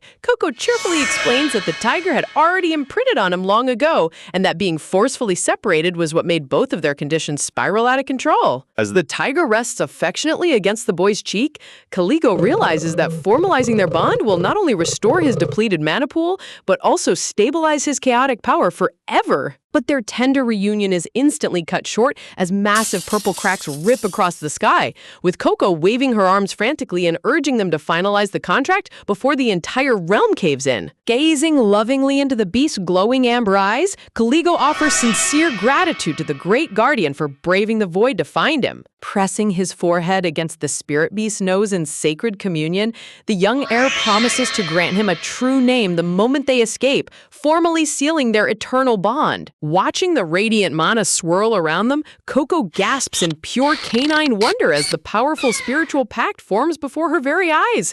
Honestly, watching Coco act as the Empire's ultimate 4-foot-tall matchmaker for mythical beasts is pure comedy gold. Turning back with restored confidence and extending an open hand, Caligo gently beckons for Coco to come join him beside their massive striped protector. Reaching out with tiny, eager fingers, Coco grabs his hand as Caligo warmly promises that it is finally time to step out into the sunlight together. Clasping hands amidst a shower of shimmering light particles, both children share a radiant smile, ready to shatter the chains that bound them to the dark. With a cataclysmic boom, the dimensional barriers violently detonate into millions of glowing crystalline shards. Striding out from the dust and radiant light with unmatched nobility, Caligo, Coco, and the colossal tiger spirit beast make their breathtaking entrance into the Imperial Hall, leaving the attendants shouting in sheer disbelief. Dropping her jaw in absolute terror, Theresia stumbles backward, completely paralyzed as her entire wicked web of lies collapses in an instant. Staring down in utter astonishment, the Duke rushes forward, demanding to know what happened and whether that terrifying predator is truly the legendary spirit beast. Beaming with a toothy, triumphant grin, Coco proudly declares that she and her big tiger buddy successfully joined forces to rescue the young heir. Standing tall with the massive beast resting protectively over his shoulder, Caligo looks at his father with crystal clear eyes, completely free from the shadowy corruption that once consumed him. Turning toward the trembling nanny with sharp resolve, Coco raises her voice to reveal the true culprit behind Caligo's dangerous magical rampage. Pointing her tiny finger straight at Theresia, Coco exposes her abusive and fake healing methods, while Theresia desperately tries to hide behind her Holy Saintess candidate title. Stepping forward with cold authority, Caligo firmly confirms Coco's words, publicly exposing that Theresia never possessed the power to cure his darkness and deliberately ignored his suffering to enforce toxic treatments, sparking furious whispers throughout the hall. Turning pale as a ghost, Theresia pleads to her father with trembling lips, only for the Duke's icy voice to cut through her excuses, pointing out how rapidly her story keeps changing. Glaring down with merciless scrutiny, the Duke coldly reminds her that she first blamed Caligo's illness, then blamed Coco's interference, proving that not a single word coming out of her mouth holds any truth. Trapped beneath the weight of her own contradictory lies, Theresia shivers in silence as the Duke demands to know the real reason behind her disastrous negligence. Rubbing the bridge of his nose in sheer exhaustion and fury, the Duke proclaims that despite her past service, it is unmistakably clear that her incompetence and deceit drove the Rivera heir to near-death madness. Pronouncing his official decree with absolute finality, the Duke sentences Theresia to immediate solitary confinement at the Bastille Annex, causing the wicked woman to collapse limply onto the marble floor. Screaming in hysterical agony while clawing at the polished floor, Theresia bitterly wails that she is being discarded over a stray toddler solely because she was adopted. Classic villain playbook, pivoting directly to the victim card when the receipts get pulled. Snapping back with thunderous rage, the Duke roars that pushing a noble child to the brink of death and continuously dodging responsibility has nothing to do with lineage, and that confinement is already merciful for nearly inciting a noble massacre. Shrinking in absolute dread beneath his piercing glare, Theresia's eyes widen with hollow despair as her father brands her behavior utterly pathetic. Ordering the royal guards to drag her away immediately, the Duke turns his back on the disgraced woman, ordering the annex completely sealed until Duke Rivera arrives to settle the damages. Poking her tongue out and making a hilariously smug raspberry face, Coco gleefully watches the guards haul the crying bully away, celebrating sweet, undeniable puppy justice. Turning his gaze away from the courtroom chaos, Caligo quietly tells Coco that their business here is finished and suggests they leave the gloomy annex behind. Bounding straight over to Chloe and wrapping her tiny arms tight around her big sister's dress, Coco happily whines that she isn't going anywhere unless she gets to stay right by her beloved sister's side. Clinging tightly to Chloe's dress, Coco whines playfully that she worked herself to exhaustion saving the young Duke and will literally pass out if she can't rest right next to her big sister. Chloe and Coco stand united, staring down at Caligo while tiny floating hearts surround the affectionate younger sister. Chloe gazes down with a blank, questioning stare, wondering what on earth is going through the young boy's mind. Caligo puffs his cheeks with a grumpy little scowl, glaring sideways in classic tsundere fashion because Coco chose her sister over hanging out with him. Clicking his tongue in defeat, Caligo grumbles that they will just have to meet up later, beckoning his massive tiger companion to follow him down the grand imperial corridor. Watching the Rivera heir walk away, Coco turns back toward Chloe, vibrating with nervous excitement as the moment she has been anticipating finally arrives. Throwing her tiny arms wide with an angelic beam, Coco eagerly anticipates a tidal wave of compliments and head pats for successfully pulling off an impossible rescue mission. I swear, her need for sisterly validation is pure, unfiltered sweetness. Imagining Chloe scooping her up in pure adoration with flower blossoms everywhere, Coco's fantasy is abruptly shattered when Chloe's voice drops into a chilling, serious whisper. Casting a dark shadow over her eyes,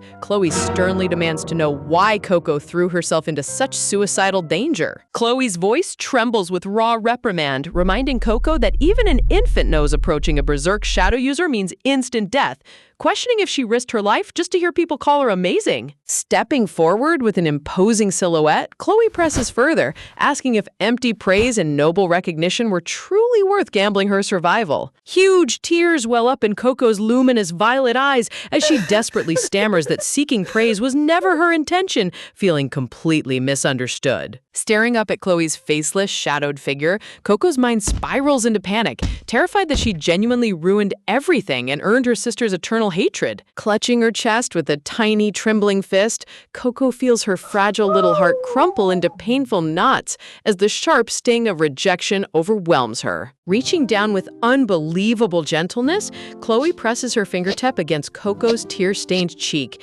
catching the falling droplet before it drops. Looking down with shimmering, affectionate purple eyes, Chloe's stern facade melts away completely as she softly confesses that she was simply terrified of losing her. Peering upward through lingering tears, Coco timidly asks if her big sister's truly not mad at her.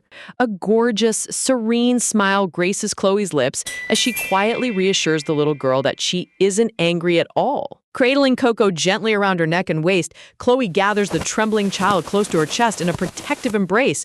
Look at how quickly Chloe went from terrifying ice queen to ultimate doting sister. The emotional whiplash in this chapter is real. Beaming with pure, unadulterated puppy joy, Coco clasps both hands around Chloe's finger, completely forgetting all her previous panic. Staring thoughtfully at her own glowing hand, Chloe pauses in silent contemplation, analyzing the mysterious energy that flared between them earlier. Realizing something profound, Chloe whispers in understanding, while Coco tilts her head in utter confusion. Breaking the solemn silence, Coco suddenly yelps in alarm, demanding that Chloe immediately prioritize getting her own magical exhaustion treated by royal healers instead of worrying about minor scratches. Chloe's sudden firm squeeze leaves Coco blinking in docile surprise, quietly squeaking out an obedient response. Gazing at Chloe's sleeve in wonder, Coco ponders the radiant shimmer that continually manifests whenever Chloe's protective mana awakens. Flashing back to the glowing cylindrical item passed between their hands, Coco remembers seeing that exact divine glimmer before during their secret exchanges. Cradled securely against Chloe's regal frame under the magnificent arch ceiling, Coco wonders if these golden sparkles always appear whenever her sister unlocks her true power. Snuggling her cheek deep into the soft fabric of Chloe's neckline, Coco melts into pure bliss, comforted by the familiar, soothing lavender scent of her beloved sister. Striding briskly through the Grand Cathedral double doors, Chloe flatly shoots down Coco's plea to play catch with a ball, ordering complete medical bed rest first. Even after saving the entire duchy, bedtime rules are absolute in this household. Back in the private estate chamber, Caligo lovingly kneads the soft, squishy paw pads of his massive tiger companion, marveling at how they not only reunited, but established an unbreakable spiritual bond mark. Holding the giant beast's dark-striped paw with genuine warmth, Caligo recites Coco's golden advice, reminding the majestic spirit that there is no need to rush their bond, even if things feel unfamiliar at first. Recalling Coco's bright, toothy smile and reassuring words, Caligo can't help but believe that the cheerful girl's canine intuition was spot on once again. Peeking curiously over the bottom frame with twitching ears, the giant spirit beast reminds Caligo that he promised to bestow a truly magnificent name back inside the collapsed subspace. Lightly scratching its sharp claw against the polished floor tiles, the loyal guardian beast mentally nods in agreement, eagerly waiting to hear what title his master will grant him. Flashing a brilliant, fang-bearing boyish grin, Caligo lights up with creative inspiration as he prepares to announce the name. Looking out through the sunlit Gothic window bathed in lush greenery, Caligo proposes the name Amius, asking how the great beast feels about bearing such an honorable title. Ammius narrows his glowing amber eye with a look of deep reverence and satisfaction, instantly accepting the identity bestowed by the boy he swore his life to protect. Surrounded by a celestial sea of white blossoms, Caligo wraps his arms tight around Ammius's massive chest in a heartwarming, unbreakable embrace of pure trust and affection. With an abrupt clatter, the elderly head nanny bursts frantically into the corridor, scolding the young duke for lingering in the halls when he should be resting. Waving her hands frantically, the nanny urges Caligo to hurry inside, claiming the elite royal physician dispatched from the Rivera Duchy has been waiting anxiously for his arrival. Ammius lets out a low, menacing tiger growl from the shadows, prompting Caligo to quietly murmur through clenched teeth that he knows full well how much his guardian despises the suspicious woman. Whispers, a bittersweet memory surfaces in Caligo's mind, recalling the days when he was just an innocent toddler happily walking hand in hand beneath the woman's seemingly loving care. Shadowing his gaze with quiet resolve, Calipo solemnly decides that despite his suspicions, he will give his childhood caretaker one final opportunity to prove her loyalty. Adjusting his spectacles with a relieved sigh, the royal doctor cheerfully announces that all berserk corruption has completely vanished from Caligo's monocircuitry, leaving only minor fatigue behind. Dabbing a handkerchief over her dry eyes with exaggerated sniffles, the nanny puts on a dramatic guilt trip, falsely claiming she almost threw herself into the lethal void out of pure maternal devotion. Give this woman an Oscar for most shameless crocodile tears in the empire.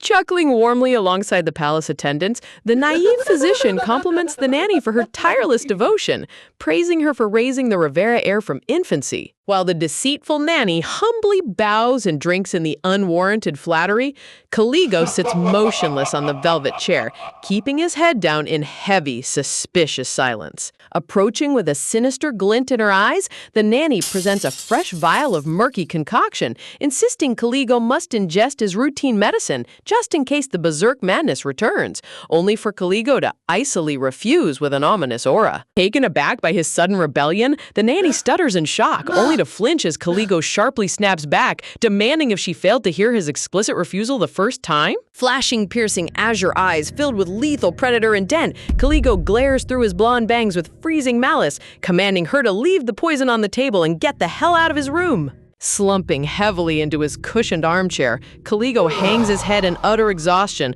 while the elderly nanny shamelessly sighs, claiming her overbearing lectures are driven purely by deep maternal love. The nanny's deceitful expression instantly stiffens the moment Caligo mutters a cold retort under his breath, totally unnerved by his sudden defiance. Staring at the floor, Caligo recalls the whimsical bedtime storybook she used to use to read to him as a toddler, tales where cartoonish villains were wicked simply because evil was their inherent nature. An ominous darkness creeps into the frame as Caligo reflects on how utterly baffling those one-dimensional storybook monsters always seemed to his younger self. Haunting memories flash across his vision, remembering how obediently he swallowed her toxic potions and accepted her deceitful embraces, completely blind to the fact that her sweet poison was slowly rotting his mind. Leaning forward in his chair, Caligo calmly asks what driving force prevents wicked individuals from ever halting their malice before crossing the point of no return. Tilting his blonde head upward with a razor-sharp fanged grin,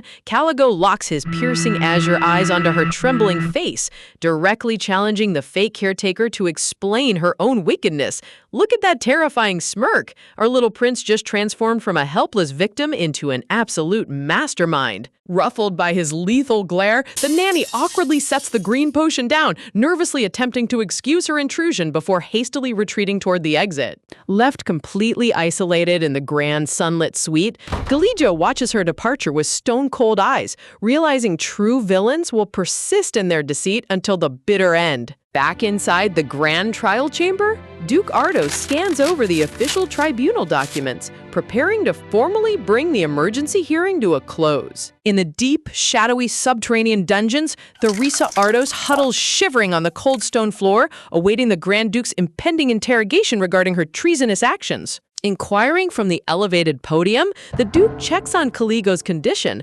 prompting the young lord to quietly assure the court that his newly formed spiritual bond has stabilized his health. Setting his papers down firmly, Duke Ardos declares that the final verdict concerning the legendary tiger beast will be finalized once Grand Duke Rivera personally arrives at the estate. Caligo's hands tremble violently with hesitation, terrified that if he doesn't speak up this very second, his chance will vanish forever, until a tiny, warm hand suddenly interlocks with his trembling fingers. Turning his head, Caligo finds Coco beaming right at him with a mischievous, utterly fearless grin, giving him the ultimate boost of puppy confidence. Taking a deep breath with renewed determination, Caligo lets out a resolute nod, steeling his resolve to expose the rot poisoning his household once and for all. Just as the Duke prepares to rap his gavel and adjourn the assembly, Caligo boldly interrupts the proceedings, declaring that the tribunal is far from finished. Springing to his feet with fierce conviction, Caligo yells across the courtroom that an evil conspirator who has methodically tormented him for years still sits unpunished within this very chamber. Pausing in utter shock, Duke Ardos turns back with narrowed, inquisitive eyes, demanding to know the identity of this hidden villain. Pointing directly at his pale caretaker, Caligo loudly exposes the wicked nanny, holding up the toxic concoction brewed from insidious Parapo fruit. Raising the shimmering green vial high into the air, Caligo announces to the entire ducal assembly that this mind-altering poison was systematically used to brainwash his senses and control him like a puppet. Slamming his palm against the witness rail, the young duke demands that the deceptive nanny be thrown into iron chains immediately until his older brother arrives. That's how you drop a courtroom bombshell. No stuttering, just pure ducal authority. Jumping up in sheer hysteria, the nanny vehemently denies the allegations, crying out that she has never even laid eyes on such dangerous narcotics in her entire life. Coco instantly calls out the woman's brazen lies, ready to deploy her secret ultimate trump card. Pulling out the radiant crystal projection device, Coco reveals that she accidentally left her recording orb inside the young duke's private chamber, capturing every single treacherous deed on live tape. A vibrant projection flickers into the chamber air, broadcasting the nanny's sinister whispers as she explicitly commands the drugged child to obey only her hand-picked subordinates. Looking upon the undeniable visual evidence, Caligo bitterly confesses that his childhood trust blinded her to her cruelty, coldly cutting off her desperate pleas for a private explanation. Glaring through his tousle blonde bangs with frigid azure eyes, Caligo reminds the woman of his prior warning, showing absolute zero sympathy for her pathetic excuses. Trembling in helpless terror under the crushing weight of her exposed crimes, the disgraced nanny listens as Caligo dismisses her greedy motives as nothing more than predictable, cliché villainy. Lowering his gaze from the courtroom drama, Caligo gently wraps his fingers over Coco's delicate hand in profound gratitude. Flashing a bright, genuine smile illuminated by floral magic, Caligo realizes the cheerful puppy girl beside him is far more fascinating than any mundane political scheme. Backing away as the panicked nanny stumbles forward, Caligo issues a chilling decree to halt her advance, refusing to ever exchange another word with his abuser. Raising his hand with commanding ducal wrath, Duke Ardos expresses disgust at her hidden malevolence, instantly commanding the armed imperial guards to arrest the traitorous caretaker. Screaming at the top of her lungs as armored knights drag her backward across the polished stone, the nanny wails hysterically about her wasted years of service. Ah, yes, because slowly poisoning a royal heir is totally standard childcare service. Watching the shrieking villain get hauled away, Coco mentally pats herself on the back for successfully completing phase 1 of her grand household cleanup operation. Reaching down to retrieve the glowing recording device, Duke Ardos informs Coco that the orb must be secured as formal ducal evidence for the upcoming trial. Leaning forward with big, sparkling violet eyes, Coco perks up and boldly reminds the Duke that another major criminal in this household still awaits her rightful retribution. Activating a secondary memory reel inside the orb, the Duke watches in stunned disbelief as Theresia coldly mocks Caligo's life-threatening blood loss, scheming to frame innocent Chloe for the tragedy. The projection echoes Theresia's mocking laughter as she arrogantly boasts that nobody in House Ardos would ever dare believe the estranged, cursed elder daughter over her. Veins pulse across Duke Ardos's clenched jaw as the undeniable truth of Theresia's vicious deceit shatters his perception, prompting him to bellow out an emergency ducal decree. Slamming his clenched fist against the wooden partition, the Duke loudly proclaims that Teresa's lenient probation is officially revoked with immediate immediate effect. Shivering in her shadowy dungeon cell while frantically chewing her raw fingernails, frantic, Teresia is stripped of her sacred saintess candidacy and sentenced to eternal lifetime confinement within an isolated convent. Pumping her tiny fist into the air with triumphant joy, Coco celebrates, knowing the deceitful bully can never lay another finger on her precious elder sister ever again. Coco expects Chloe to be bursting with delight, only to freeze in utter confusion at what she sees. Standing bathed in the soft cathedral light, Chloe wears a deeply troubled, downcast expression that completely baffles the bewildered little sister. Walking over with heavy, solemn strides, Duke Ardos calls out his daughter's name, prompting an obedient, formal acknowledgement from Chloe. Duke Ardos tightly compresses his lips in heavy, suffocating silence, overwhelmed by an immense wave of paternal remorse. Bowing his head in front of the daughter he neglected for years, the proud Duke sincerely whispers an unexpected, heartfelt apology straight from his soul. Chloe's eyes fly open in absolute earth-shattering shock, totally paralyzed as her father's sincere words shatter years of bitter estrangement. Staring into space with trembling, luminous purple eyes, Chloe is left completely speechless by the apology she never imagined hearing in her entire life. Look at that gorgeous emotional expression. The Cold Ice Queen's walls are finally starting to melt. Watching the fragile reconciliation unfold, Coco quietly reflects that Teresia's cruelty was only half the problem. The Duke's deliberate blindness was what truly broke Chloe's heart. Deciding that the estranged father and daughter desperately need privacy, Coco sneakily tiptoes backward out of the hall, proudly declaring herself the most tactful puppy in the kingdom. Sensing movement behind him, Caligo turns around and quickly questions where she thinks she is slipping off to all alone. Reaching out before she can bolt, the young Duke firmly clasps Coco's small hand in his own. Blushing right down to his ears under the cathedral light, Caligo tries his best to maintain his aristocratic composure, despite his total lack of experience holding anyone's hand. Clearing his throat with an awkward excuse, he stammers that since both their caretakers are now locked away in dungeon cells, she shouldn't be wandering around unaccompanied.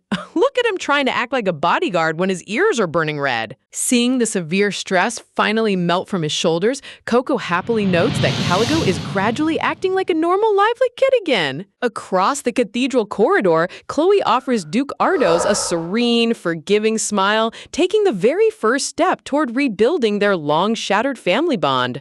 Leaning her head playfully against Caligo's arm, Coco cuddles right into him, sending the flustered young Duke into a full-blown internal panic. The next morning dawns brightly over the Ardos ducal castle, bathing the magnificent royal spires in radiant sunlight. Rushing down the lavish manor corridors, Coco sprints towards Chloe's quarters while a nervous maid desperately warns her not to trip on her petticoats. Skidding to an abrupt halt right outside the parlor, Coco pauses as a peculiar sight completely hijacks her attention. Stacked from floor to ceiling stands a gigantic mountain of luxury gift boxes, wrapped in shimmering silks and decorated with giant satin ribbons. Staring up at the towering pile of presents, Coco asks the attendant what on earth is going on, learning that every single parcel is addressed directly to her. The maid cheerfully explains that word has swept through high society about the Duke's lavish favor, causing aristocrats to flood the estate with bribes to win the young lady's affection. Leaning against the grand doorway with an imperial scroll tucked under his arm, Caligo tells her it's far too early to be overwhelmed by such mundane trinkets. With a dramatic wrist flick, Caligo lets a massive list cascade across the room, leaving Coco and the maid completely dumbfounded by its endless length. That scroll is longer than the castle hallway. Rivera flex culture is truly built different. Reminding her that House Rivera reigned supreme as the masters of magical artifacts, Caligo proudly announces that she has full permission to select any top-tier magical relic in their entire vault. Squealing in delight, the maid enthusiastically congratulates Coco, knowing that magical items from the Rivera dynasty are priceless treasures whispered about in legends. Caligo's jaw drops in absolute bewilderment as Coco completely bypasses his royal catalog without even a second glance. Kneeling down by the bottom corner of the gift pile, Coco casually retrieves a plain orange rubber ball tied with a simple red bow. Lifting the bouncy toy high above her head with a beaming smile, Coco asks if he would rather just go outside and play catch with her instead. Gazing at her cheerful, unpretentious grin, Caligo's stern, aristocratic facade instantly crumbles, reluctantly giving in to the puppy's wholesome request. Diving horizontally across the lush estate lawn, Coco snatches the bouncing ball out of midair with peak puppy agility. Doubling over on the green grass while catching his breath,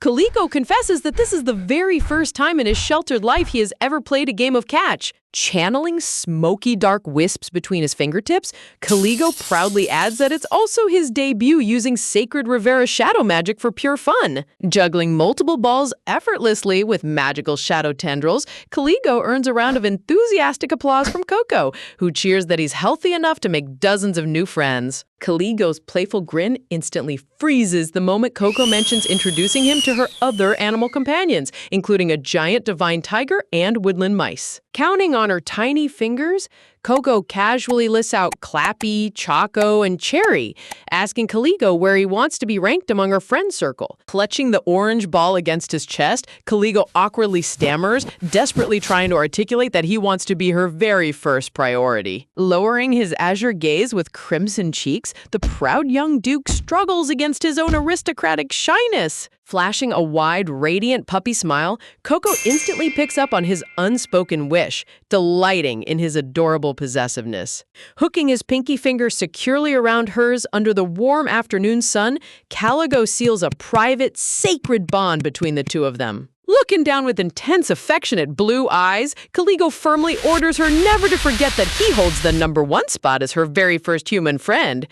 Look at this miniature tyrant demanding top-tier friendship status. It's unbelievably adorable. Staring into the clear blue sky, Coco innocently asks where the legendary tiger beast ranks, prompting Caligo to grudgingly grant Amia second place. Marching across the sunny garden with a bounce in her step, Coco playfully reassures him that he will gather plenty of normal playmates once he returns home. A sudden, commanding baritone voice echoes across the meadow, apologizing smoothly for interrupting their sweet private moment. Caligo's eyes widen in sheer shock, instantly recognizing the voice of the person he respects most in the world. Standing bathed in radiant sunlight with flowing golden locks and piercing scarlet eyes, Caligo's elder brother, Grand Duke Rivera, makes his magnificent entrance. Screaming with boundless joy, Caligo yells out for his brother while Coco stands awestruck by the Grand Duke's towering, imposing stature. Leaping straight into his older brother's arms, Caligo buries his face into his chest as the Grand Duke gently embraces his recovered little sibling. Flashing a brilliant smile with tiny fangs showing,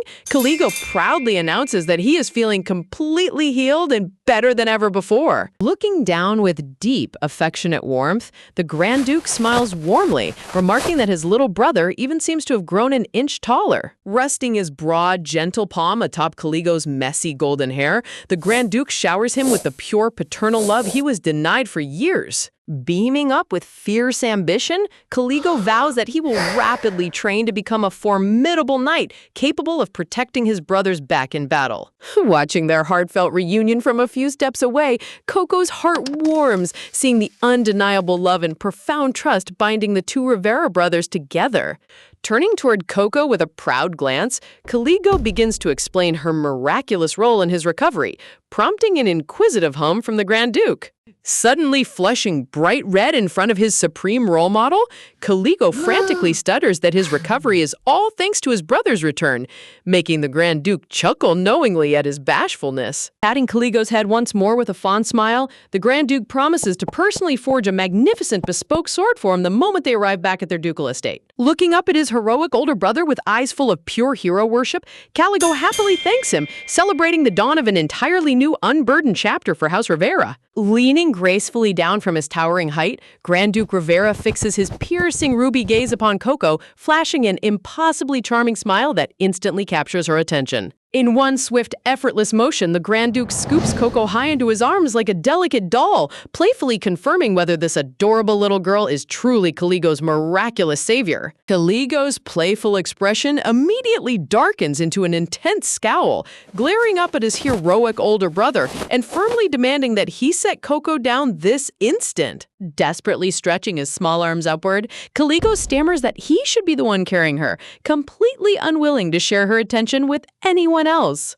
Nestled securely against the Grand Duke's broad chest, Coco's eyes spin in complete bewilderment as she finds herself trapped in the middle of an unexpected brotherly standoff. Curling his lips into a devilishly handsome smirk, the Grand Duke glances down at his jealous little brother, thoroughly amused by his territorial reaction. Ignoring Caligo's protests entirely, the Grand Duke casually strolls away with Coco tucked under his arm, leaving Caligo trembling in pure, unadulterated frustration.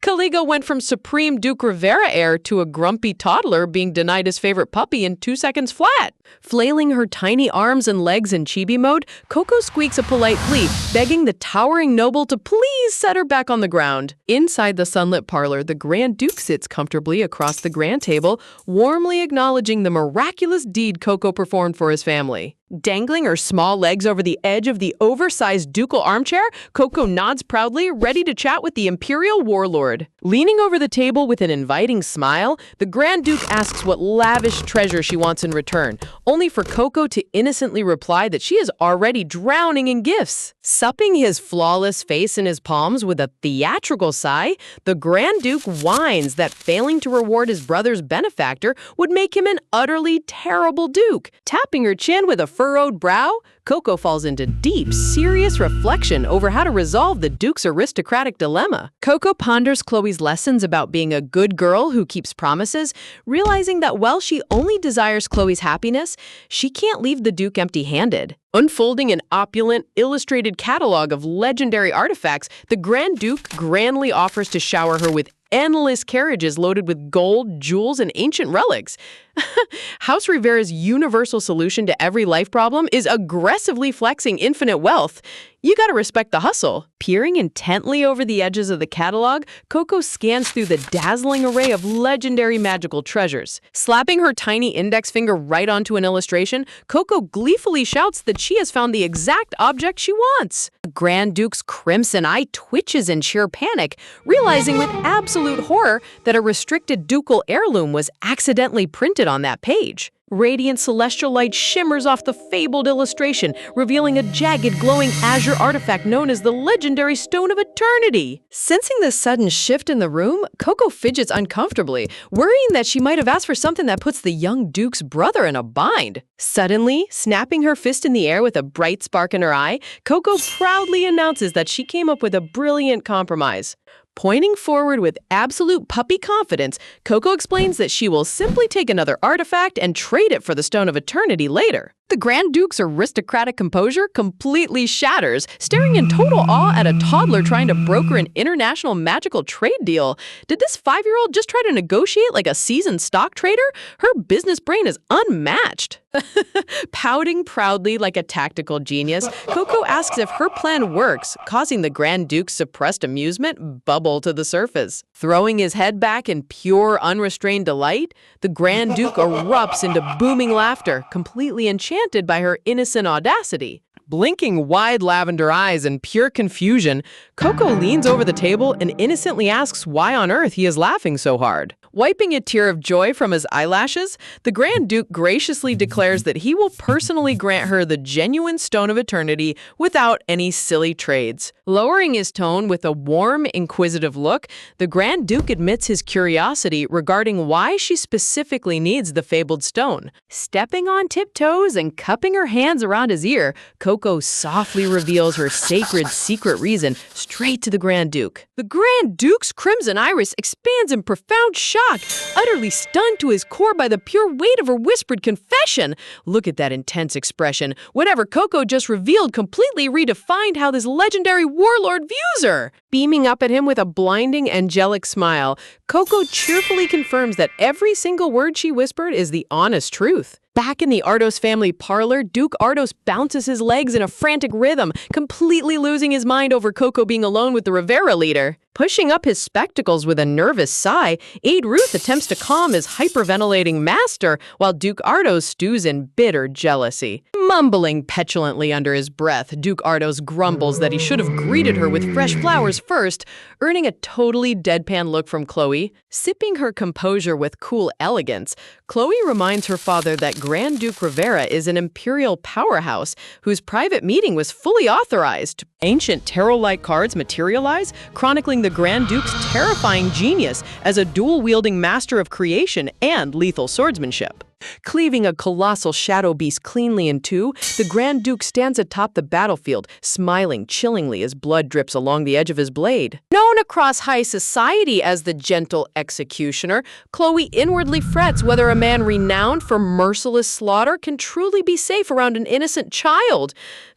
Nothing screams safe babysitter quite like a man literally nicknamed the gentle executioner. Still pacing the floor in an overprotective frenzy, Duke Ardos vents his paranoia until the parlor door suddenly begins to creak open. Bathed in warm golden sunlight, Grand Duke Rivera strides into the room carrying a cheerfully waving Coco, politely greeting the anxious Ardos family. Leaning down to softly brush his lips against Coco's hair in farewell, the Grand Duke smoothly promises to bring even grander presents for their next private meeting.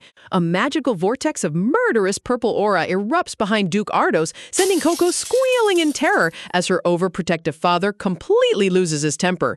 Smoothly turning on his heel with a polite bow, the Grand Duke bids the furious Ardos family farewell, instructing his personal aide to accompany him out.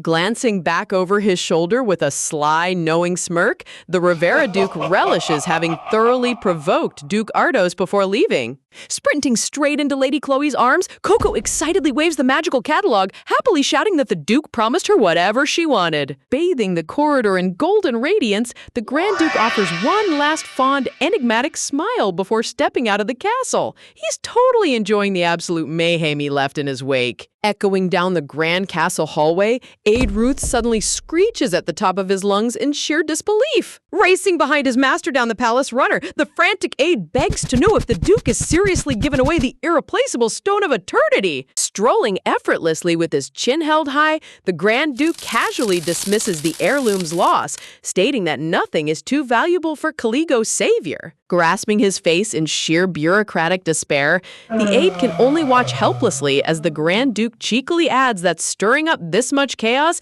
is simply far too entertaining to miss. Glancing back with an enigmatic grin, Grand Duke Rivera questions why the clever little girl chose that specific relic alongside such a bizarre condition. Standing in the shadows, the Duke's aide sweats profusely, wondering if his master has actually grown fond of the bizarre toddler, or simply lost his mind.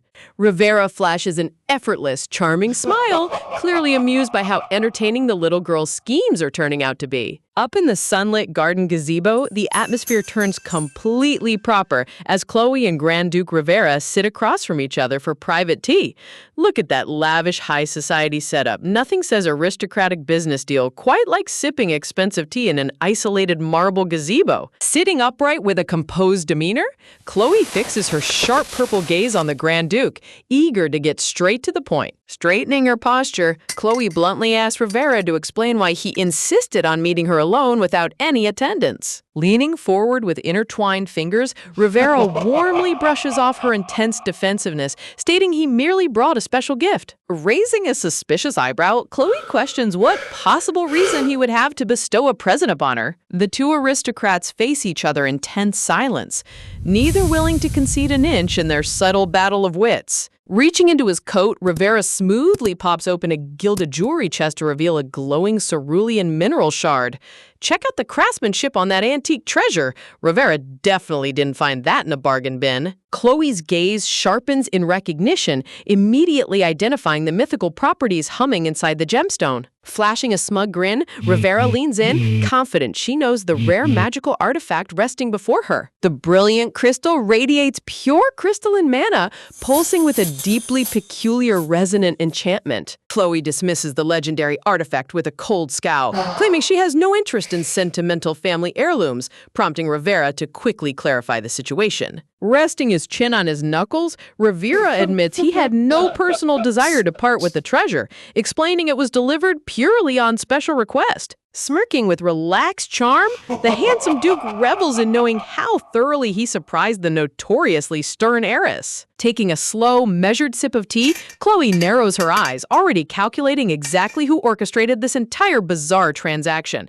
Let's be real. Chloe's detective brain pieced the puzzle together faster than a supercomputer. She knows there's only one chaotic gremlin in the mansion capable of this. Meanwhile, back in the mansion hallways, Coco skips along while clutching a huge basket overflowing with fresh white blossoms. Arranging the flowers neatly into a marble vase, Coco proudly celebrates brightening up the dark corridors. Chloe suddenly materializes right behind her, brightly interrogating whether Coco was the one who manipulated Grand Duke Rivera into delivering the stone. Holding out the sparkling blue shard, Chloe demands to know why Coco ordered the Grand Duke to deliver the artifact into her hands. Flustered beyond belief, Coco comically panics over getting caught red-handed after explicitly begging Rivera to keep it secret.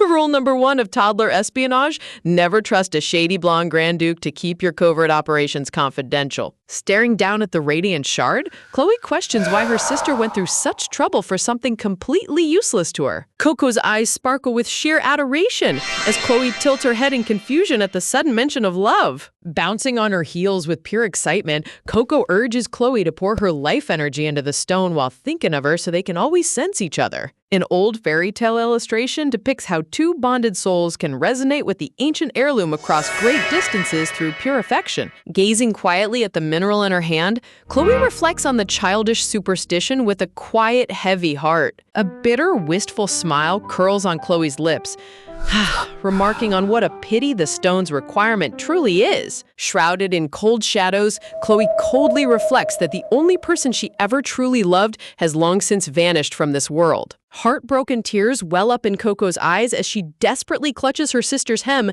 insisting she has been right here beside her all along. My heart just shattered into a million pieces. Coco is literally screaming her soul out trying to reach Chloe through the reincarnated past. Tightening her fingers over the cold stone, Chloe adds that even if she wanted to, channeling life force is impossible for her. Looking up with wide, worried eyes, Coco listens as Chloe explains that life force is far more fundamental than mana, and her mana is already completely unstable. Plunging into dark, metaphorical waters surrounded by decaying roses, Chloe demonstrates that her corrupted core cannot activate the stone at all. Coco droops her head in quiet disappointment, while Chloe casually notes that her mana has surprisingly been much calmer lately. Chloe's stern expression softens slightly as she quietly observes the downtrodden little girl standing before her. Turning toward the vase of flowers, Chloe softly suggests that Coco should try activating the stone herself if she has someone she loves. Instantly reigniting with boundless joy, Coco throws her fists into the air, while Chloe internally remarks on how adorably simple the girl's mood swings are. One tiny sliver of encouragement, and Coco goes from crying toddler to full-throttle sunshine engine. Coco carefully extends both her tiny hands toward the stone, preparing to pour every ounce of her soul into the magic. Closing her eyes in deep concentration, Coco repeats the precious sentiment over and over in her heart. Declaring with pure, unhesitating love that her sister is the most important person in her world, the crystal violently ignites with blinding blue brilliance. A massive shockwave of brilliant, divine mana erupts across the entire room, engulfing both sisters in dazzling starlight. Staring in absolute disbelief, Chloe's eyes widen as the ancient heirloom blazes with undeniable miraculous resonance. Look at that jaw-dropping visual artwork. The entire chamber is glowing like a supernova of pure love. Holding the glowing crystal with Chloe's hand, Coco beams with an enormous grin, reaffirming that her favorite person is standing right next to her. Surrounded by a heavenly field of radiant roses, Coco's innocent smile melts away every trace of darkness in the room. Chloe freezes, inhales sharply in utter shock, internally reflecting that Coco's overwhelming warmth feels like sunlight incarnate. The toddler's face shines with pure, uncorrupted happiness, bringing genuine color back into the heiress's bleak world. Staring into that blinding light, Chloe's cynical defenses completely crumble beneath an overwhelming wave of guilt and wonder. Looking down with trembling vulnerability, Chloe silently asks herself who she even is to deserve such unconditional affection when she has done nothing to earn it. That vulnerable realization hits so deep. Chloe built thick walls around her heart, but Coco just casually shattered them with pure love. Coco's tiny fingers gently wrap over Chloe's hand, firmly anchoring the two of them together across fate and time. As the brilliant light slowly fades into gentle floating embers, Coco warmly prays from the bottom of her heart that Chloe will finally be able to stop the violent rampages forever. Leaning over the table with pure childlike earnestness, Coco sweetly tells the Rivera Duke that with the sacred stone, he can harness his dark powers heroically and maybe even discover the love of his life. Watching her little sister speak with such genuine warmth, Lady Chloe offers an angelic, radiant smile, completely charmed by Coco's wholesome innocence. Unrolling an absurdly massive parchment scroll across the floor, Chloe blinks in disbelief as Coco proudly shows off the ridiculous mountain of Northern Villas, rare spirit beasts, and hundreds of priceless relics Grand Duke Rivera gifted her. A 5-year-old casually holding the deed to half the Northern Empire? House Rivera really has no chill when it comes to gift giving. Gazing at the delicate vase on the table, Chloe playfully teases whether Coco just shook down the Imperial warlord for every single penny he owned, while Chibi Coco sheepishly claims she's not nearly that intimidating. Towering under the clear imperial sky, the imposing manor of Duchess Lucretia stands shrouded in aristocratic secrecy. Setting down her porcelain teacup with a sharp click, Duchess Lucretia sits shrouded in cold shadows, icily demanding confirmation whether Duke Ardos genuinely banished her precious daughter Theresia to a convent. A terrifying burst of aristocratic malice radiates through the parlor as Duchess Lucretia clenches her jaw in venomous outrage, scoffing at her husband's insolence. Oh boy, the evil stepmother has officially re-entered the chat, and she looks ready to burn the whole empire down. Bowing with an oily, obsequious gesture, Intermediate Priest Pygmalion confirms that Lady Theresia reached out through a secret convent dispatch. Remembering the horrific report, Theresia grovels in a filthy, maggot-infested cell, crying over the inedible slop filled with gravel she's forced to eat every day. Resting her temple against her manicured fingers, the Duchess sneers that her husband dared abandon the realm's top saintess candidate for a dirty commoner orphan, resolving to return home immediately. Slapping a hefty velvet pouch stuffed with gold coins onto the wooden surface, the Duchess generously pays off her clerical accomplice for the inside intel. Tucking the jingling bag of gold into his clerical robes with a sickening smirk, Priest Pygmalion happily accepts the lavish bribe from his corrupt patron. Flicking her wrist anxiously, the Duchess frets that the little commoner has already charmed Duke Ardos and Grand Duke Rivera, only for Pygmalion to dismiss her worries entirely. Leaning back with supreme clerical arrogance, Pygmalion reveals that he personally baptized Coco years ago, recalling how her dead, vacant eye showed absolutely zero magical potential despite having a faint stigma. In a gloomy flashback silhouette, little Coco stands like a lifeless doll, while the Duchess cautiously questions what will happen if the girl's divine power suddenly manifests during the upcoming test.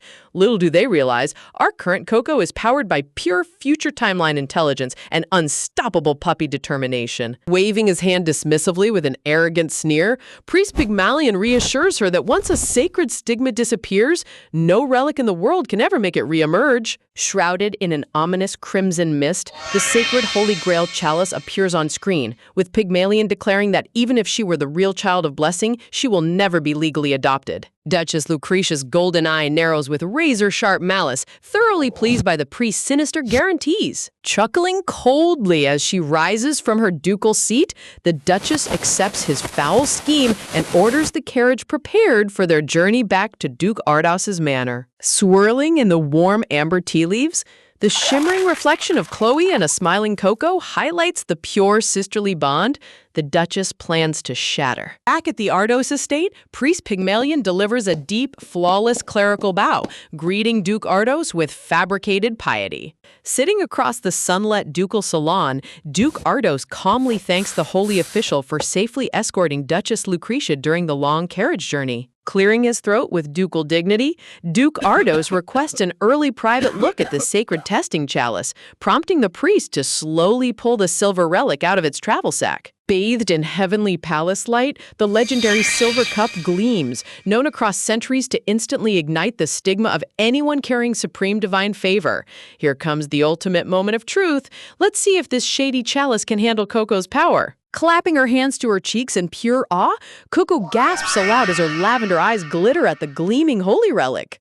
Leaning eagerly over the table, Coco asks if touching the relic right now will awaken her stigma and instantly cancel the adoption annulment. Pumping both of her tiny fists into the air with radiant joy, Coco squeals that she wants to hold the chalice immediately. Sliding the heavy silver chalice across the tabletop with an oily grin, Priest Pygmalion sweetly invites the little girl to touch it. Reaching out her tiny hand while her heart pounds against her ribs, Coco silently prays for the divine sign that will let her stay as Chloe's beloved sister forever. Closing her small fingers around the cold silver cup, Coco holds her breath and awaits the divine light. Heavy, agonizing silence instantly fills the entire room as the silver chalice remains completely dark and lifeless in her grip. Trembling as tears well in her eyes, Coco stares in disbelief at her unlit hands, while Duke Ardos winces with concern and Pygmalion smirks cruelly in secret. That shady priest definitely rigged the test cup beforehand. Look at that smug rat smile on his face.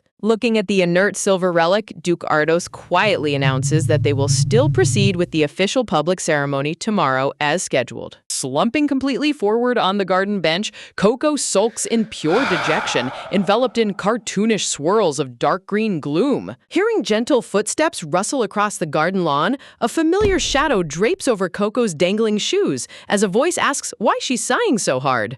Bathed in sparkling golden sunshine, young Caligo strolls into view with a cute red blush spreading across his cheeks. Hopping onto the marble bench beside Coco, Caligo explains that he got special permission to come play with her while his brother was busy searching the estate. Tilting his head with genuine aristocratic concern, Caligo peers closely into Coco's gloomy face and gently asks what went wrong.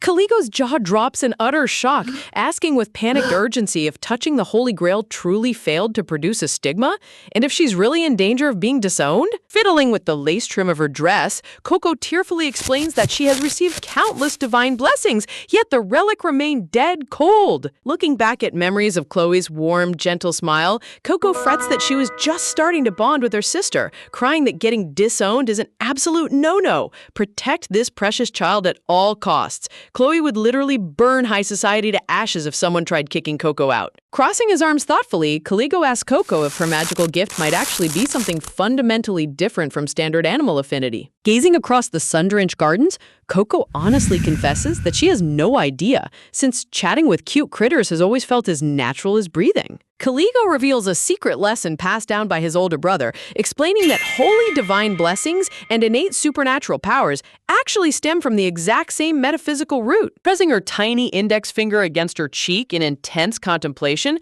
Coco ponders the profound magical concept. Looking up at the sky, Coco realizes that with everything moving so quickly, she has never stopped to properly analyze what her true innate power actually is. Radiant golden tarot memories illuminate the background, showcasing Coco's effortless bond and total telepathic communication with stray cats, birds, and mice. Another glowing golden memory card reveals Coco clasping her hands in deep prayer, instantly accessing knowledge of the tragic future timeline. Standing loyally before Lady Chloe in golden brilliance, Coco proudly credits all her tactical brilliance and devotion to the supreme blessing of the puppy god. That has to be the most adorably overpowered divine patron in the entire history of manhwa. A brilliant burst of clarity strikes Coco's mind, realizing with complete certainty that beyond the puppy god's blessings, she possesses an extraordinary, powerful, innate ability all her own. Coco's eye widens in sudden realization. Intense whisper. Her vibrant purple iris sparkling with an unexpected epiphany. She reflects on that mysterious divine light that continuously flares up in her palm whenever she draws near her sister. Looking back at memories of being carried in someone's arms, she wonders if this soothing aura is actually her true latent power. Determined to trigger the holy stigmata before tomorrow's judgment, Coco resolves to get as physically close to Chloe as humanly possible. Giggles.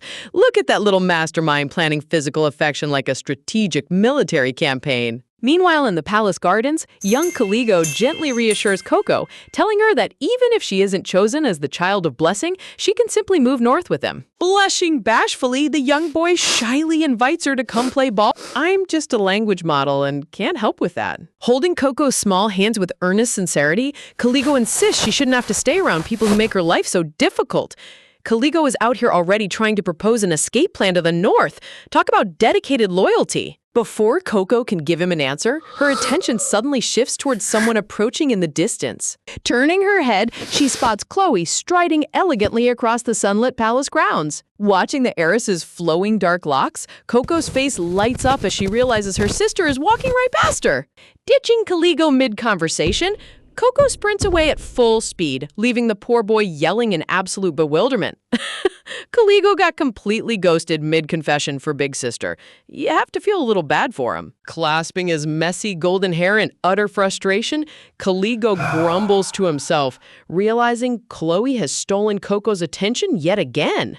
Breathless and eager, Coco shouts at the top of her lungs, begging Lady Chloe to wait for her. Collapsing forward with hands on her knees, the toddler catches up, utterly out of breath, while Chloe pauses to look down at her. Crossing her arms with a stern sigh, Chloe scolds her for reckless running, reminding her she ought to be playing peacefully with her young friend instead of chasing after her.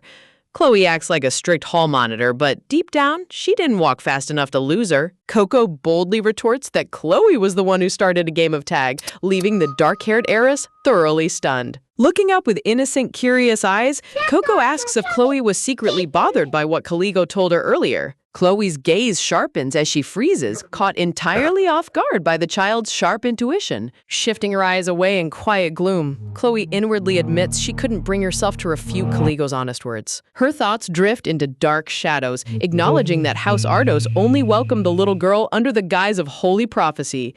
Chloe sees the harsh political reality so clearly. Everyone around Coco only cares about what she can offer them. Chloe clenches her jaw in silent anger, frustrated by her own helplessness against the family's selfish demands. Turning back with a cold, guarded tone, Chloe bluntly asks if Coco genuinely intends to flee to the north should the holy marks fail to manifest. Thumping her tiny fist with fierce resolve, Coco proudly declares that she isn't running away to the north or joining Rivera's family. Shining with pure devotion, Coco promises to stay right by Chloe's side each and every single day. Now that is top-tier sister loyalty. No northern estate or Grand Duke riches could ever tempt Coco away. Pouting her cheeks into adorable little dumplings, Coco complains that she only rushed over to get closer, yet Chloe keeps interrogating her with weird questions. Taking a confident step forward, Coco announces she will definitely be acknowledged as the child of blessing tomorrow, but insists on revealing a special trick first. Throwing herself backward onto the plush carpet like an adorable puppy,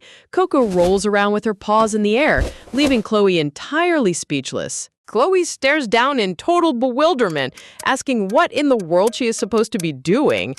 You know an aristocratic heiress is utterly defeated when a toddler does a full canine belly reveal on the carpet. Flailing her arms in comical distress, Coco whines that this exact belly pose used to make Chloe happy, wondering why the magical glow hasn't activated yet. Sitting back up with a disappointed pout, Coco grumbles over her failed belly flop, while Chloe presses a hand against her mouth, Snicker desperately suppressing an amused chuckle. Chloe's sharp gaze softens with profound understanding, finally deciphering the true motive behind the toddler's peculiar antics. Rising back onto her feet, Coco cheerfully asks if she can be granted one single favor in exchange for the glorious performance.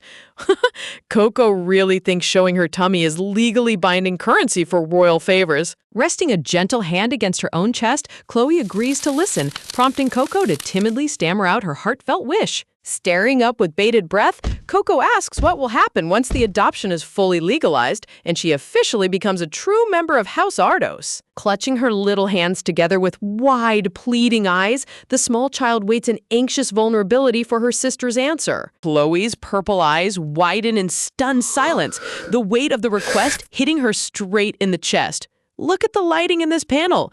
The emotional tension between them is so beautifully framed. A dark, painful memory flashes across Chloe's mind, recalling the cruel day she coldly told the little girl she would never be her sister. Shrouded in deep remorse, Chloe silently chastises herself, realizing the loyal little girl has treasured and carried those harsh words all along.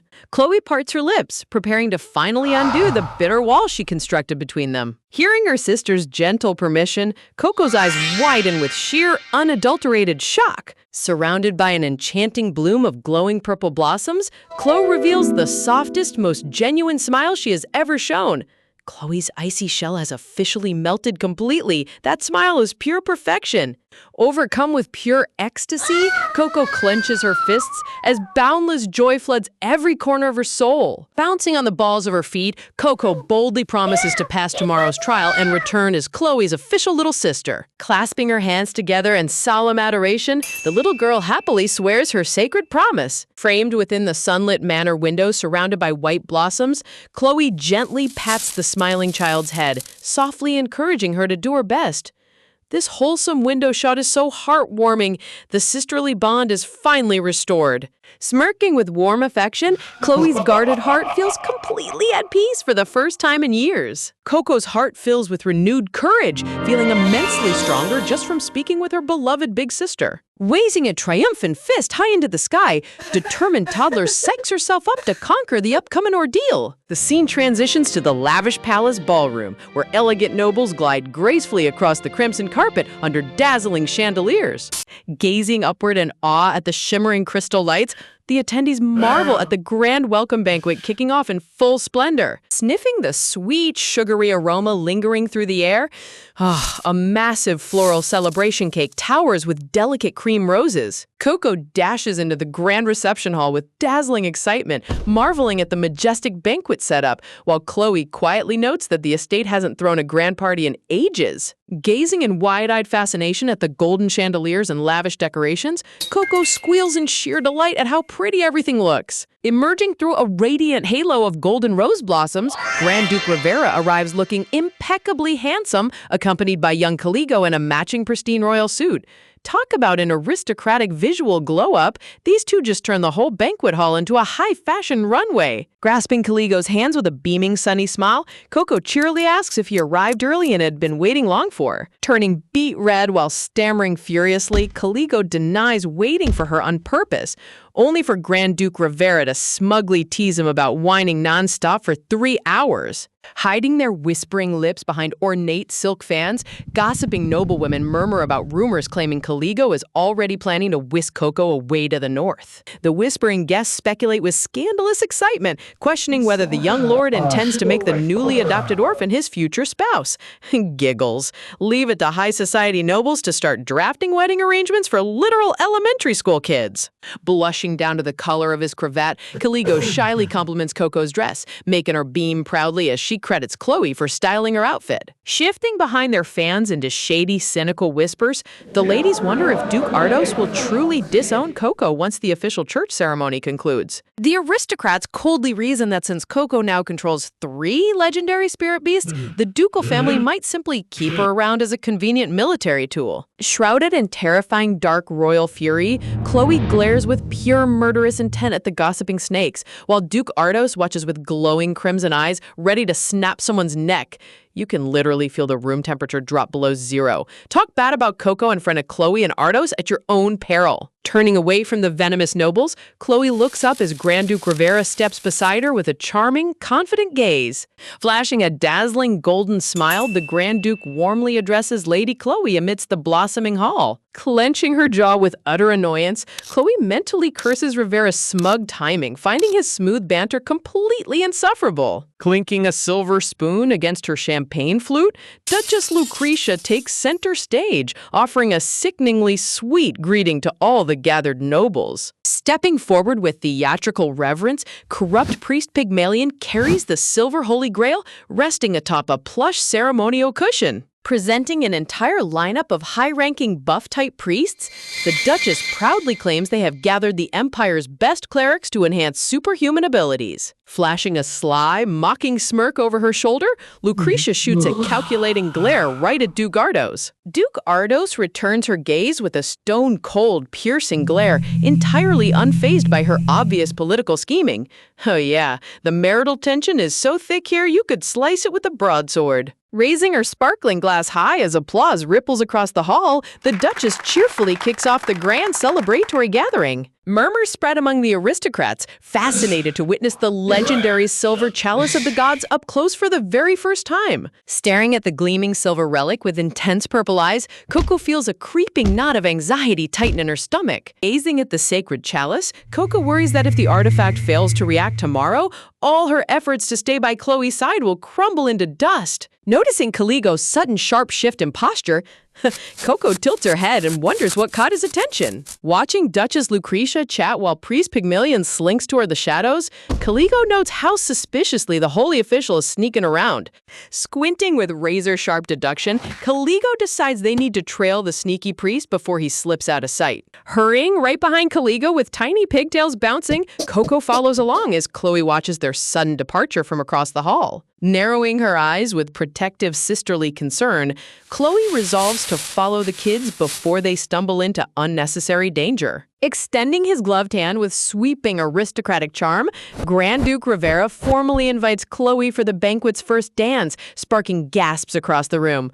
Look at Rivera playing 4D chess. He locked Chloe in social checkmate right when she wanted to slip away. Hearing the excited gasps of the entire ballroom, Chloe releases an exasperated sigh and reluctantly places her hand in his. Peering around the corner of an ornate doorway, Caligo and Coco spot the priest slipping into a private executive lounge. Channeling swirling tendrils of dark violet mana, Caligo smirks confidently, revealing that his shadow stealth magic will infiltrate the room on their behalf. Gasping with sparkling awe at his shadowy tricks, Coco praises his power while Caligo proudly puffs out his chest. Widening his glowing azure eyes with intense magical concentration, Caligo syncs his vision directly with his creeping shadow scout. Merging through the darkness behind the priest, Caligo watches in bewilderment as Pygmalion presses his hand flat against a solid wall. Tearing a glowing dimensional portal right through the blank plaster, the priest steps into a secret hidden subspace. Peeking his shadow consciousness deeper through the rift, Caligo cautiously explores the priest's private spatial anomaly. Shock strikes Caligo to his core as he discovers Pygmalion retrieving an identical second Holy Grail chalice from inside the dimensional vault. Bingo! We caught the crooked priest red-handed with the counterfeit relic! Clutching her cheeks in disbelief, Coco gasps aloud upon learning there are two identical Holy Grails in existence. Furrowing his brow with fiery anger, Caligo explains that only one true God's silver cup exists in the entire world, meaning one of them is a complete fake. Realization hits Coco like a physical blow, understanding that the testing chalice from earlier was a rigged sham designed to ruin her. Stamping her foot with fierce determination, Coco insists they must track down the authentic relic before the public trial begins. Fretting over the priest's impenetrable spatial lock, Coco wonders how on earth they can swipe the real chalice out of an inaccessible pocket dimension. Flashing a dangerously clever, wicked smirk, Caligo announces that he has cooked up the perfect heist plan. Oh, look at that devious little mastermind smile. Caligo's ready to pull off the ultimate aristocratic heist of the century. The morning sun rises over the Grand Ducal Amphitheater, where Duke Ardos, Duchess Lucretia, and high nobles gather for the public stigma awakening trial. Walking down the ceremonial aisle with practiced holiness, Priest Pygmalion approaches Coco in her dark formal dress, bearing the silver chalice. Smirking with sickening inner arrogance, Pygmalion revels in his private security, convinced his subspace vault kept the real grail locked safely away. Resting her tiny fingers against the cold silver rim, Coco waits calmly as the chalice remains completely inert and dull. Feigning mournful clerical sadness, Pygmalion opens his mouth to declare Coco a fraud, only for another gleaming holy grail to be violently hurled onto the marble floor with a triumphant challenge.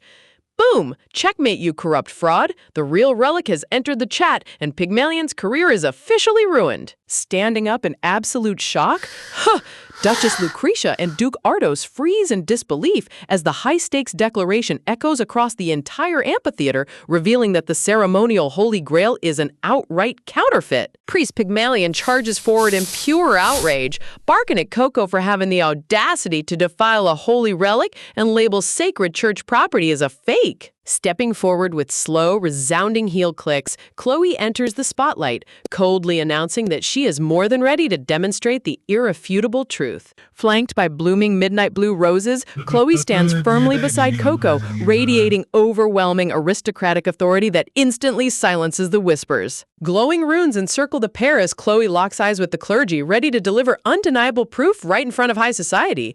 Look at that dynamic sister duo standing tall. Nobody messes with Coco when Chloe is on the field. Snapping her ornamental fan shut with rigid disapproval, Duchess Lucretia demands that Chloe apologize immediately for causing a scene before the nobles, but Chloe delivers a stone-cold refusal without blinking. Shivering with panic while tightly clutching the silver chalice, Pygmalion frantically protests that the ritual was meant to bless a chosen child, demanding whether they have any real witness to back up such outrageous claims.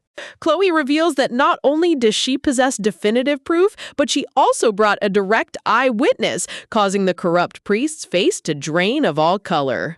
Stepping right into the center of the hall, young Caligo dramatically points his finger straight at Pygmalion, loudly exposing that the priest deliberately stashed away the authentic Holy Grail. Taligo explains that Pygmalion wields the rare subspace ability, while Coco eagerly nods her pigtails, chiming in that she personally caught him juggling two identical grails the previous night. When an adorable elementary school kid calls you out in broad daylight, you know your evil scheme just went up in smoke. Whispers ripple wildly through the assembled aristocracy, pushing Pygmalion into a corner as he desperately denies the accusation, cursing inwardly over how anyone could have caught him slipping. Casting a menacing, razor-sharp downward glare, Duke Ardo sternly orders the priest to open his personal subspace right here, noting that an empty pocket dimension would instantly clear his name. As the priest desperately searches for an excuse to keep his dimensional stash sealed, Coco perks up with a bright, cheerful grin, proudly announcing that she has the ultimate solution ready to go. Calling upon Caligo and Chloe to take action, Coco gives the signal as both Shadow Masters immediately unleash swirling vortexes of pitch-black mana across the marble floor. Swirling tendrils of pitch-black shadow violently wrap around the priest, pinning his arms while he screams in utter terror about holy blasphemy. Dimensional fractures spider-web across the empty air as Chloe and Caligos's combined dark magic forcibly prise open the priest's hidden subspace lock from the inside out. Clenching her gloved fist with crushing force, Chloe shatters the barrier completely, causing the genuine, radiant Holy Grail to tumble through the portal and land right onto the sacred seal. That spatial crack technique was pure artistic cinema. Watching Chloe shatter a pocket dimension like glass is peak manhwa hype. Shocked gasps erupt from the upper gallery as Duke Ardos realizes the authentic sacred chalice has been revealed, definitively proving that the altar cup was a rigged prop all along. Turning utterly hollow and pale with defeat, Pygmalion looks down at the exposed chalice, as Coco coolly asks if this final piece of evidence settles the matter once and for all. Resting her hands proudly against her hips with the most adorably smug smirk, Coco basks in total victory beside her fearsome dark magic guardians. Flashing back to late the previous night, a steaming cup of freshly brewed tea rests atop the polished wooden table inside Chloe's private parlor. Chloe quietly sips her warm beverage, remarking on how surprising it was to receive urgent late-night meeting requests from both Grand Duke Rivera and his young heir. Recalling the urgent letter Caligo had delivered, Chloe notes his request to learn dark mana control so he could dismantle a Crooked Priest's subspace vault before morning. While Caligo earnestly begs for dark magic lessons, Coco awkwardly waddles behind a decorative potted plant, comically trying to play invisible while Chloe immediately shoots the request down. Peeking her round eyes over the marble planter, Coco listens nervously as Chloe explains that her berserk dark energy differs fundamentally from Caligo's precise shadow manipulation. Frustratedly scratching his ruffled blonde hair, Caligo stubbornly argues that both powers stem from the exact same magical lineage and share fundamental principles. Caligo presses forward with urgent determination, warning Chloe that Priest Pygmalion is deliberately targeting Coco to sabotage her chances of becoming the sacred child of blessing. Setting her porcelain cup down onto the saucer, Chloe asks with quiet indifference whether it might actually be a blessing in disguise if Coco fails the trial. Chloe coldly declares in the quiet parlor that she never truly wished for the young orphan to become the Empire's child of blessing in the first place. Overhearing the harsh words from behind the foliage, Coco clutches her chest in utter shock, tears welling up in her wide purple eyes as Caligo suddenly leaps to his feet in disbelief. Imagining Coco as a tiny, vulnerable pawn on a ruthless political chessboard, Chloe explains that gaining sacred status will only turn the child into an exploited political weapon for greedy adults. Widening her glistening eyes with profound realization, Coco finally understands that Chloe's cold detachment wasn't hatred, but a protective shield to keep her away from imperial corruption. Gazing downward amidst a gentle vision of blooming roses, Chloe softly reflects that Coco deserves to live surrounded by warmth and unconditional love, far away from this desolate ducal manor. Bursting out from behind the potted plant with furious, tearful stomps, Coco angrily charges forward, loudly yelling at the top of her lungs that she refuses to leave. There goes stealth mode. Coco threw stealth right out the window the second her feelings got hurt.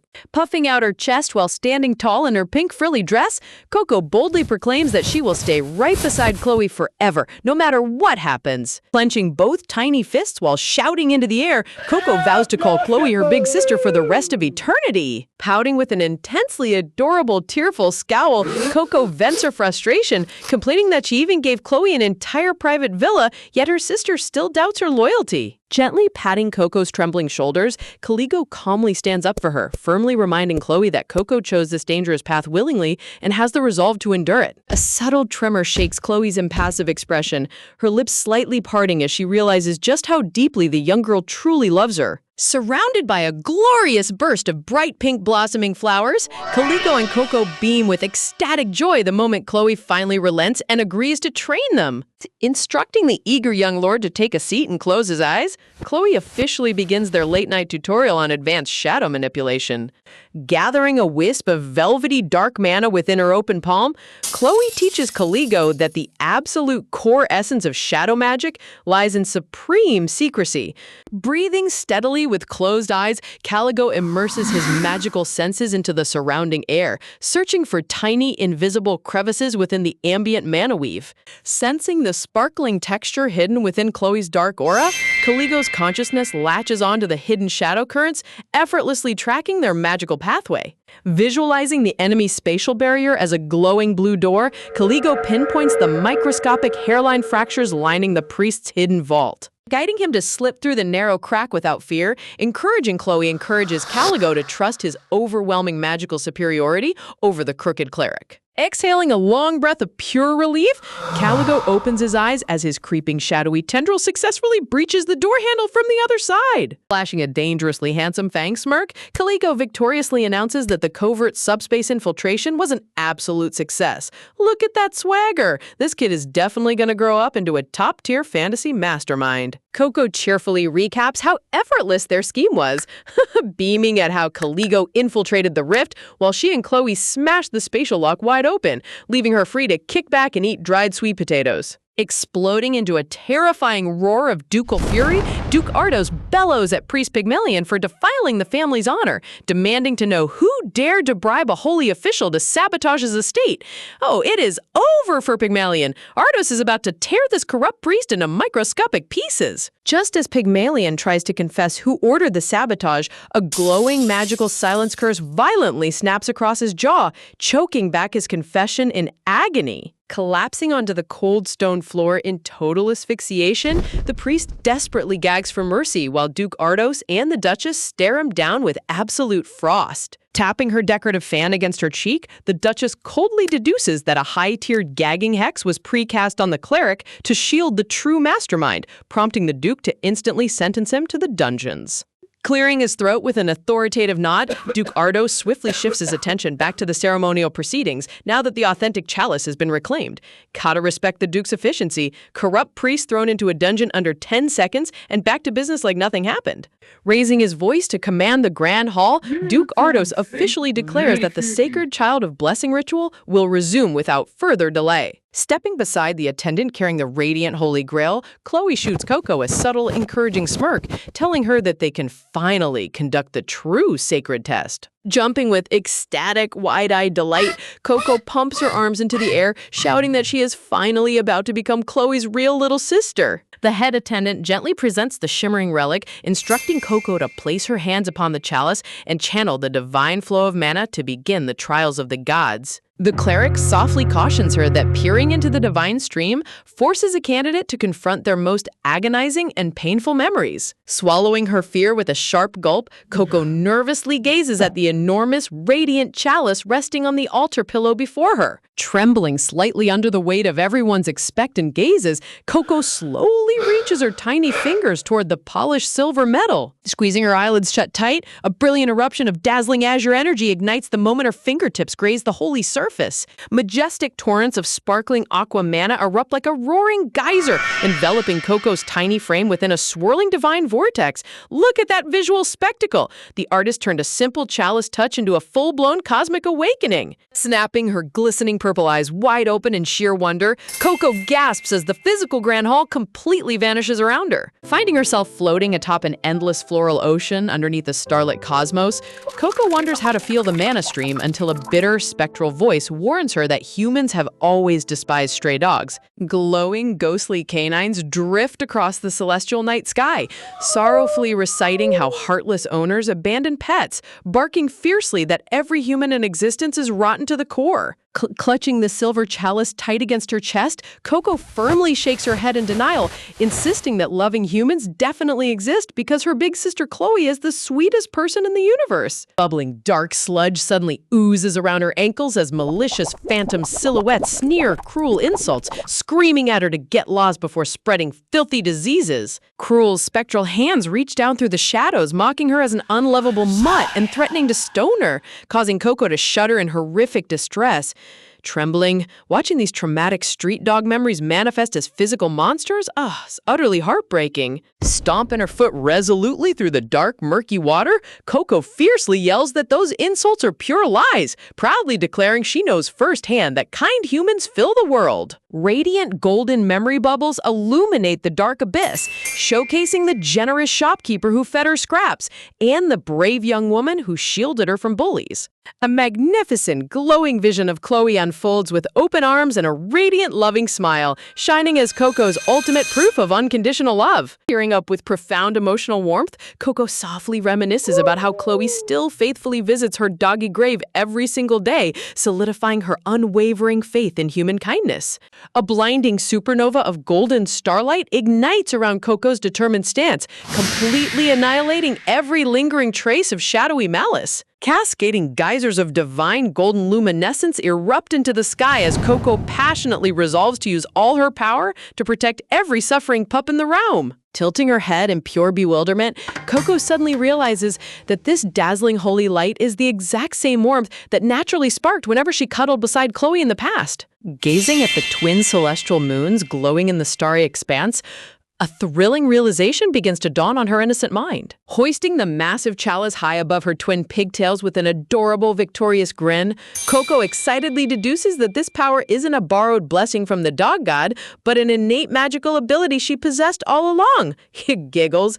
Leave it to Coco to casually realize she's an overpowered holy miracle worker while treating the Holy Grail like a soccer championship trophy. Shimmering liquid light begins to materialize out of thin air, swirling into the basin of the sacred chalice like pure liquid diamonds. Peering inside the goblet with wide, curious eyes, Coco blinks in confusion as the holy vessel spontaneously fills to the absolute brim with blessed water. Gentle prismatic ripples sparkle across the divine fluid, reflecting the brilliant blue skies of an entirely new realm. An overwhelming pillar of radiant magic detonates from the cup, catching Coco completely off guard as the spiritual plane suddenly shifts. Soaring under a vibrant rainbow across a lush green meadow, a playful border collie, a fluffy brown poodle, and a round puppy bounce joyfully through the grass, loudly barking Coco's name. Pounding their paws across the sunlit hill, the cheerful dog spirits sprint straight toward their former companion.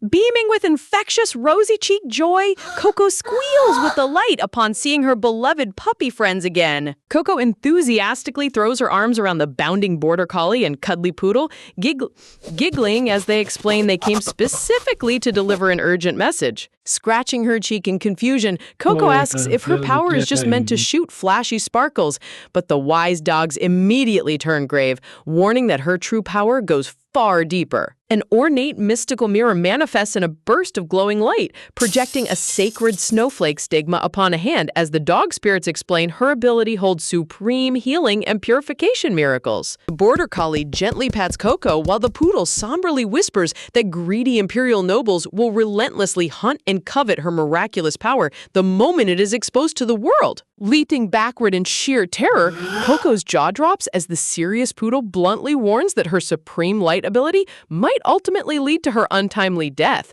Talk about 0 to 100. 1 second they're rolling in meadows, and the next second she's receiving a Grim Reaper prophecy.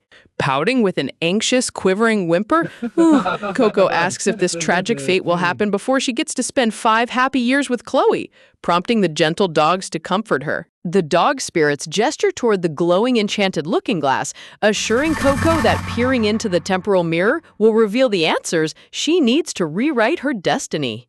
A violent shockwave shatters the mirror into hundreds of floating temporal shards, revealing fragmented glimpses of the perilous future ahead. Pointing at a joyful shard, Coco enthusiastically watches her future self heal Chloe's berserk mana with her glowing stigma, while the entire ducal estate celebrates in awe. Tilting her gaze toward darker floating fragments, Coco's cheerful expression instantly freezes as the tone of the prophecies darkens. Floating shards display menacing glimpses of scheming figures, including the Duchess hiding behind her fan and a sinister green-haired nobleman wearing an arrogant grin. Staring at the ominous visions with the deep, creeping chill, Coco nervously wonders who the creepy green-haired stranger could possibly be. Coco's cheeks puff up in sheer fury as she recognizes the green-haired noble as Chloe's scumbag ex-fiancé who betrayed her sister during her darkest hours, while the border collie warns she is destined to cross paths with him soon.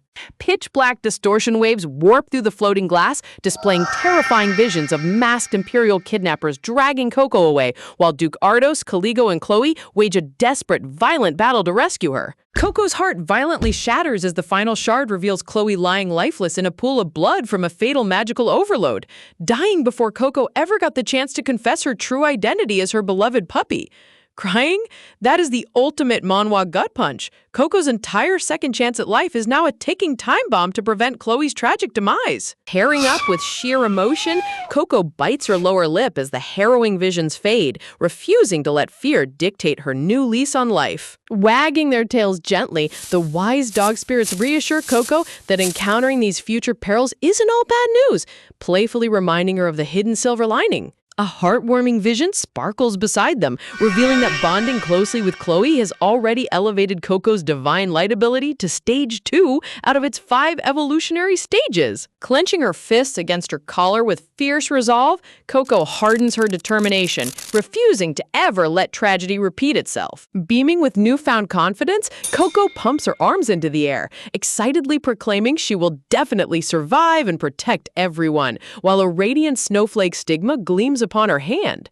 Now that's the puppy spirit we love to see. She went from doomed stray to an unstoppable heroine. Thrusting her glowing palm forward, Coco proudly presents her newly formed mark as the ecstatic pack erupts into joyous barking cheers. The dog spirits explain that her ultimate divine trial was simply having the courage not to forfeit her human life, even after witnessing the dreadful hardships ahead.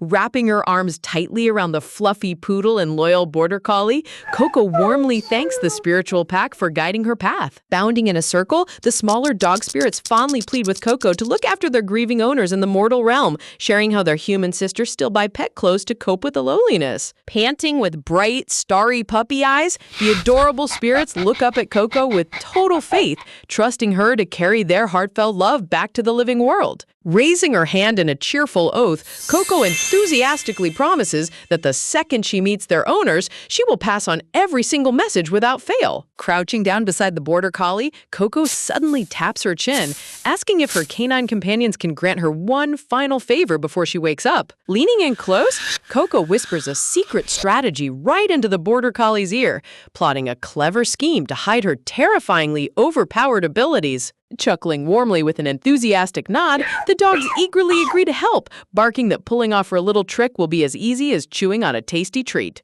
Stacking their furry paws atop Coco's glowing hand, the spirit pack unites in a sacred pact of canine solidarity. An all-puppy secret council executing a strategic cover-up, that is peak wholesome manhwa comedy right there. A dazzling flash of holy luminescence envelops the grassy meadow, smoothly returning Coco's consciousness back to the physical world. Beyond the spiritual realm, Caligo's furious shout rings through the air, frantically warning the clergy that the Grand Ducal House of Rivera will tear the chapel apart if anything happens to Coco. Sweating profusely beneath the intense pressure, the cleric stammers an apology, begging the nobles to wait just a moment longer for the chalice's divine energy to settle. Slowly fluttering her long purple eyelashes open, Coco clutches the heavy silver chalice against her chest, softly calling out for her big sister Chloe. Gasping in immense relief, Chloe and Caligo immediately spin around, rushing toward Coco the second they see her awake. Rubbing her sleepy eyes with a cute little yawn, short chuckle, Coco reassures them she is completely fine. But Chloe's gaze instantly locks onto her glowing hand in stunned disbelief. Looking down at her hand, Coco tilts her head innocently as everyone realizes only a half-formed snowflake stigma has materialized upon her skin. A fragmented sacred emblem pulses faintly against the polished silver chalice, leaving the entire room frozen in bewildered silence. Furrowing his brows in deep confusion, Caligo demands to know what a half-mark means, prompting the flustered priestess to rush forward and inspect the girl's hand. Wait, did Coco's whispered plan actually work? She deliberately suppressed her full holy crest to avoid drawing imperial bounty hunters. Examining the faint glowing lines with trembling fingers, the cleric admits in total shock that a half-formed stigma is completely unprecedented in holy history. Whispers of doubt instantly ripple across the gathered servants, maliciously snickering that the commoner orphan must be a fake who never held the divine blessing after all. Recalling the Spirit Pack's warning about corrupt nobles, Coco keeps her expression calm, knowing she must conceal her true Stage 2 radiance at all costs. Stepping forward aggressively, Caligo snaps at the priest, demanding to know if having half a mark invalidates her status, though the cleric nervously stammers that true blessed children always manifest obvious magic. Raising a tiny finger with an adorable innocent smile, Coco cheerfully chimes in, claiming her only special ability is being exceptionally good at making animal friends. The attendants scoff under their breath, mocking animal affinity as a laughable low-tier trick that hardly fits a so-called child of prophecy. Cutting through the tension with a cold, piercing glare, low voice, Duke Ardo sternly calls out the Duchess, asking why she has stepped forward with such an arrogant aura. Chloe immediately steps in front of Coco like an impenetrable shield, fiercely demanding what the Duchess finds so obvious about the child's half-formed mark. Lowering her ornate hand fan with a sinister, mocking smirk, the Duchess coldly declares that the incomplete orphan must be immediately disowned. Here comes the wicked stepmother routine right on schedule. The Duchess wasted 0 seconds trying to kick Coco out the front door.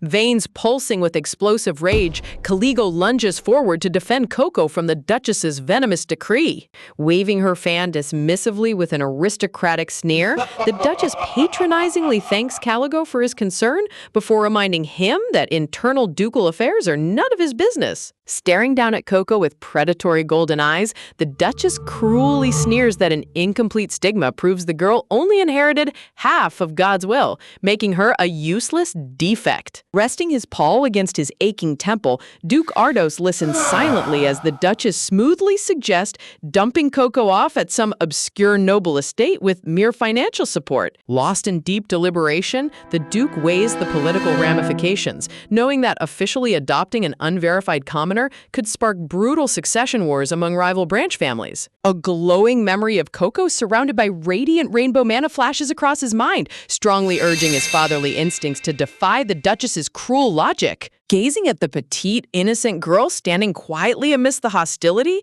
the Duke's heart aches at the thought of forcing a child to endure such brutal aristocratic politics. Holding the hem of her dark, frail dress, Coco puts on a brave front, while Chloe stands beside her enveloped in utter gloom and heartbreak.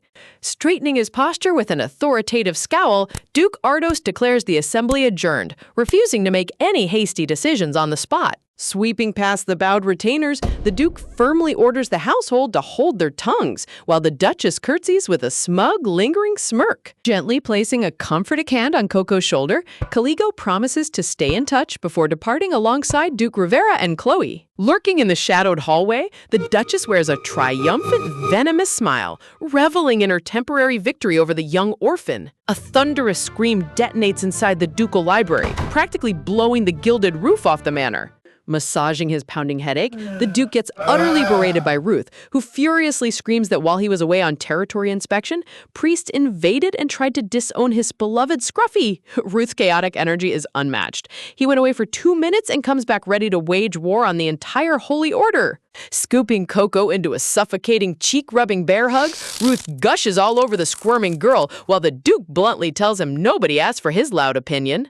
Trotting over to cuddle beside Chloe on the sofa, Coco watches as Ruth passionately argues that saving Caligo's life should instantly erase all talk of disownment. Gazing out the majestic stained glass windows, the Duke reflects on the monumental weight of ducal lineage, knowing that placing the Ardos crest upon Coco gives her the absolute supreme authority of the realm. The Duke ponders how adopting another child means every shingle retainer and clan elder will have yet another master they are strictly forced to obey. He remembers that Duchess Lucretia Ardos has devoted over 10 years to maintaining household order, meaning he cannot simply dismiss her objections while validating Coco's massive contributions.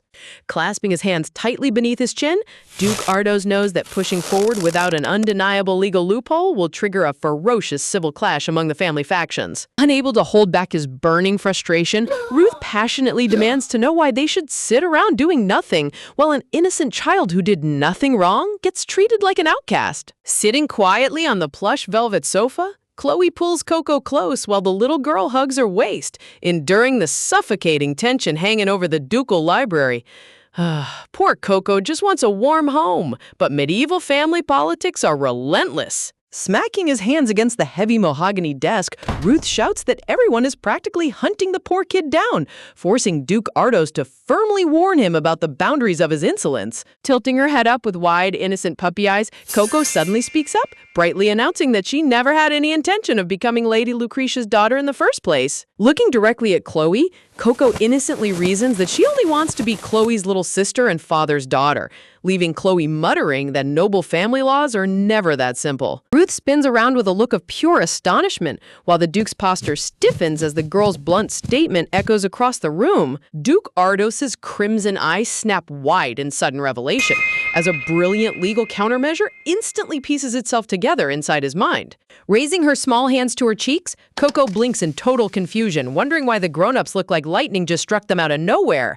Coco casually solving high-stakes ducal bureaucracy by being an innocent toddler is peak comedy. Golden afternoon sunlight streams into the Duchess's private quarters through towering arched windows, casting delicate garden leaf shadows across the luxurious room. Lounging comfortably across her chaise longue while a maid gently kneads her shoulders, Duchess Lucretia smirks knowingly after hearing that the Duke has locked himself inside his study all afternoon. Exhaling a satisfied sigh, Lucretia mocks the Duke's dilemma, figuring that even the realm's greatest patriarch cannot fight the unanimous objection of his entire clan. The maid bows politely, reporting that rumors claiming the child was never blessed by God have spread through every corridor, virtually turning public opinion against the patriarch. Reflecting on her secret imperial ties, Lucretia proudly recalls how Her Majesty the Empress personally backed her rise due to her cunning strategic intellect. Dark shadows darken the Duchess's golden gaze, fuming with rage that a mere 5-year-old orphan dare ruin her master plan after already banishing her precious daughter to a distant convent. A soft sequence of knocks echoes at the bedroom door, interrupting the Duchess's sinister train of thought as she orders the maid to keep tabs on the courtyard. Stepping inside with a deeply respectful bow, the attendant announces that Duke Ardos has officially scheduled a mandatory emergency assembly for the entire clan tomorrow morning. Parting her lips into a predatory, venomous smirk, Lucretia eagerly accepts the invitation, plotting to throw the helpless stray straight onto the street once and for all. She really thinks she's about to win, but she has zero idea what kind of legal checkmate the Duke is cooking. The next morning arrives, and Duke Ardos stands tall before the Grand Amphitheater, declaring that he has thoroughly reviewed every single objection submitted by the Duchess and the Council.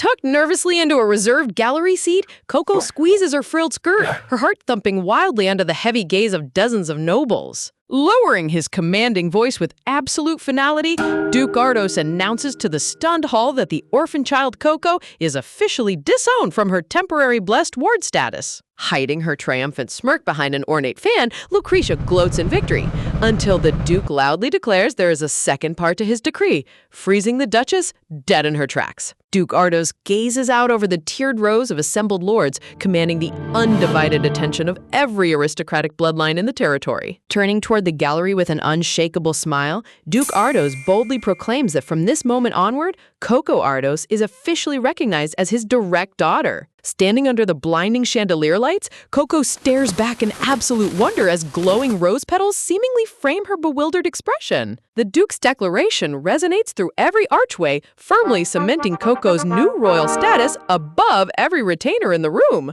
Ruth leaps out of his seat with an ecstatic victory pump, while Chloe flashes a deeply satisfying smirk right at the Duchess's row.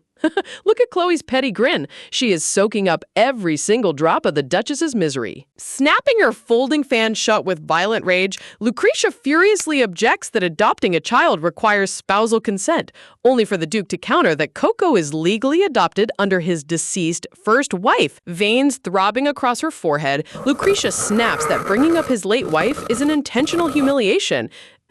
But the Duke calmly retorts that he would never burden his current wife with an unwanted child. Leaning down close to whisper directly into Lucretia's trembling ear, the Duke coldly reminds her that their political remarriage was forced by the Empress anyway, advising her not to embarrass herself further. Sweeping his coat as he strides toward the massive double doors, the Duke dismisses the entire council, leaving Lucretia shrouded in a humiliated, pitch-black shadow. Bursting into the private sitting room, Ruth charges forward, aggressively ruffling Coco's hair while calling her his adorable little scamp as she hilariously complains. Teasing her with an affectionate chuckle, Ruth gleefully cheers that Coco is officially Chloe's real little sister now. Walking down the palace corridor, Lucretia crosses paths with Chloe, their eyes locking in an icy, silent confrontation full of unspoken hostility. A chilling aura of blue mana surrounds the Duchess, whispering beneath her breath that the Duke continues to disappoint her at every single turn.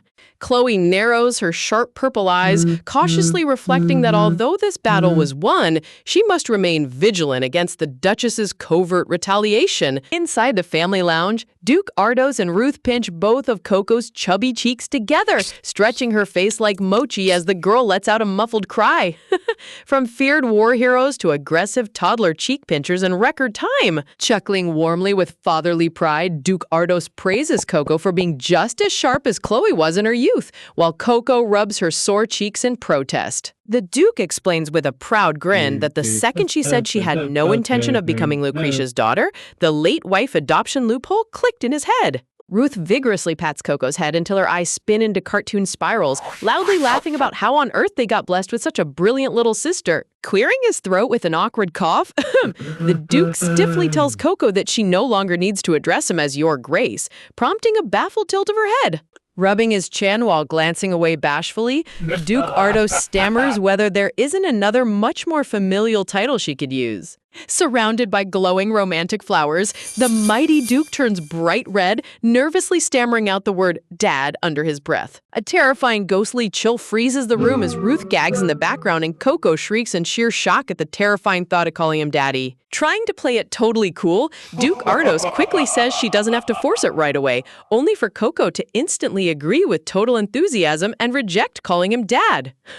The patriarch of the realm just got friend-zoned by a 5-year-old child. Slumping onto the sofa in total comedic defeat, the Duke gets patted on the back by Ruth while Coco joyfully announces she is running off to find Chloe. Perking his head up with a desperate fatherly bribe, the Duke promises to fulfill her 6th wish, making Coco's eyes explode with dazzling puppy excitement as she asks if they can all bake sweet potato cake together. Flapping her tiny arms like puppy ears, Coco sprints down the radiant corridor in pure bliss, while Duke Ardos and Ruth warmly yell for their precious little girl not to trip and fall. Bathed in the warm golden afternoon sunlight, Chloe sits quietly on the stone pavilion ledge as fresh green leaves flutter peacefully through the balmy palace breeze. Pattering through the lush garden grass, a pair of fluffy white puppy paws step forward with boundless pep. Sensing someone dashing directly toward her, Chloe suddenly flinches, turning her sharp purple gaze toward the source of the commotion. Bouncing with pure, unbridled excitement, an energetic little puppy hops through a shower of twinkling sparkles and blooming flowers. Look at that canine spirit. Coco is practically a fluffy bundle of sunshine on 4 paws. In real life, little Coco comes trotting across the courtyard, her twin tails swinging merrily as a giant beam stretches across her chubby cheeks. Shouting out at the top of her lungs, the sweet child proudly announces her arrival, prompting a subtle, fond smirk to cross Chloe's lips. Skidding to a halt right in front of the dark-haired heiress, Coco enthusiastically commands her older sister to look straight at her. Planting both tiny hands firmly on her hips, the little girl stands tall, puffing out her chest like a miniature commanding general ready for inspection. Letting out an adorable deep breath, Coco gathers all her courage to deliver the momentous speech she rehearsed all morning. Looking upward with wide, sparkling violet eyes, Coco sweetly calls out for her older sister once, then twice, making sure she has her undivided attention. The artist really poured every ounce of budget into Coco's glittering eyes. She is impossibly precious. Beaming with sheer radiant ecstasy, Coco lovingly belts out the word sister as an overwhelming explosion of pink roses blooms around her. Resting her cheek against her palm, Chloe casually asks why she insists on repeating that title nonstop, to which Coco cheerfully replies that she sprinted all this way just to see her dear sister. Coco suddenly clasps her cheeks in total theatrical horror, panicking that Chloe might have forgotten her sacred promise, only for the heiress to calmly confirm she remembered every single detail.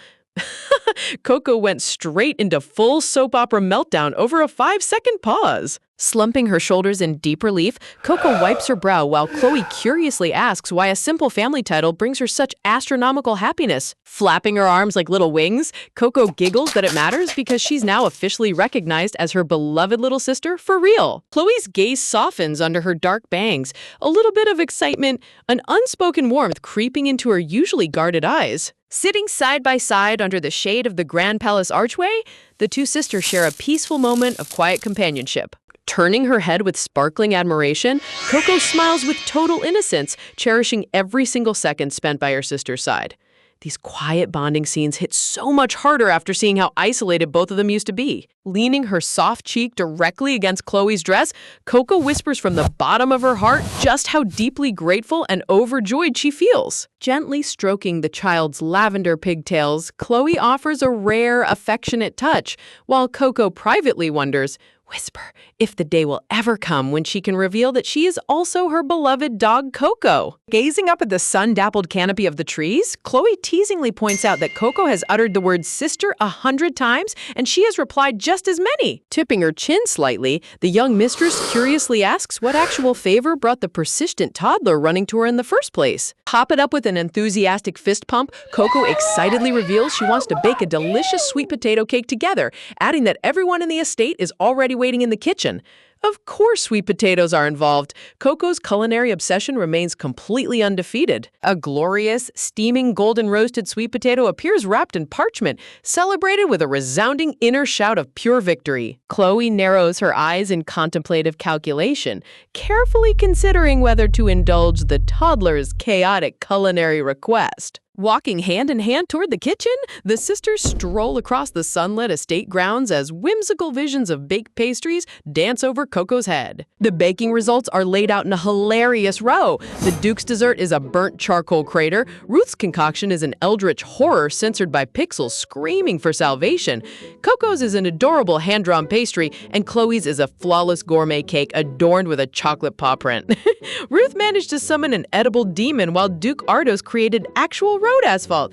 Give these men cooking lessons immediately. Sweating profusely while studying the recipe parchment, Duke Ardo sternly rationalizes that cake baking is an intricate science requiring regular practice, while Ruth hides in the shadows, utterly traumatized by his monstrosity. Dressed in a delightful baking apron, Coco merrily beats the mixing bowl, radiating pure domestic joy amidst the chaotic kitchen wreckage. Wiping Coco's flour-dusted cheek with a clean towel, Ruth desperately tries to steer her toward the professional chef's pastries, but the loyal royal toddler proudly insists she will only eat the cake her sister baked. Presented on an ornate silver stand, Chloe's sweet potato masterpiece shines with whipped cream dollops and a delicate chocolate paw mark, proving her aristocratic perfectionism extends to baking. Placed neatly upon the dark mahogany tea table, the fresh dessert sits beside hot tea and an elegant tiered pastry tower.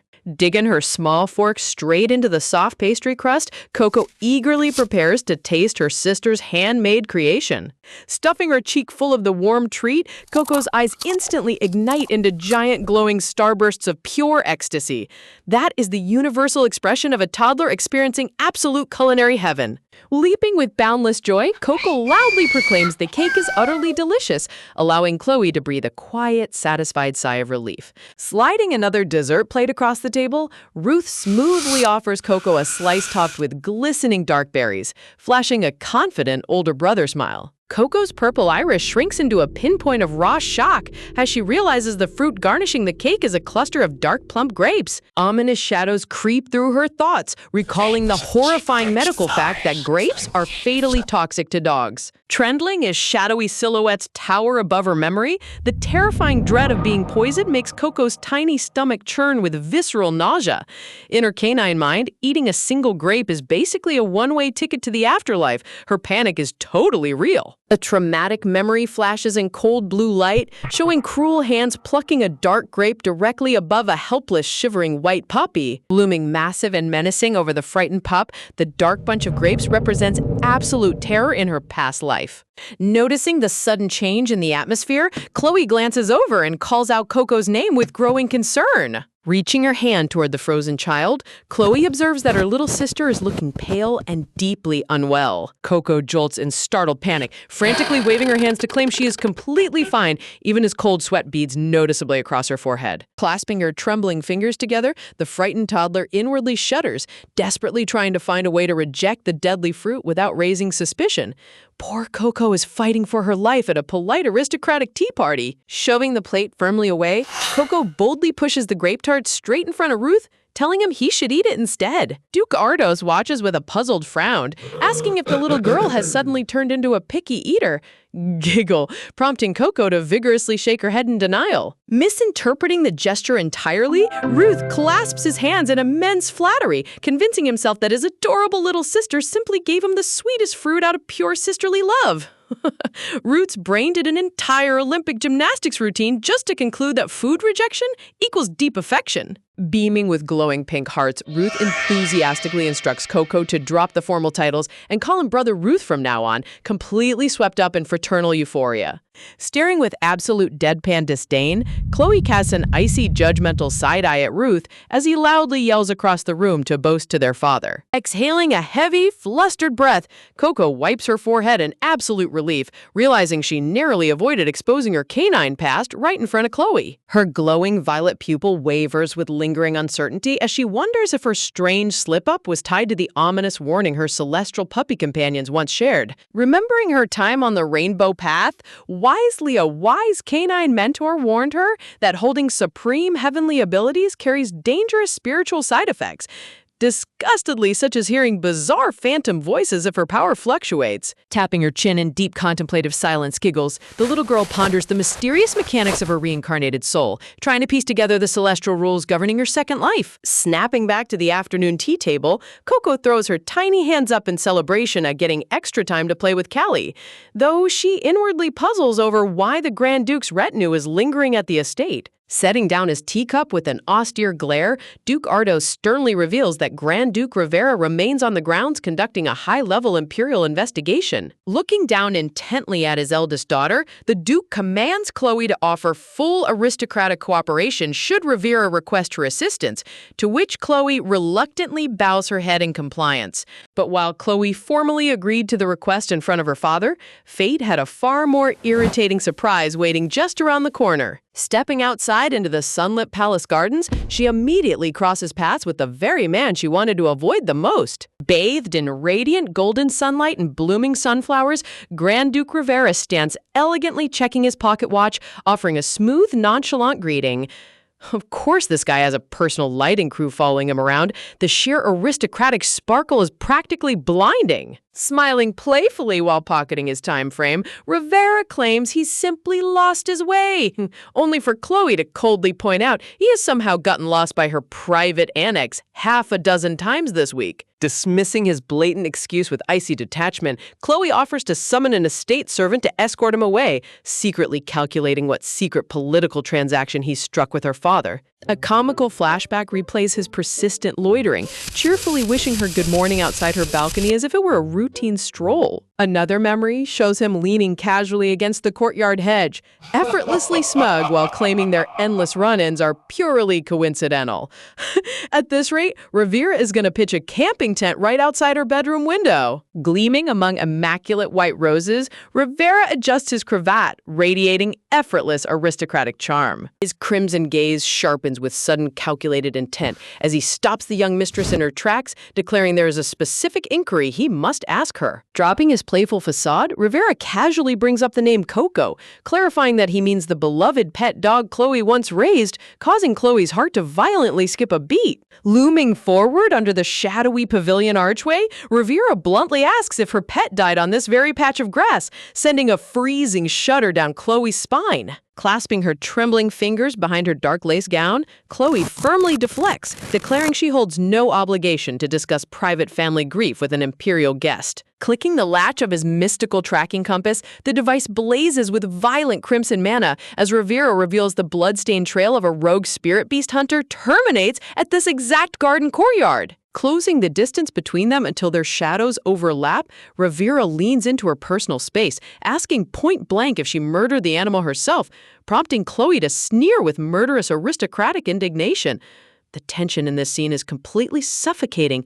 Rivera's playing with pure fire. A cruel, mocking smirk carves across Rivera's face as he observes the raw horror on Chloe's face, realizing she genuinely had no clue her beloved companion was brutally slaughtered. A sinister crimson illustration reveals the horrifying truth. Spirit beast hunters are ruthless black market predators who butcher sacred beasts solely to rip out and assimilate their magical affinities. Spinning his locator in his palm, Rivera explains that all spirit poachers leave lingering magical residue, confirming his target was hunting right here precisely 1 year ago. Recalling the horrific timestamp, Rivera notes the beast perished at 3 in the afternoon on the day of full bloom, the exact minute Chloe found Coco's lifeless body, shattering her long-held belief that her dog passed peacefully. Remembering the soft white paw of her fallen companion, Chloe clenches her fist till her knuckles turn pale, angrily violently confronting the nightmare that her harmless pet was actually a targeted sacred creature. Rivera continues pressing forward,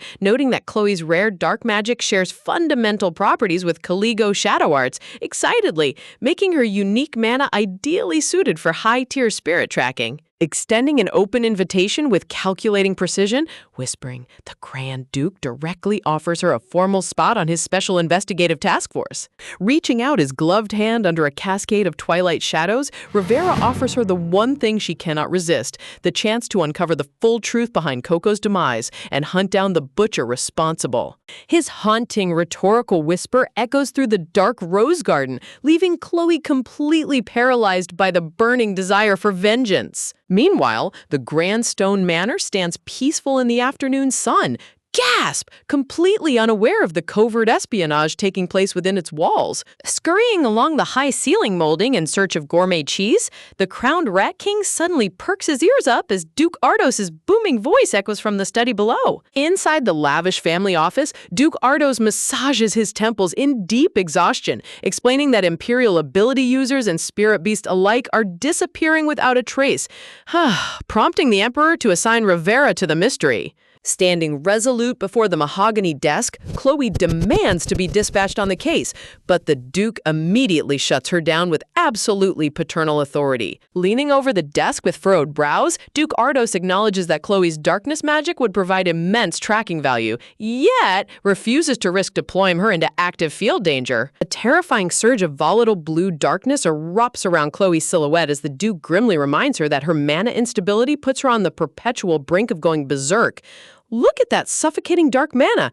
Duke Ardos isn't being cruel. He genuinely fears Chloe's own power will tear her apart. Clasping her chest with desperate, burning determination, Chloe vehemently argues that if she can fully stabilize her internal mana core, she should be granted permission to join the hunt. Clinging to the velvet drapes in utter panic, the Rat King gasps at the immense family secret he just uncovered, realizing he must sprint to Coco with the urgent news. A thunderous toddler shriek echoes from the estate barn as Coco reacts in utter astonishment to the royal rodent's report. Perched in the center of the hay-covered floor beside the noble black stallion, Coco furiously recaps how the Duke denied Chloe simply because of her unstable berserk state. Pouting her cheeks while agonizing over the dilemma, the little girl realizes her level 2 light magic remains far too weak to properly cure Chloe's massive magical affliction in time. Fluttering down onto the rim of a porcelain teacup, the royal bluebird suggests seeking out the high-ranking buffing priests currently stationed at the duchy to artificially boost her casting tier. A glamorous vision of the haughty duchess sipping champagne manifests,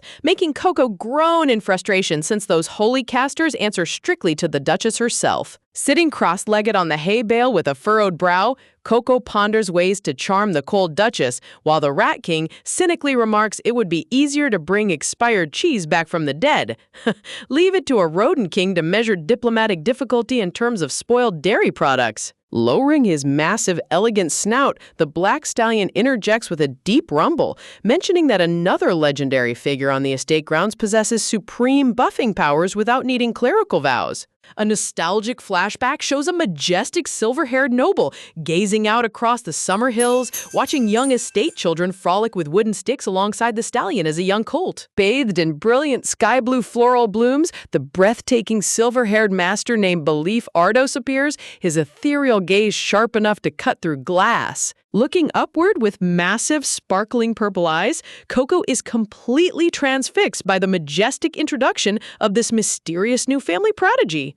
Trembling uncontrollably before the grand garden gazebo, nervous collateral branch youths bow frantically, terrified to even make eye contact with the legendary Lord Belief as he flips through a leather tome. As the panicked boy stammers a desperate plea to receive his high-level combat instruction, Belief coldly raises an unyielding, dismissive palm, shutting down the request without sparing a single glance. That single gesture radiates pure, unfiltered dominance. Good luck to Coco trying to win over this ice prince. Coldly lifting his hand without a second thought, Lord Belief shuts down the whining kids without even glancing their way, radiating an aura of total indifference. His piercing blue eyes narrow with razor-sharp condescension, silently signaling that their presence isn't worth a single breath. Trembling from head to toe, the terrified collateral youths shriek in horror, cowering under his suffocating gaze as they desperately ask if they're being thrown out just for making noise.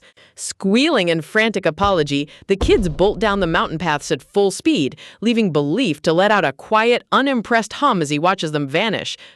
Talk about top-tier social anxiety. One glare from this guy sent those kids straight into cardiac arrest. Meanwhile, cheerful little Coco bounces down the mountain trail with bright purple eyes, marveling at how high up in the clouds she is while her maid struggles to carry her luggage. Spotting the intimidating silver-haired master, Coco suddenly executes a dramatic, super polite bow, causing Belief to visibly flinch in total bewilderment. Standing respectfully beside the girl, the maid bows politely to Lord Belief, delivering a formal message straight from the top. The maid announces that Duke Ardos himself ordered Belief to take charge of the young lady's combat and magical training without delay. Radiating pure cuteness with sparkling eyes and puffed cheeks, the maid formally introduces Coco as the newly adopted daughter of the main direct house. Shadowing over her like a brooding dark cloud, Belief glares down at the tiny girl with a deeply suspicious scowl, leaving Coco gasping in surprise. Look at that size difference. He's looking at her like she's a weird lost potato. Reading his brutally blunt expression with mind-blowing accuracy,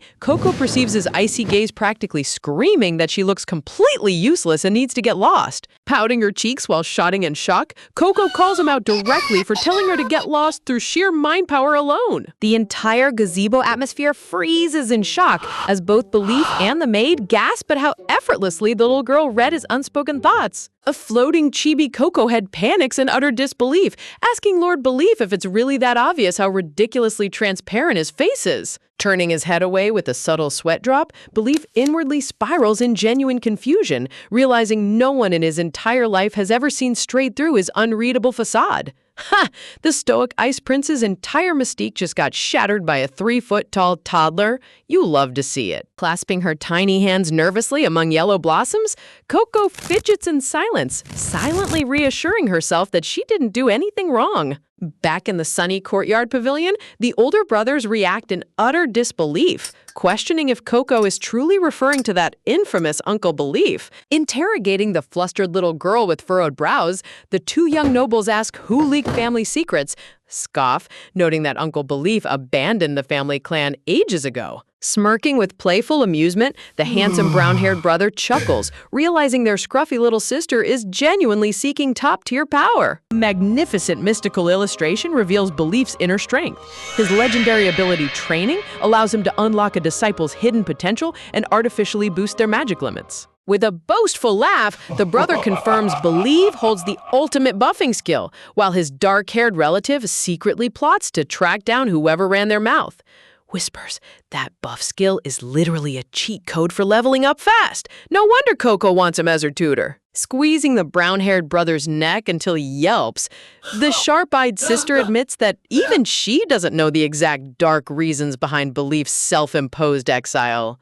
Tilted her head in complete confusion, Chibi Coco struggles with the sister's complex vocabulary when told Belief is a total misanthrope. Stroking her porcelain teacup with a melancholic sigh, the sister explains that Belief became completely detached from human society, making everyone terrified of his eccentric nature. A gentle flashback displays Belief sitting in the sunlit library, quietly sipping tea, softly while a young Chloe studied beside him in warm tranquility. Looking down with a heavy, unspoken sadness, Chloe falls silent, lost in bittersweet memories of her distant relative. Interjecting with a smirk, the brother warns that anyone seeking Belief gets immediately booted out, adding that hopeful students even build the massive Belief Academy at the foot of the Loki Mountains just to attempt his entrance exam. Clenching her fist tightly against the tablecloth, Coco ignores their warnings about getting her heart broken, her purple eyes burning with unshakable resolve. That little girl has more grit in her pinky finger than the whole academy combined. Pushing herself up with absolute confidence, Coco boldly proclaims that she has what it takes to conquer his impossible standards. Internal fire blazes behind her eyes as Coco privately resolves to rapidly boost her light magic so she can cure Chloe's dark mana instability before time runs out. Surprised by her ferocious spirit, both brothers stare at the tiny toddler in utter shock. Pumped up with dynamic energy, Coco cheers at the top of her lungs as her brother notes that Belief instantly kicks out anyone who fails to show promise within 3 short days. Leaning back comfortably, the brother reassures her that if Belief rejects her after 3 days, he'll personally hire her a different top-tier mentor instead. Beam's sparkling smiles everywhere, Coco eagerly shouts her agreement to the 3-day challenge. A mischievous smirk spreads across Coco's face, who mind already cooking up a foolproof scheme to conquer the academy. That smirk belongs on a villain, not a cute toddler. She is 100% planning absolute chaos. Cut to the interior of the prestigious Belief Academy. Slumped over her wooden desk with swirling soul spirits floating around her head, Coco looks completely defeated on day 1. A hilarious memory bubbles up as she remembers Belief ignoring her completely, walking off like a frozen sweet potato while the maid escorted her away. Face planting onto her open textbook, Coco whimpers in frustration, realizing taking the slow path through academy rankings will take way too long. Sitting in the back row, 2 snobby academy students whisper vicious rumors behind their hands, mocking Coco for being an uneducated commoner who got instantly booted by Lord Belief. Fire erupts from Coco's head with cute kitten growls as she inwardly curses those arrogant snobs as a bunch of rotten persimmons. Calling bullies rotten persimmons is hands down the most adorable insult in anime history. Huffing with a proud chin raise, Coco decides to take the high road since they're just unrefined, bratty kids, right as the strict female teacher slides open the classroom door. The teacher announces an unannounced pop quiz on ancient scripture interpretation, causing the entire class to scream in horror, while Coco's eyes sparkle with golden opportunity. Grasping her blank exam paper eagerly, Coco realizes that scoring top marks on the surprise exam is her golden ticket straight back to Belief's private sanctuary. Her bright purple eye gleams with sudden, intense magic recognition. Spread across the ancient parchment, incomprehensible divine glyphs glow softly as the teacher warns everyone they have 50 minutes to translate the sacred text. Glancing toward the noble table with a respectful tone, the teacher kindly mentions that Lady Coco is exempt from taking such a notoriously difficult exam. Staring down at the glowing parchment in utter shock, Coco's eyes widen as the ancient runes magically translate in her mind.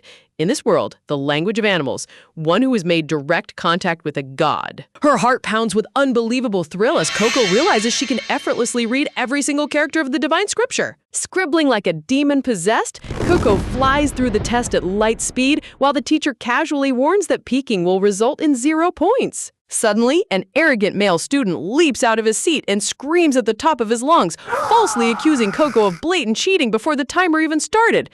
Of course, the class snitch couldn't stand seeing a genius at work. Somebody get this kid a pacifier. The classroom erupts into chaos as an envious student points an accusing finger at Coco, shouting false accusations that she cheated since nobody could possibly solve ancient scripture that quickly.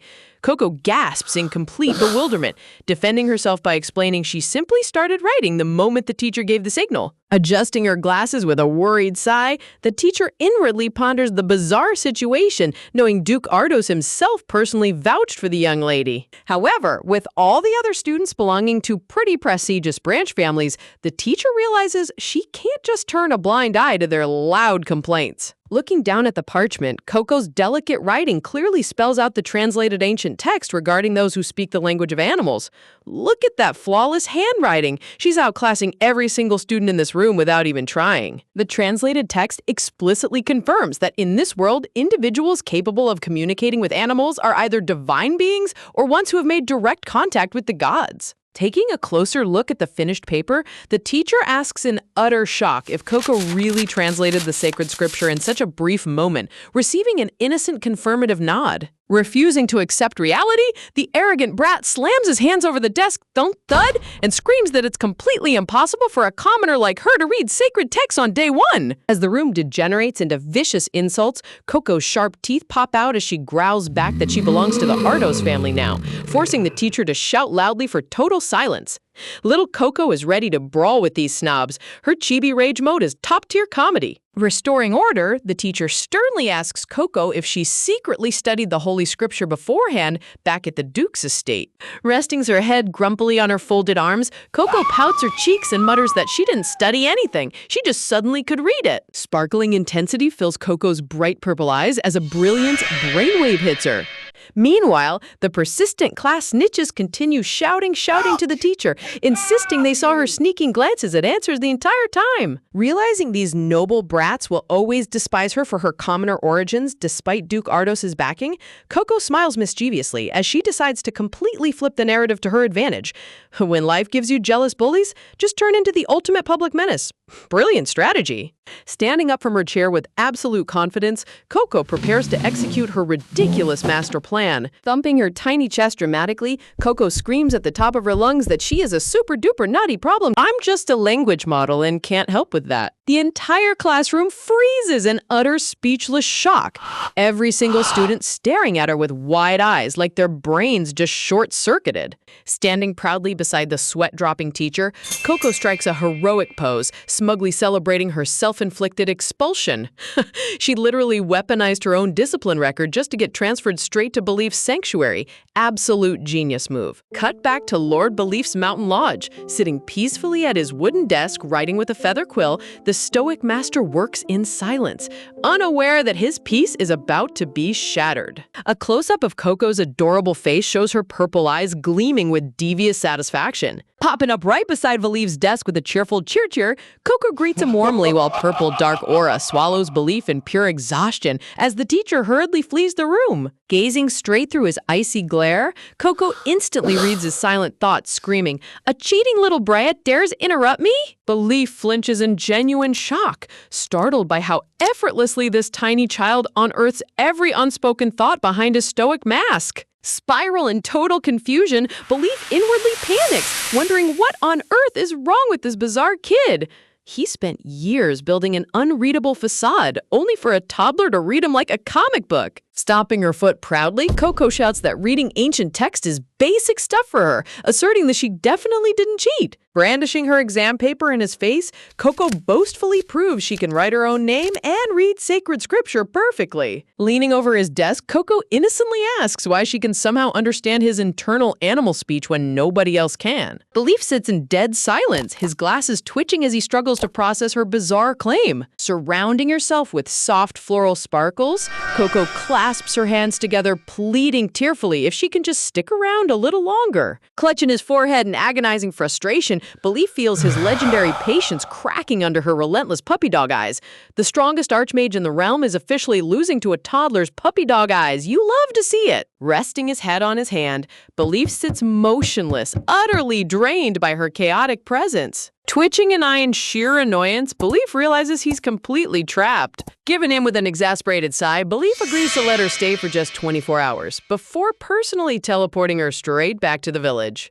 Excited, Coco raises her fist and shouts her agreement at the top of her lungs. Bright sunshine sparkles fill the lodge as Coco bounces around enthusiastically, while Belief silently tries to resume his work. A detailed journal entry on ancient parchment notes that 13 days have passed since the full moon under clear mountain skies. Writing smoothly with his quill, Belief reflects in his diary on how much he has come to love the peaceful stillness of the Loki Mountains. An eyebrow twitches dangerously as his tranquil solitude comes to an abrupt halt. Trying desperately to focus on his writing, Belief inwardly fumes that this tiny brat is seriously getting on his last nerve as Coco silently hovers right behind his chair. Standing right behind someone without making a sound is pure villain behavior. She's haunting him. Observing his irritated face, Coco inwardly notes that despite his permanent scowl, he hasn't actually kicked her out, realizing that's just how his face naturally looks.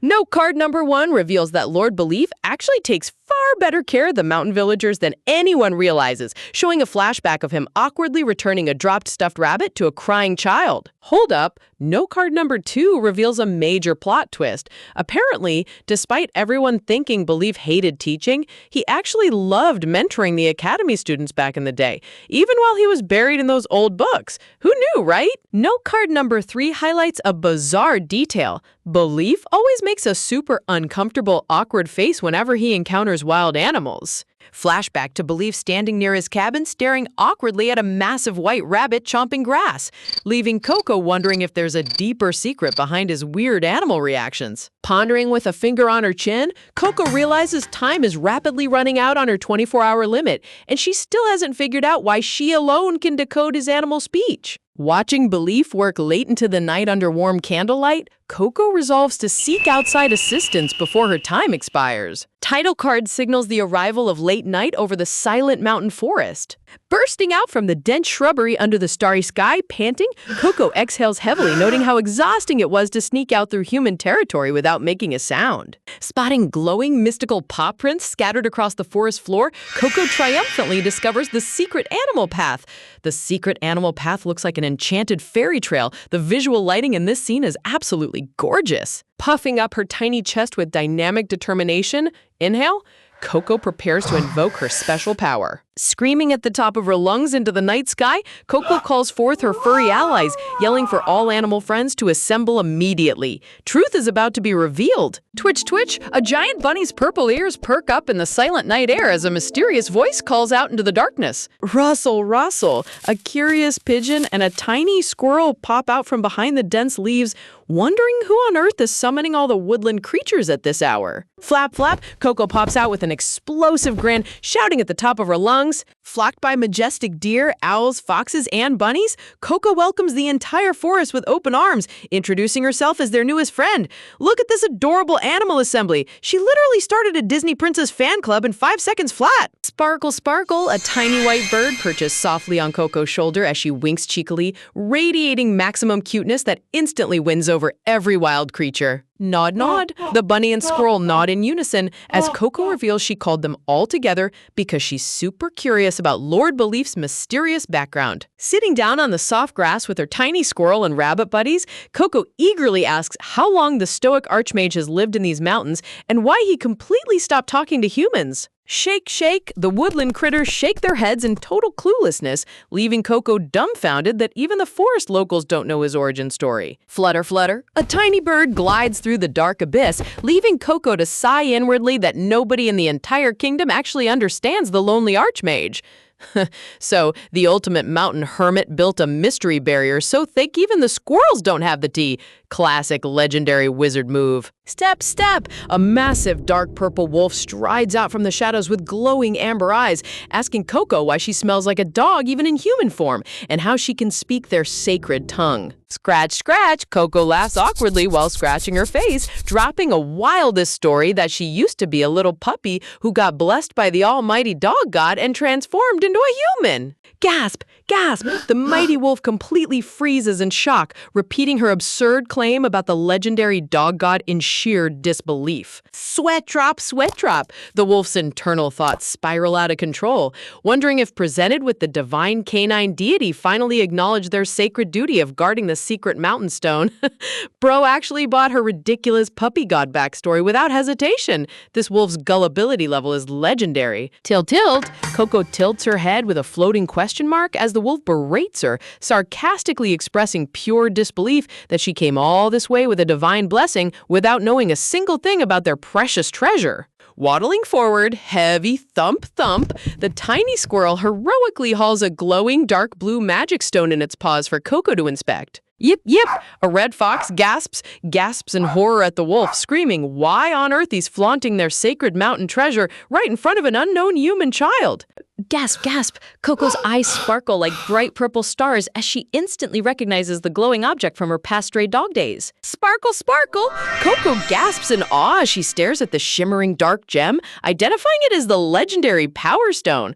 The lighting effects on this magic stone look absolutely breathtaking. Props to the artist for making a rock look this magnificent. A glowing info panel displays the crystal, officially identifying it as the mythic Power Stone of the Loki range. Fine print ancient notes explain that this magical stone possesses the incredible ability to forcibly strip away all magic buffs and debuffs, making it world famous among animals but totally unknown to human mages. Nom nom! Flashback to puppy Coco happily chewing on a magic stone whenever her belly hurt back in her stray dog days, causing all her physical ailments to instantly vanish into thin air. Smug, smug, the wolf smirks boastfully, confirming to Coco that these incredible nullification stones are scattered all over these enchanted grounds. Lowering his tone to a mysterious whisper, the wolf reveals a dark secret unknown to ordinary beasts.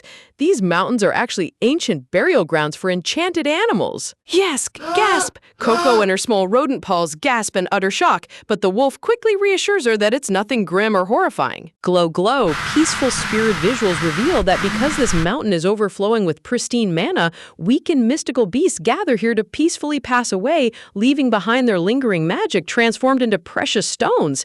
That lore bit is actually super tragic yet beautiful. The way magic crystallizes from dying mystical beasts adds so much depth to this world. Sparkle, sparkle!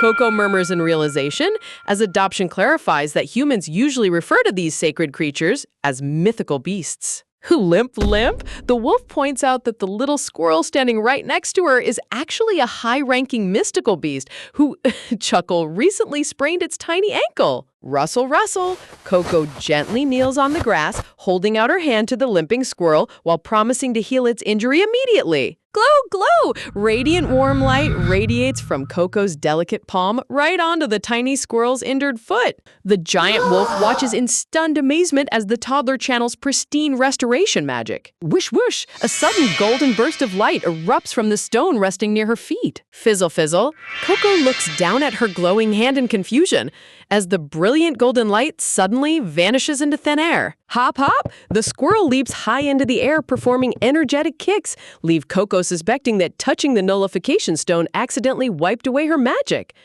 She tried to cast a holy spell, got hit by a passive anti-magic field, and still managed to cure the squirrel through pure chaos. She's unshakable. Glow, glow! Gazing down at the sparkling dark rock, Coco wonders if holding the stone directly cancels magic, or if the sheer concentration of buried stones in the mountain creates a passive anti-magic aura. Blink, blink. Coco blinks in sudden deep thought, feeling an eerie sense of familiarity washing over her brain.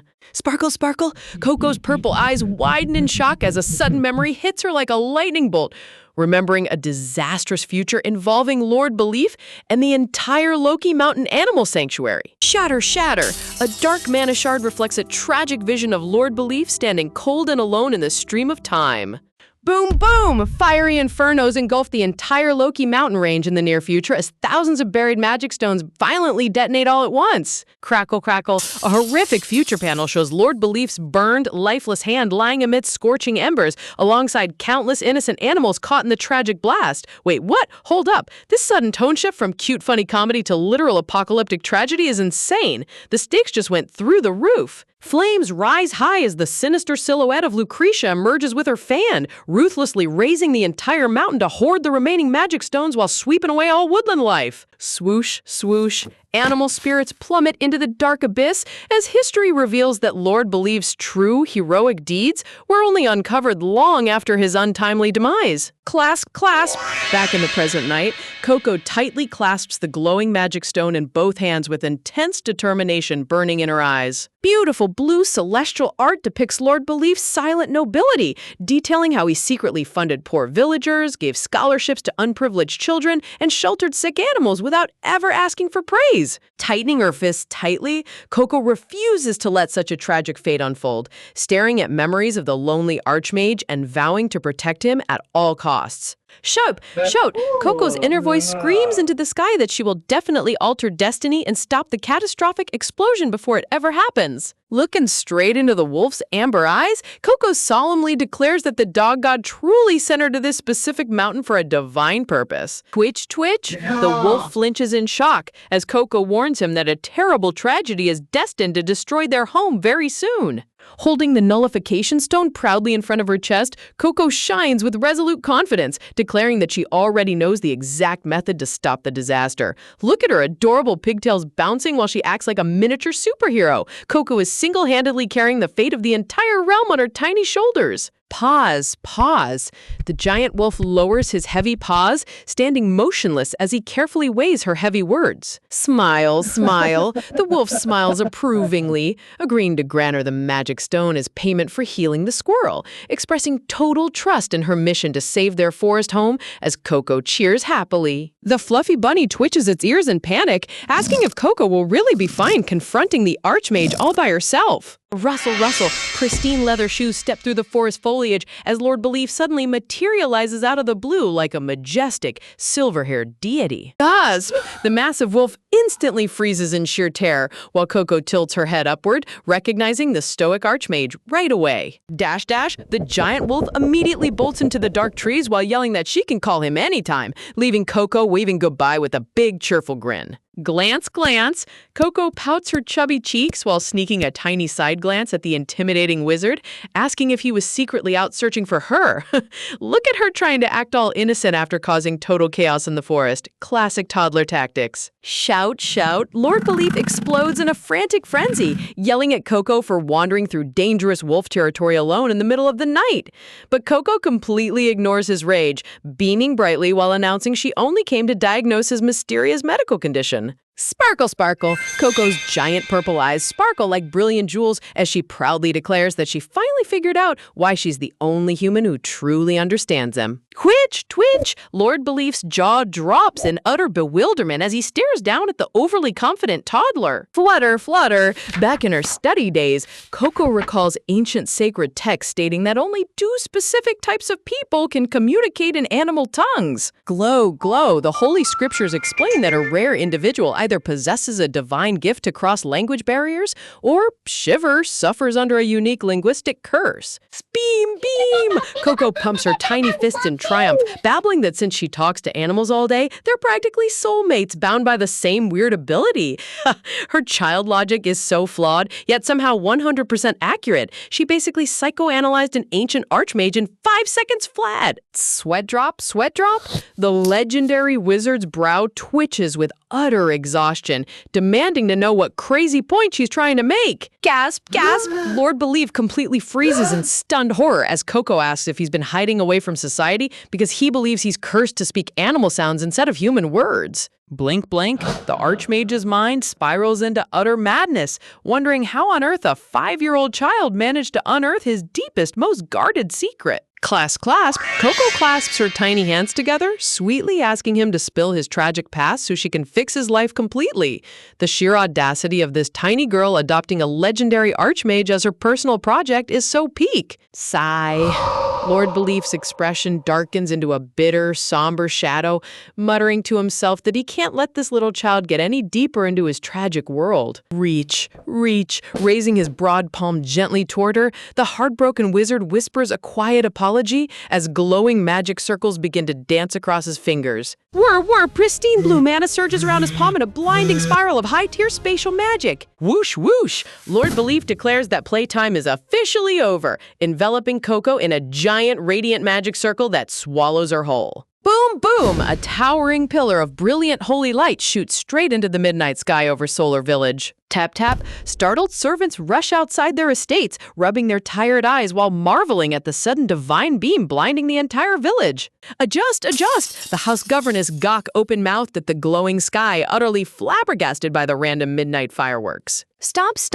Coco thrashes her arms around in pure rage, screaming into the sky because the stoic wizard teleported her straight back home for the second time today.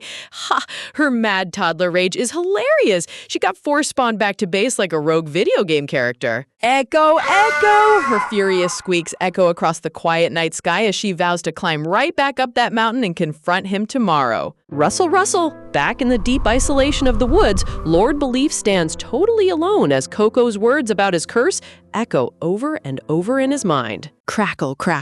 Heavy dark mist swirls across the frame as truth reveals that Coco was completely right all along. Shimmer, memories flash back to his youth inside the opulent Grand Palace of House Ardos. Strut! A younger, highly talented Lord Belief used to strut through the aristocratic halls with boundless pride, looking down on everyone because of his unmatched magic genius. Slam! Furious arguments erupted in the estate as his explosive, arrogant attitude constantly clashed with fellow highborn elites. Scold.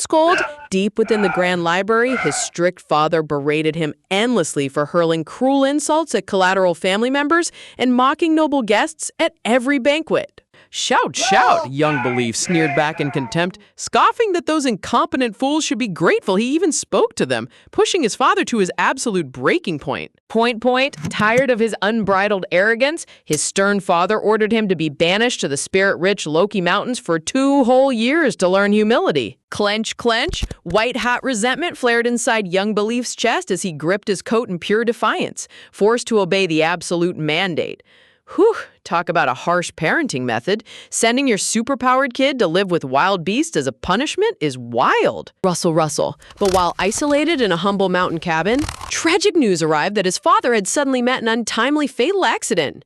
Cough. Crushed under the overwhelming guilt that his arrogant behavior drove his father to his death, young Belief collapsed to his knees, violently coughing as his vocal cords mysteriously locked up, rendering him unable to utter human words ever again.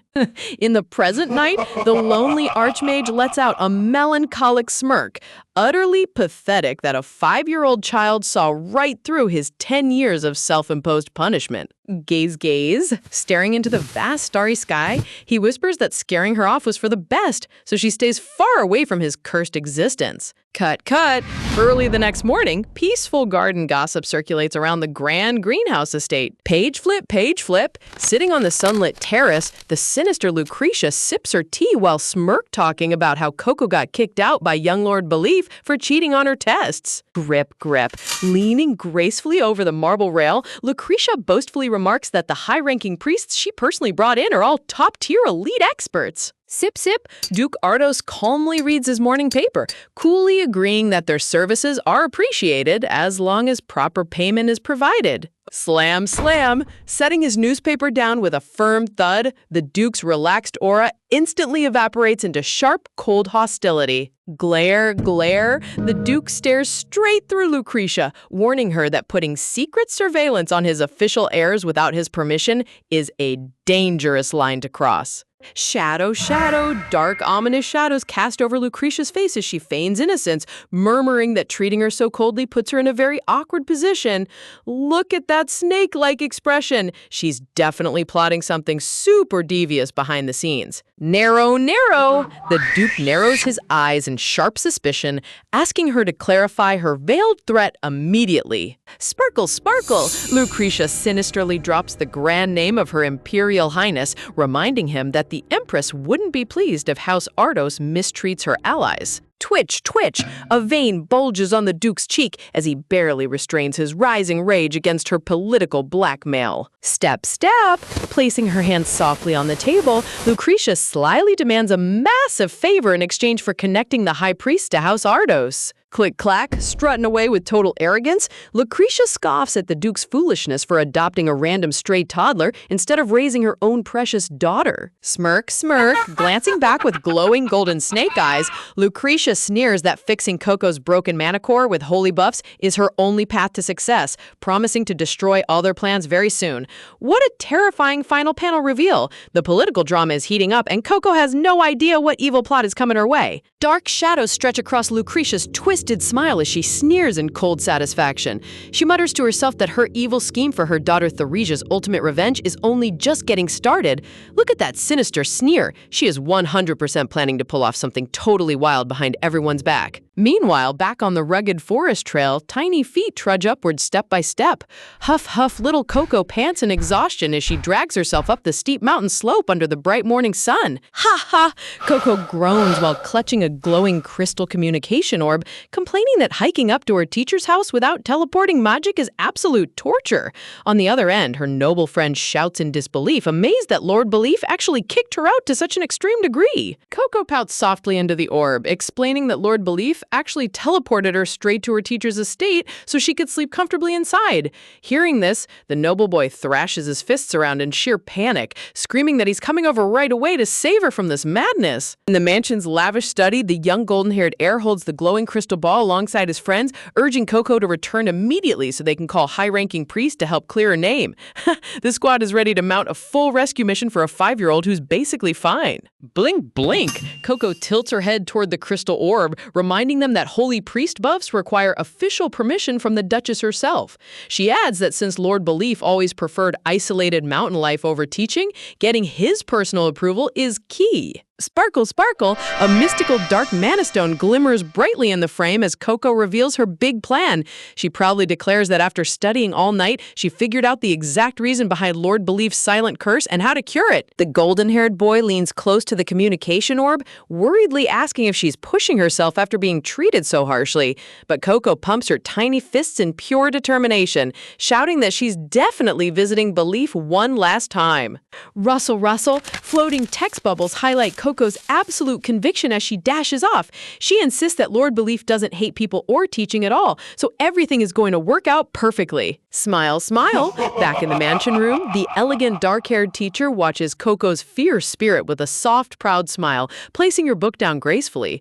It's so wholesome how much the adults actually trust this tiny girl's chaotic intuition. Beam, beam! Coco pumps her arms into the air while clutching her crystal ball, triumphantly shouting that it's time to head out on her grand mission. Gasp, gasp! But as Coco reaches the top of the mountain path, her gigantic purple eyes widen in absolute bewilderment. Swoosh, swoosh! Standing right outside his wooden log cabin, Lord Belief himself is leaning against the threshold, waiting for her.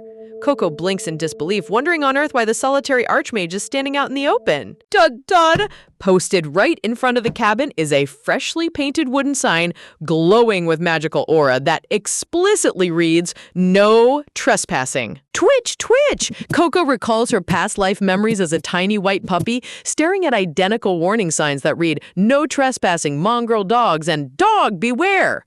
Wait, so this archmage literally recycles dog warning signs for human intruders? That is peak lazy wizard behavior right there. Step, step, Lord Belief stoops down toward the tiny girl, coolly reminding her that he warned her yesterday to go home.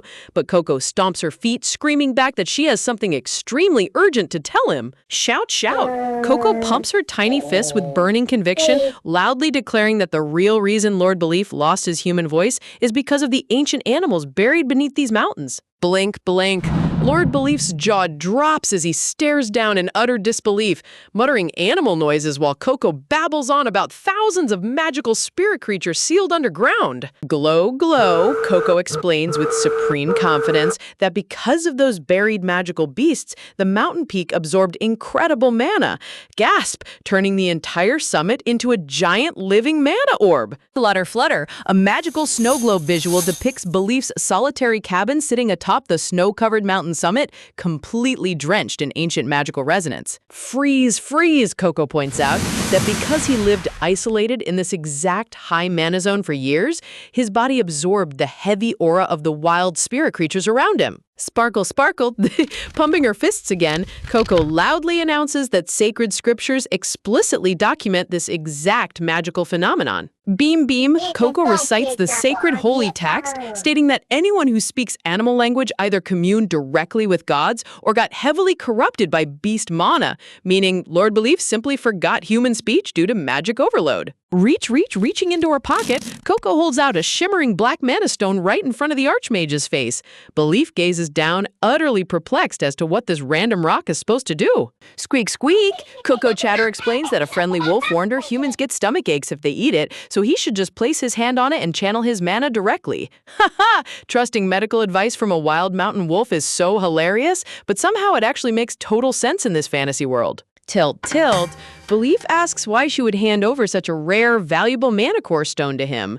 Coco tilts her head with wide, starry eyes, innocently asking if he doesn't want to talk and teach people with his own voice again. Gasp, gasp. Belief's icy blue eyes dilate in sudden shock as her words pierce straight through his defensive walls, exposing his deepest secret desire. Floating flower text highlights Coco's sweet empathy, soft-spokenly noting that even though people gossip behind his back, she knows his true heart. Shine, shine, holding the glowing stone up with both hands, Coco flashes the brightest, purest smile, urging him to hurry up and try it. Belief's gaze darkens with heavy sorrow, internally confessing that while he knows what people say, he chose total isolation out of overwhelming guilt for his father's death. Bitter memories flood his mind as he recalls how rumors claimed he hated humanity, yet deep inside his chest, he never truly felt hatred toward people at all. Flashback memories swirl around him as past village voices echo that he hated teaching, but in reality, he secretly treasured the joy of guiding others and longed to share his warmth using his real human voice. Clack, clack. Memories flash back to his stern father ordering him to spend 2 years in the Loki Mountains to reflect on his actions. Shimmer, shimmer, tears of profound resolve fill his mind as Belief realizes that even if he remains an imperfect son, he truly wants to return to the human world. Whoosh, whoosh! A massive pillar of brilliant cyan mana explodes into the sky as Lord Belief reaches down toward Coco's outstretched hands. Boom, boom! Blinding waves of divine mana crash around the pair, swirling like a celestial hurricane through the forest clearing. The artist went absolutely insane with the magical lightning and mana effects in this panel. Reach, Belief's large, steady hand hovers right above the sparkling black mana rock held delicately in Coco's tiny fingers. Tap, tap. As his fingers touch the stone surface, a brilliant white light ignites between them, purifying the dense animal aura stored inside his vocal pathways. Swoosh, swoosh! Strong, gusty wind blows Belief's sleek white hair wildly across his face as the magic transfer reaches its absolute peak. Jump, jump! The bright light vanishes, and Coco jumps up and down like a little energetic bean, excitedly squeaking to know if it worked and how his throat feels. Spin, spin! 4 adorable chibi Cocos bounce around Belief in a dizzying circle, nonstop babbling whether his throat feels tickly, stingy, or fresh. Being swarmed by 4 hyperactive toddler chibis would drive any stoic archmage insane. Pat, pat, placing his large palm gently onto Coco's white hair, Belief soft-spokenly tells her to hold still for just a second. Gasp, gasp. As the words leave his lips, Belief freezes completely, his eyes wide with trembling awe at the clear human sound echoing from his throat. Touch, touch! Gently touching his own neck with trembling fingers, tears well up in the Archmage's eyes as he whispers in profound shock that he can finally speak like a human again. Point, point! Coco points her tiny finger right at him in pure triumph, beaming that she knew it worked and he's talking normally now. Belief smiles softly, confirming with a gentle yes. Stomp, stomp! Coco thrashes her feet on the dirt path in absolute excitement, squealing in delight as victory washes over her. Smirk, smirk. Looking down with a breathtaking, handsome smile, Belief softly tells her that he knows she wasn't lying and that she truly saved him. Gasp! Gasp! Coco covers her mouth with tiny hands, her starry purple eyes glittering like entire galaxies in complete ecstasy. Hop, hop! Coco leaps high into the air with arms spread wide, celebrating her unbelievable victory. She literally just cured a 10-year legendary archmage curse with a black rock and wolf advice. Give this kid a Nobel Peace Prize right now. Smile, smile! Gazing down at her with pure warmth and gratitude, Lord Belief chuckles as Coco proudly declares in her head that she's the ultimate hero who saved the legendary archmage. Leaning down until they're practically nose to nose, Lord Belief inspects the little girl with a sly, intrigued gaze, coolly asking what she wants from him now that he can finally speak. With her cheeks flushed pink, Coco looks straight into his eyes and passionately shouts her grand proposal. She wants the legendary archmage to officially take her as his primary disciple. Belief's icy blue eyes widen in sheer astonishment, his pupils trembling in disbelief as her unexpected request echoes through the quiet clearing. Noticing his complete silence, Coco's massive purple eyes fill with glossy, pleading tears as she softly whimpers if taking her as an apprentice is really out of the question. Look at those giant puppy dog eyes. No human being on earth could ever say no to that look. Turning his back on her with a heavy groan, Belief grunts under his breath while Coco stands behind him, nervously fidgeting with her fingers in extreme anxiety. But just as despair begins to sink in, Belief turns back around and dramatically extends his large hand out toward the tiny girl. With a radiant, handsome smile framed by blooming white flowers, Belief officially welcomes her, warmly inviting his new disciple to step inside his cabin. Coco bursts into the biggest, purest laugh, her whole face beaming with utter joy at being accepted by the archmage. Skipping alongside him with boundless energy, the newly appointed apprentice happily trots right behind her white-haired master toward the cozy wooden house. Meanwhile, shifting over to the Grand Duke's estate, 3 whole days have already passed since the tiny mistress departed for the treacherous Loki Mountains. Deep inside the mansion's vast library, the servants gossip nervously in the background while Lady Chloe quietly reads.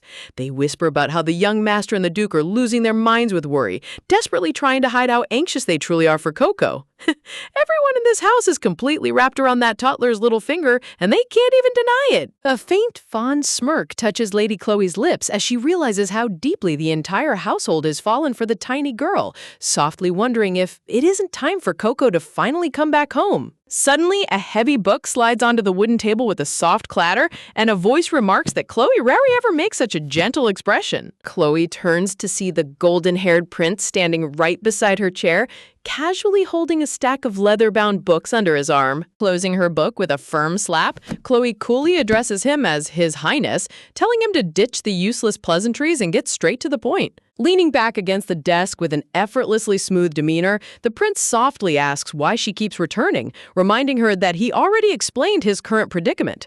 His amber eyes sparkle with subtle amusement as he studies her sharp, unbothered reaction. Chloe calmly responds that while she knows the Duke restricted her due to her mana overload symptoms, she actually came today for an entirely different matter. The two sit opposite each other across the polished library table, bathed in the quiet, dim lighting of the archives. The subtle tension between these two intelligent characters in this library scene is ridiculously good. Reaching into her coat, Chloe places an intricate pocket watch magic device onto the desk, prompting the prince to ask what this tool is supposed to be. Chloe explains she handed a matching piece to Coco before her journey. The prince chuckles amusedly, clearing up that he obviously meant her human sister Coco, not the family puppy. Chloe gives him a sharp glare that could cut through steel. Raising his hands playfully, the prince reassures her that she'll be thanking him later, revealing that the enchanted trinket is specifically tuned to glow bright red whenever Coco is in physical danger. He flashes a charming, self-satisfied grin, clearly proud of his own clever precaution. A small flashback reveals the prince secretly slipping the silver magic watch into Coco's backpack right before she left on her mountain trek. Suddenly, the magic watch sitting on the desk violently ignites with a blazing crimson glare, alarmingly humming. The prince gasps that Coco is officially in danger. Chloe's purple eyes dilate in sudden horror, her heart dropping as the warning device buzzes louder and louder. Staring at the intense glow, the prince casually rubs his chin, trying to make sense of the device's reading. With a completely blank, clueless smile, the prince chirps that maybe the kid just burnt her tongue while sipping warm milk. Seriously? A legendary magical tracker is flashing blood red, and this guy thinks she just burnt her mouth on cocoa? Chloe twitches an eyebrow in utter disgust at his stupid joke, explaining with annoyance that because Coco is so young, she calibrated the device into multiple sensitive alert levels for even tiny scratches. Sunlight filters through the high stained glass window, leaving an awkward, heavy silence in the grand library. Chloe tightly grips the glowing device in her fist, her expression darkening as worry for her younger sister consumes her mind. Deep inside her thoughts, she questions why the prince is making such a big deal out of helping her. A text bubble echoes his inner sentiment, anxious whisper, confessing that he's been anxiously waiting for her this whole time. Leaning across the table, the blonde prince unexpectedly places his large, warm hand directly over Chloe's. Surrounding them on the desk are heavy medical tones on mana overload solutions. Looking deeply into her eyes with pure sincerity, the prince softly urges her to recover soon, gently confessing that he truly needs her by his side. Chloe freezes in shock, staring down at their overlapping hands as he innocently offers to join her search for a permanent cure to her mana condition. Closing her eyes with a quiet exhale, Chloe decides not to overthink his bizarre behavior, reasoning that as long as their ultimate goals align, his true motives don't really matter. The prince happily flips through a thick research book with a playful melody, while Chloe sits beside him, deeply focused on her own reading. Glancing down at the ancient texts, Chloe concentrates intensely on finding a breakthrough for her condition. From the side, the blonde prince watches her with a subtle, affectionate smile, silently appreciating her fierce dedication. Meanwhile, back inside Belief's log cabin, a tiny voice squeals out in surprise, shouting that it's super hot. The mystery behind the blood red emergency alert is finally revealed. Coco is sitting at Belief's desk, sucking her burnt finger while spilling hot chocolate all over her outfit. The prince was actually 100% right. She literally just burnt her hand on hot cocoa. With her cute pigtail sticking out, Chibi Coco sticks her sore finger into the air, blowing on her tiny burn with a silly, adorable pout. Belief turns around holding research papers, noting that she seems to possess far more magical traits than simple animal communication.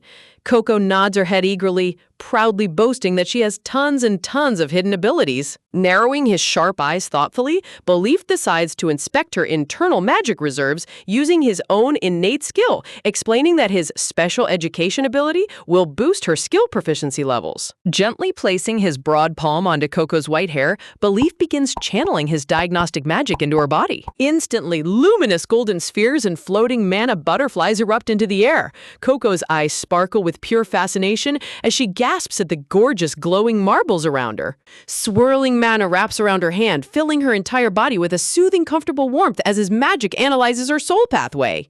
Hopping up and down, Coco giggles hysterically at the fluttering light butterflies, shouting that her master's magic is the prettiest thing she's ever seen. But as Belief peers deeper into her soul matrix, his face pales in absolute horror. His pupils shrink in utter shock as he stammers that what he's seeing is completely impossible. Reflecting inside Coco's glowing eye is the dormant soul of a divine spirit beast. Staring in sheer astonishment, Belief watches as golden mana butterflies flutter around Coco's hands while she hops in absolute excitement. Floating text boxes highlight Belief's inner mind, wondering just how much astronomical magic potential this toddler actually possesses. Belief breaks down the magic hierarchy in his head, reflecting on how magic proficiency levels are divided into unique tiers like Diren for mind control and Sidiang for natural elemental control. He continues analyzing higher tiers like Vintento, which allows a mage to alter Providence itself, before finally arriving at the mythical tier reserved only for world-ending legends. Glowing gold text officially names this godly legendary ability as Aethra. Recalling how Coco casually held a whole conversation with a wild giant wolf and a rabbit without breaking a sweat, Belief realizes her raw affinity already places her at the Vitento class. This kid is literally 4 years old and already outranking high mages. His eyes widen further as he realizes that animal communication isn't even the full extent of her hidden powers. Chibi Coco sits on her little chair, proudly swinging her feet and raising her arm like an eager kindergarten student ready for class. A sinister, scheming smirk spreads across Belief's handsome face as he ponders how the Ardos household acquired such a game-changing monster, chuckling, wondering if his brother even realizes her true worth. Unaware of his shadowy inner monologue, Coco reaches up to pet a floating mana butterfly, innocently asking what kind of preparations they're supposed to begin. Belief gently guides the shining magic butterfly back toward Coco's tiny hand, explaining that his innate education ability works by returning her spent light to amplify her base magic stats. The luminous butterfly dissolves straight into her fingertips, causing Coco to gasp as warm energy flows directly into her body. Raising his broad hand in front of her, Belief coolly announces that it's time to unleash the full force of her boosted magic reserves. Instantly, a blinding tidal wave of glowing golden butterflies and swirling manospheres explodes into the room. The brilliant flash of light is so overpowering that even the legendary Archmage has to shield his eyes. Peeking through his fingers, Belief's pupils shrink in pure disbelief as he takes in the massive volume of magic energy radiating from her tiny frame. Look at his face! He literally created a monster and now he's terrified. Focusing the chaotic energy down into a refined spark, Belief pinpoint targets the exact core inside her soul matrix. Coco sits quietly on her seat with her hands neatly folded in her lap, winking as her body absorbs every drop of the amplified magic. Leaning down close, Belief anxiously checks on her, asking if her physical body is feeling okay after absorbing such a massive magic load. Her purple eyes light up like fireworks as she holds her hands out, excitedly squealing that she feels so strong she could punch through a mountain. Belief chuckles proudly, smugly boasting that of course she feels amazing. After all, she's learning under the greatest Archmage in history. His mouth curls into a devious, confident grin as he addresses her as his official disciple. Crossing his arms dramatically with a theatrical laugh, Belief declares that her official special training begins right now, leaving Chibi Coco tilting her head in total confusion. Hilarious chibi panel depicts Belief burning with demonic fire while cackling like a classic villain. This Archmage takes his teacher job way too seriously. Later that evening, brilliant beams of magic light continue to flash continuously through the windows of the log cabin. Inside, a completely drained Belief slumps down with massive dark circles under his eyes, looking like he aged 20 years in 5 hours, while Coco shouts for him. Multiple Chibi Cocos multiply around the room, zipping back and forth in hyperactive speed while spouting nonstop gibberish about popping sparkles, driving her exhausted master into total madness. Standing on top of the world with her arms raised high, Coco proudly shows off her endless battery of magic energy. Losing the last bit of his sanity, Belief swoops in and tightly wraps Coco into a human burrito blanket, shouting that training is officially over for the night. Wrapped up tight with her hair sticking out like floppy bunny ears, Coco blinks in complete surprise at being turned into a cozy blanket roll. Belief sits on the edge of the bed, scolding his hyper-reactive apprentice for ignoring dinner and continuing to cast magic all day when she was supposed to be resting. He thought he was adopting a sweet disciple, but he actually adopted an unstoppable Energizer bunny. His face turns unusually serious as he warns her that overusing top-tier magic at her young age will cause severe physical side effects. Coco peeks out from under her blanket roll, listing off her known abilities like animal affinity and high-speed healing. Staring down at her with a contemplative gaze, Belief narrows his sharp eyes in deep thought. He considers the possibility that her healing magic goes way beyond simply curing poisons or scratches, theorizing that her raw power might actually be capable of suppressing full-scale magic rampages. Hearing the word rampage, Coco gasps in shock and pops up in bed, but Belief firmly places his hand out, telling her to lie back down and rest. Pouting her cheeks in minor disappointment, Coco snuggles back into her cozy blanket burrito and agrees to behave. Softening his cold gaze, Belief smiles gently, pleased that his little student is finally listening. Leaning over to blow out the bedside candle, Belief warmly bids her goodnight, promising that they'll resume her special training tomorrow morning. Silence falls over the log cabin as the overhead hanging lamp dims down into the quiet night. But under the covers, tiny little fingers begin stealthily wriggling out from the edge of the blanket. Coco peeks over the blanket with huge, sparkling, starry eyes, proving that she had zero intention of actually sleeping. Sitting up without making a single sound, she whispers a tiny apology to her master in her mind. Crawling across the wooden floor like a tiny ninja, Coco sneaks past Belief's sleeping form, determined to practice right away so she can hurry back and cure her big sister Chloe. Bursting out into the cool night air, Coco wipes her forehead and whispers a triumphant cheer for successfully sneaking past the legendary Archmage. She really thinks she pulled off a top-secret stealth heist. Reaching into her pocket, Coco pulls out the dark purple mana stone given to her by the wolf, reasoning that practicing her special training on this core will make her sister healing powers rank up even faster. Inner text bubbles reveal that this exact mana stone is a legendary artifact that the main antagonist, Lucretia, actively sought out in the original future timeline. Holding the dark purple gem in her small hands, Coco concentrates her internal magic into the core. Suddenly, a terrifying wall of roaring orange flames erupts from the stone, surrounding Coco in a wild whirlwind of uncontrollable heat. Cracks spread across the stone as violet magic violently overloads, leaving panicked Chibi Coco screaming in horror for the mana stone to calm down before it blows up the entire forest. Before the fiery mana core can detonate, thick, dark shadow magic creeps across the forest floor. Coco stumbles back in surprise as a deep, authoritative voice commands her to stand completely still. Swirling darkness instantly wraps around the volatile stone, snuffing out the raging flames and suppressing the chaotic blast before it can blow up the surrounding trees. Chibi Coco blinks in pure confusion as the smoke clears, completely stunned by the sudden rescue. Heavy, elegant footsteps echo through the shadowy forest as a voice sighs, admitting that leaving this tiny troublemaker unsupervised for even a single second is an absolute recipe for disaster.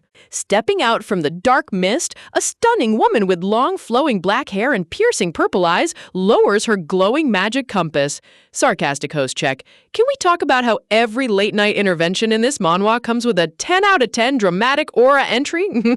She looks at the tiny kid with a sharp, strict gaze, sternly reminding Coco that she explicitly warned her not to cause any trouble.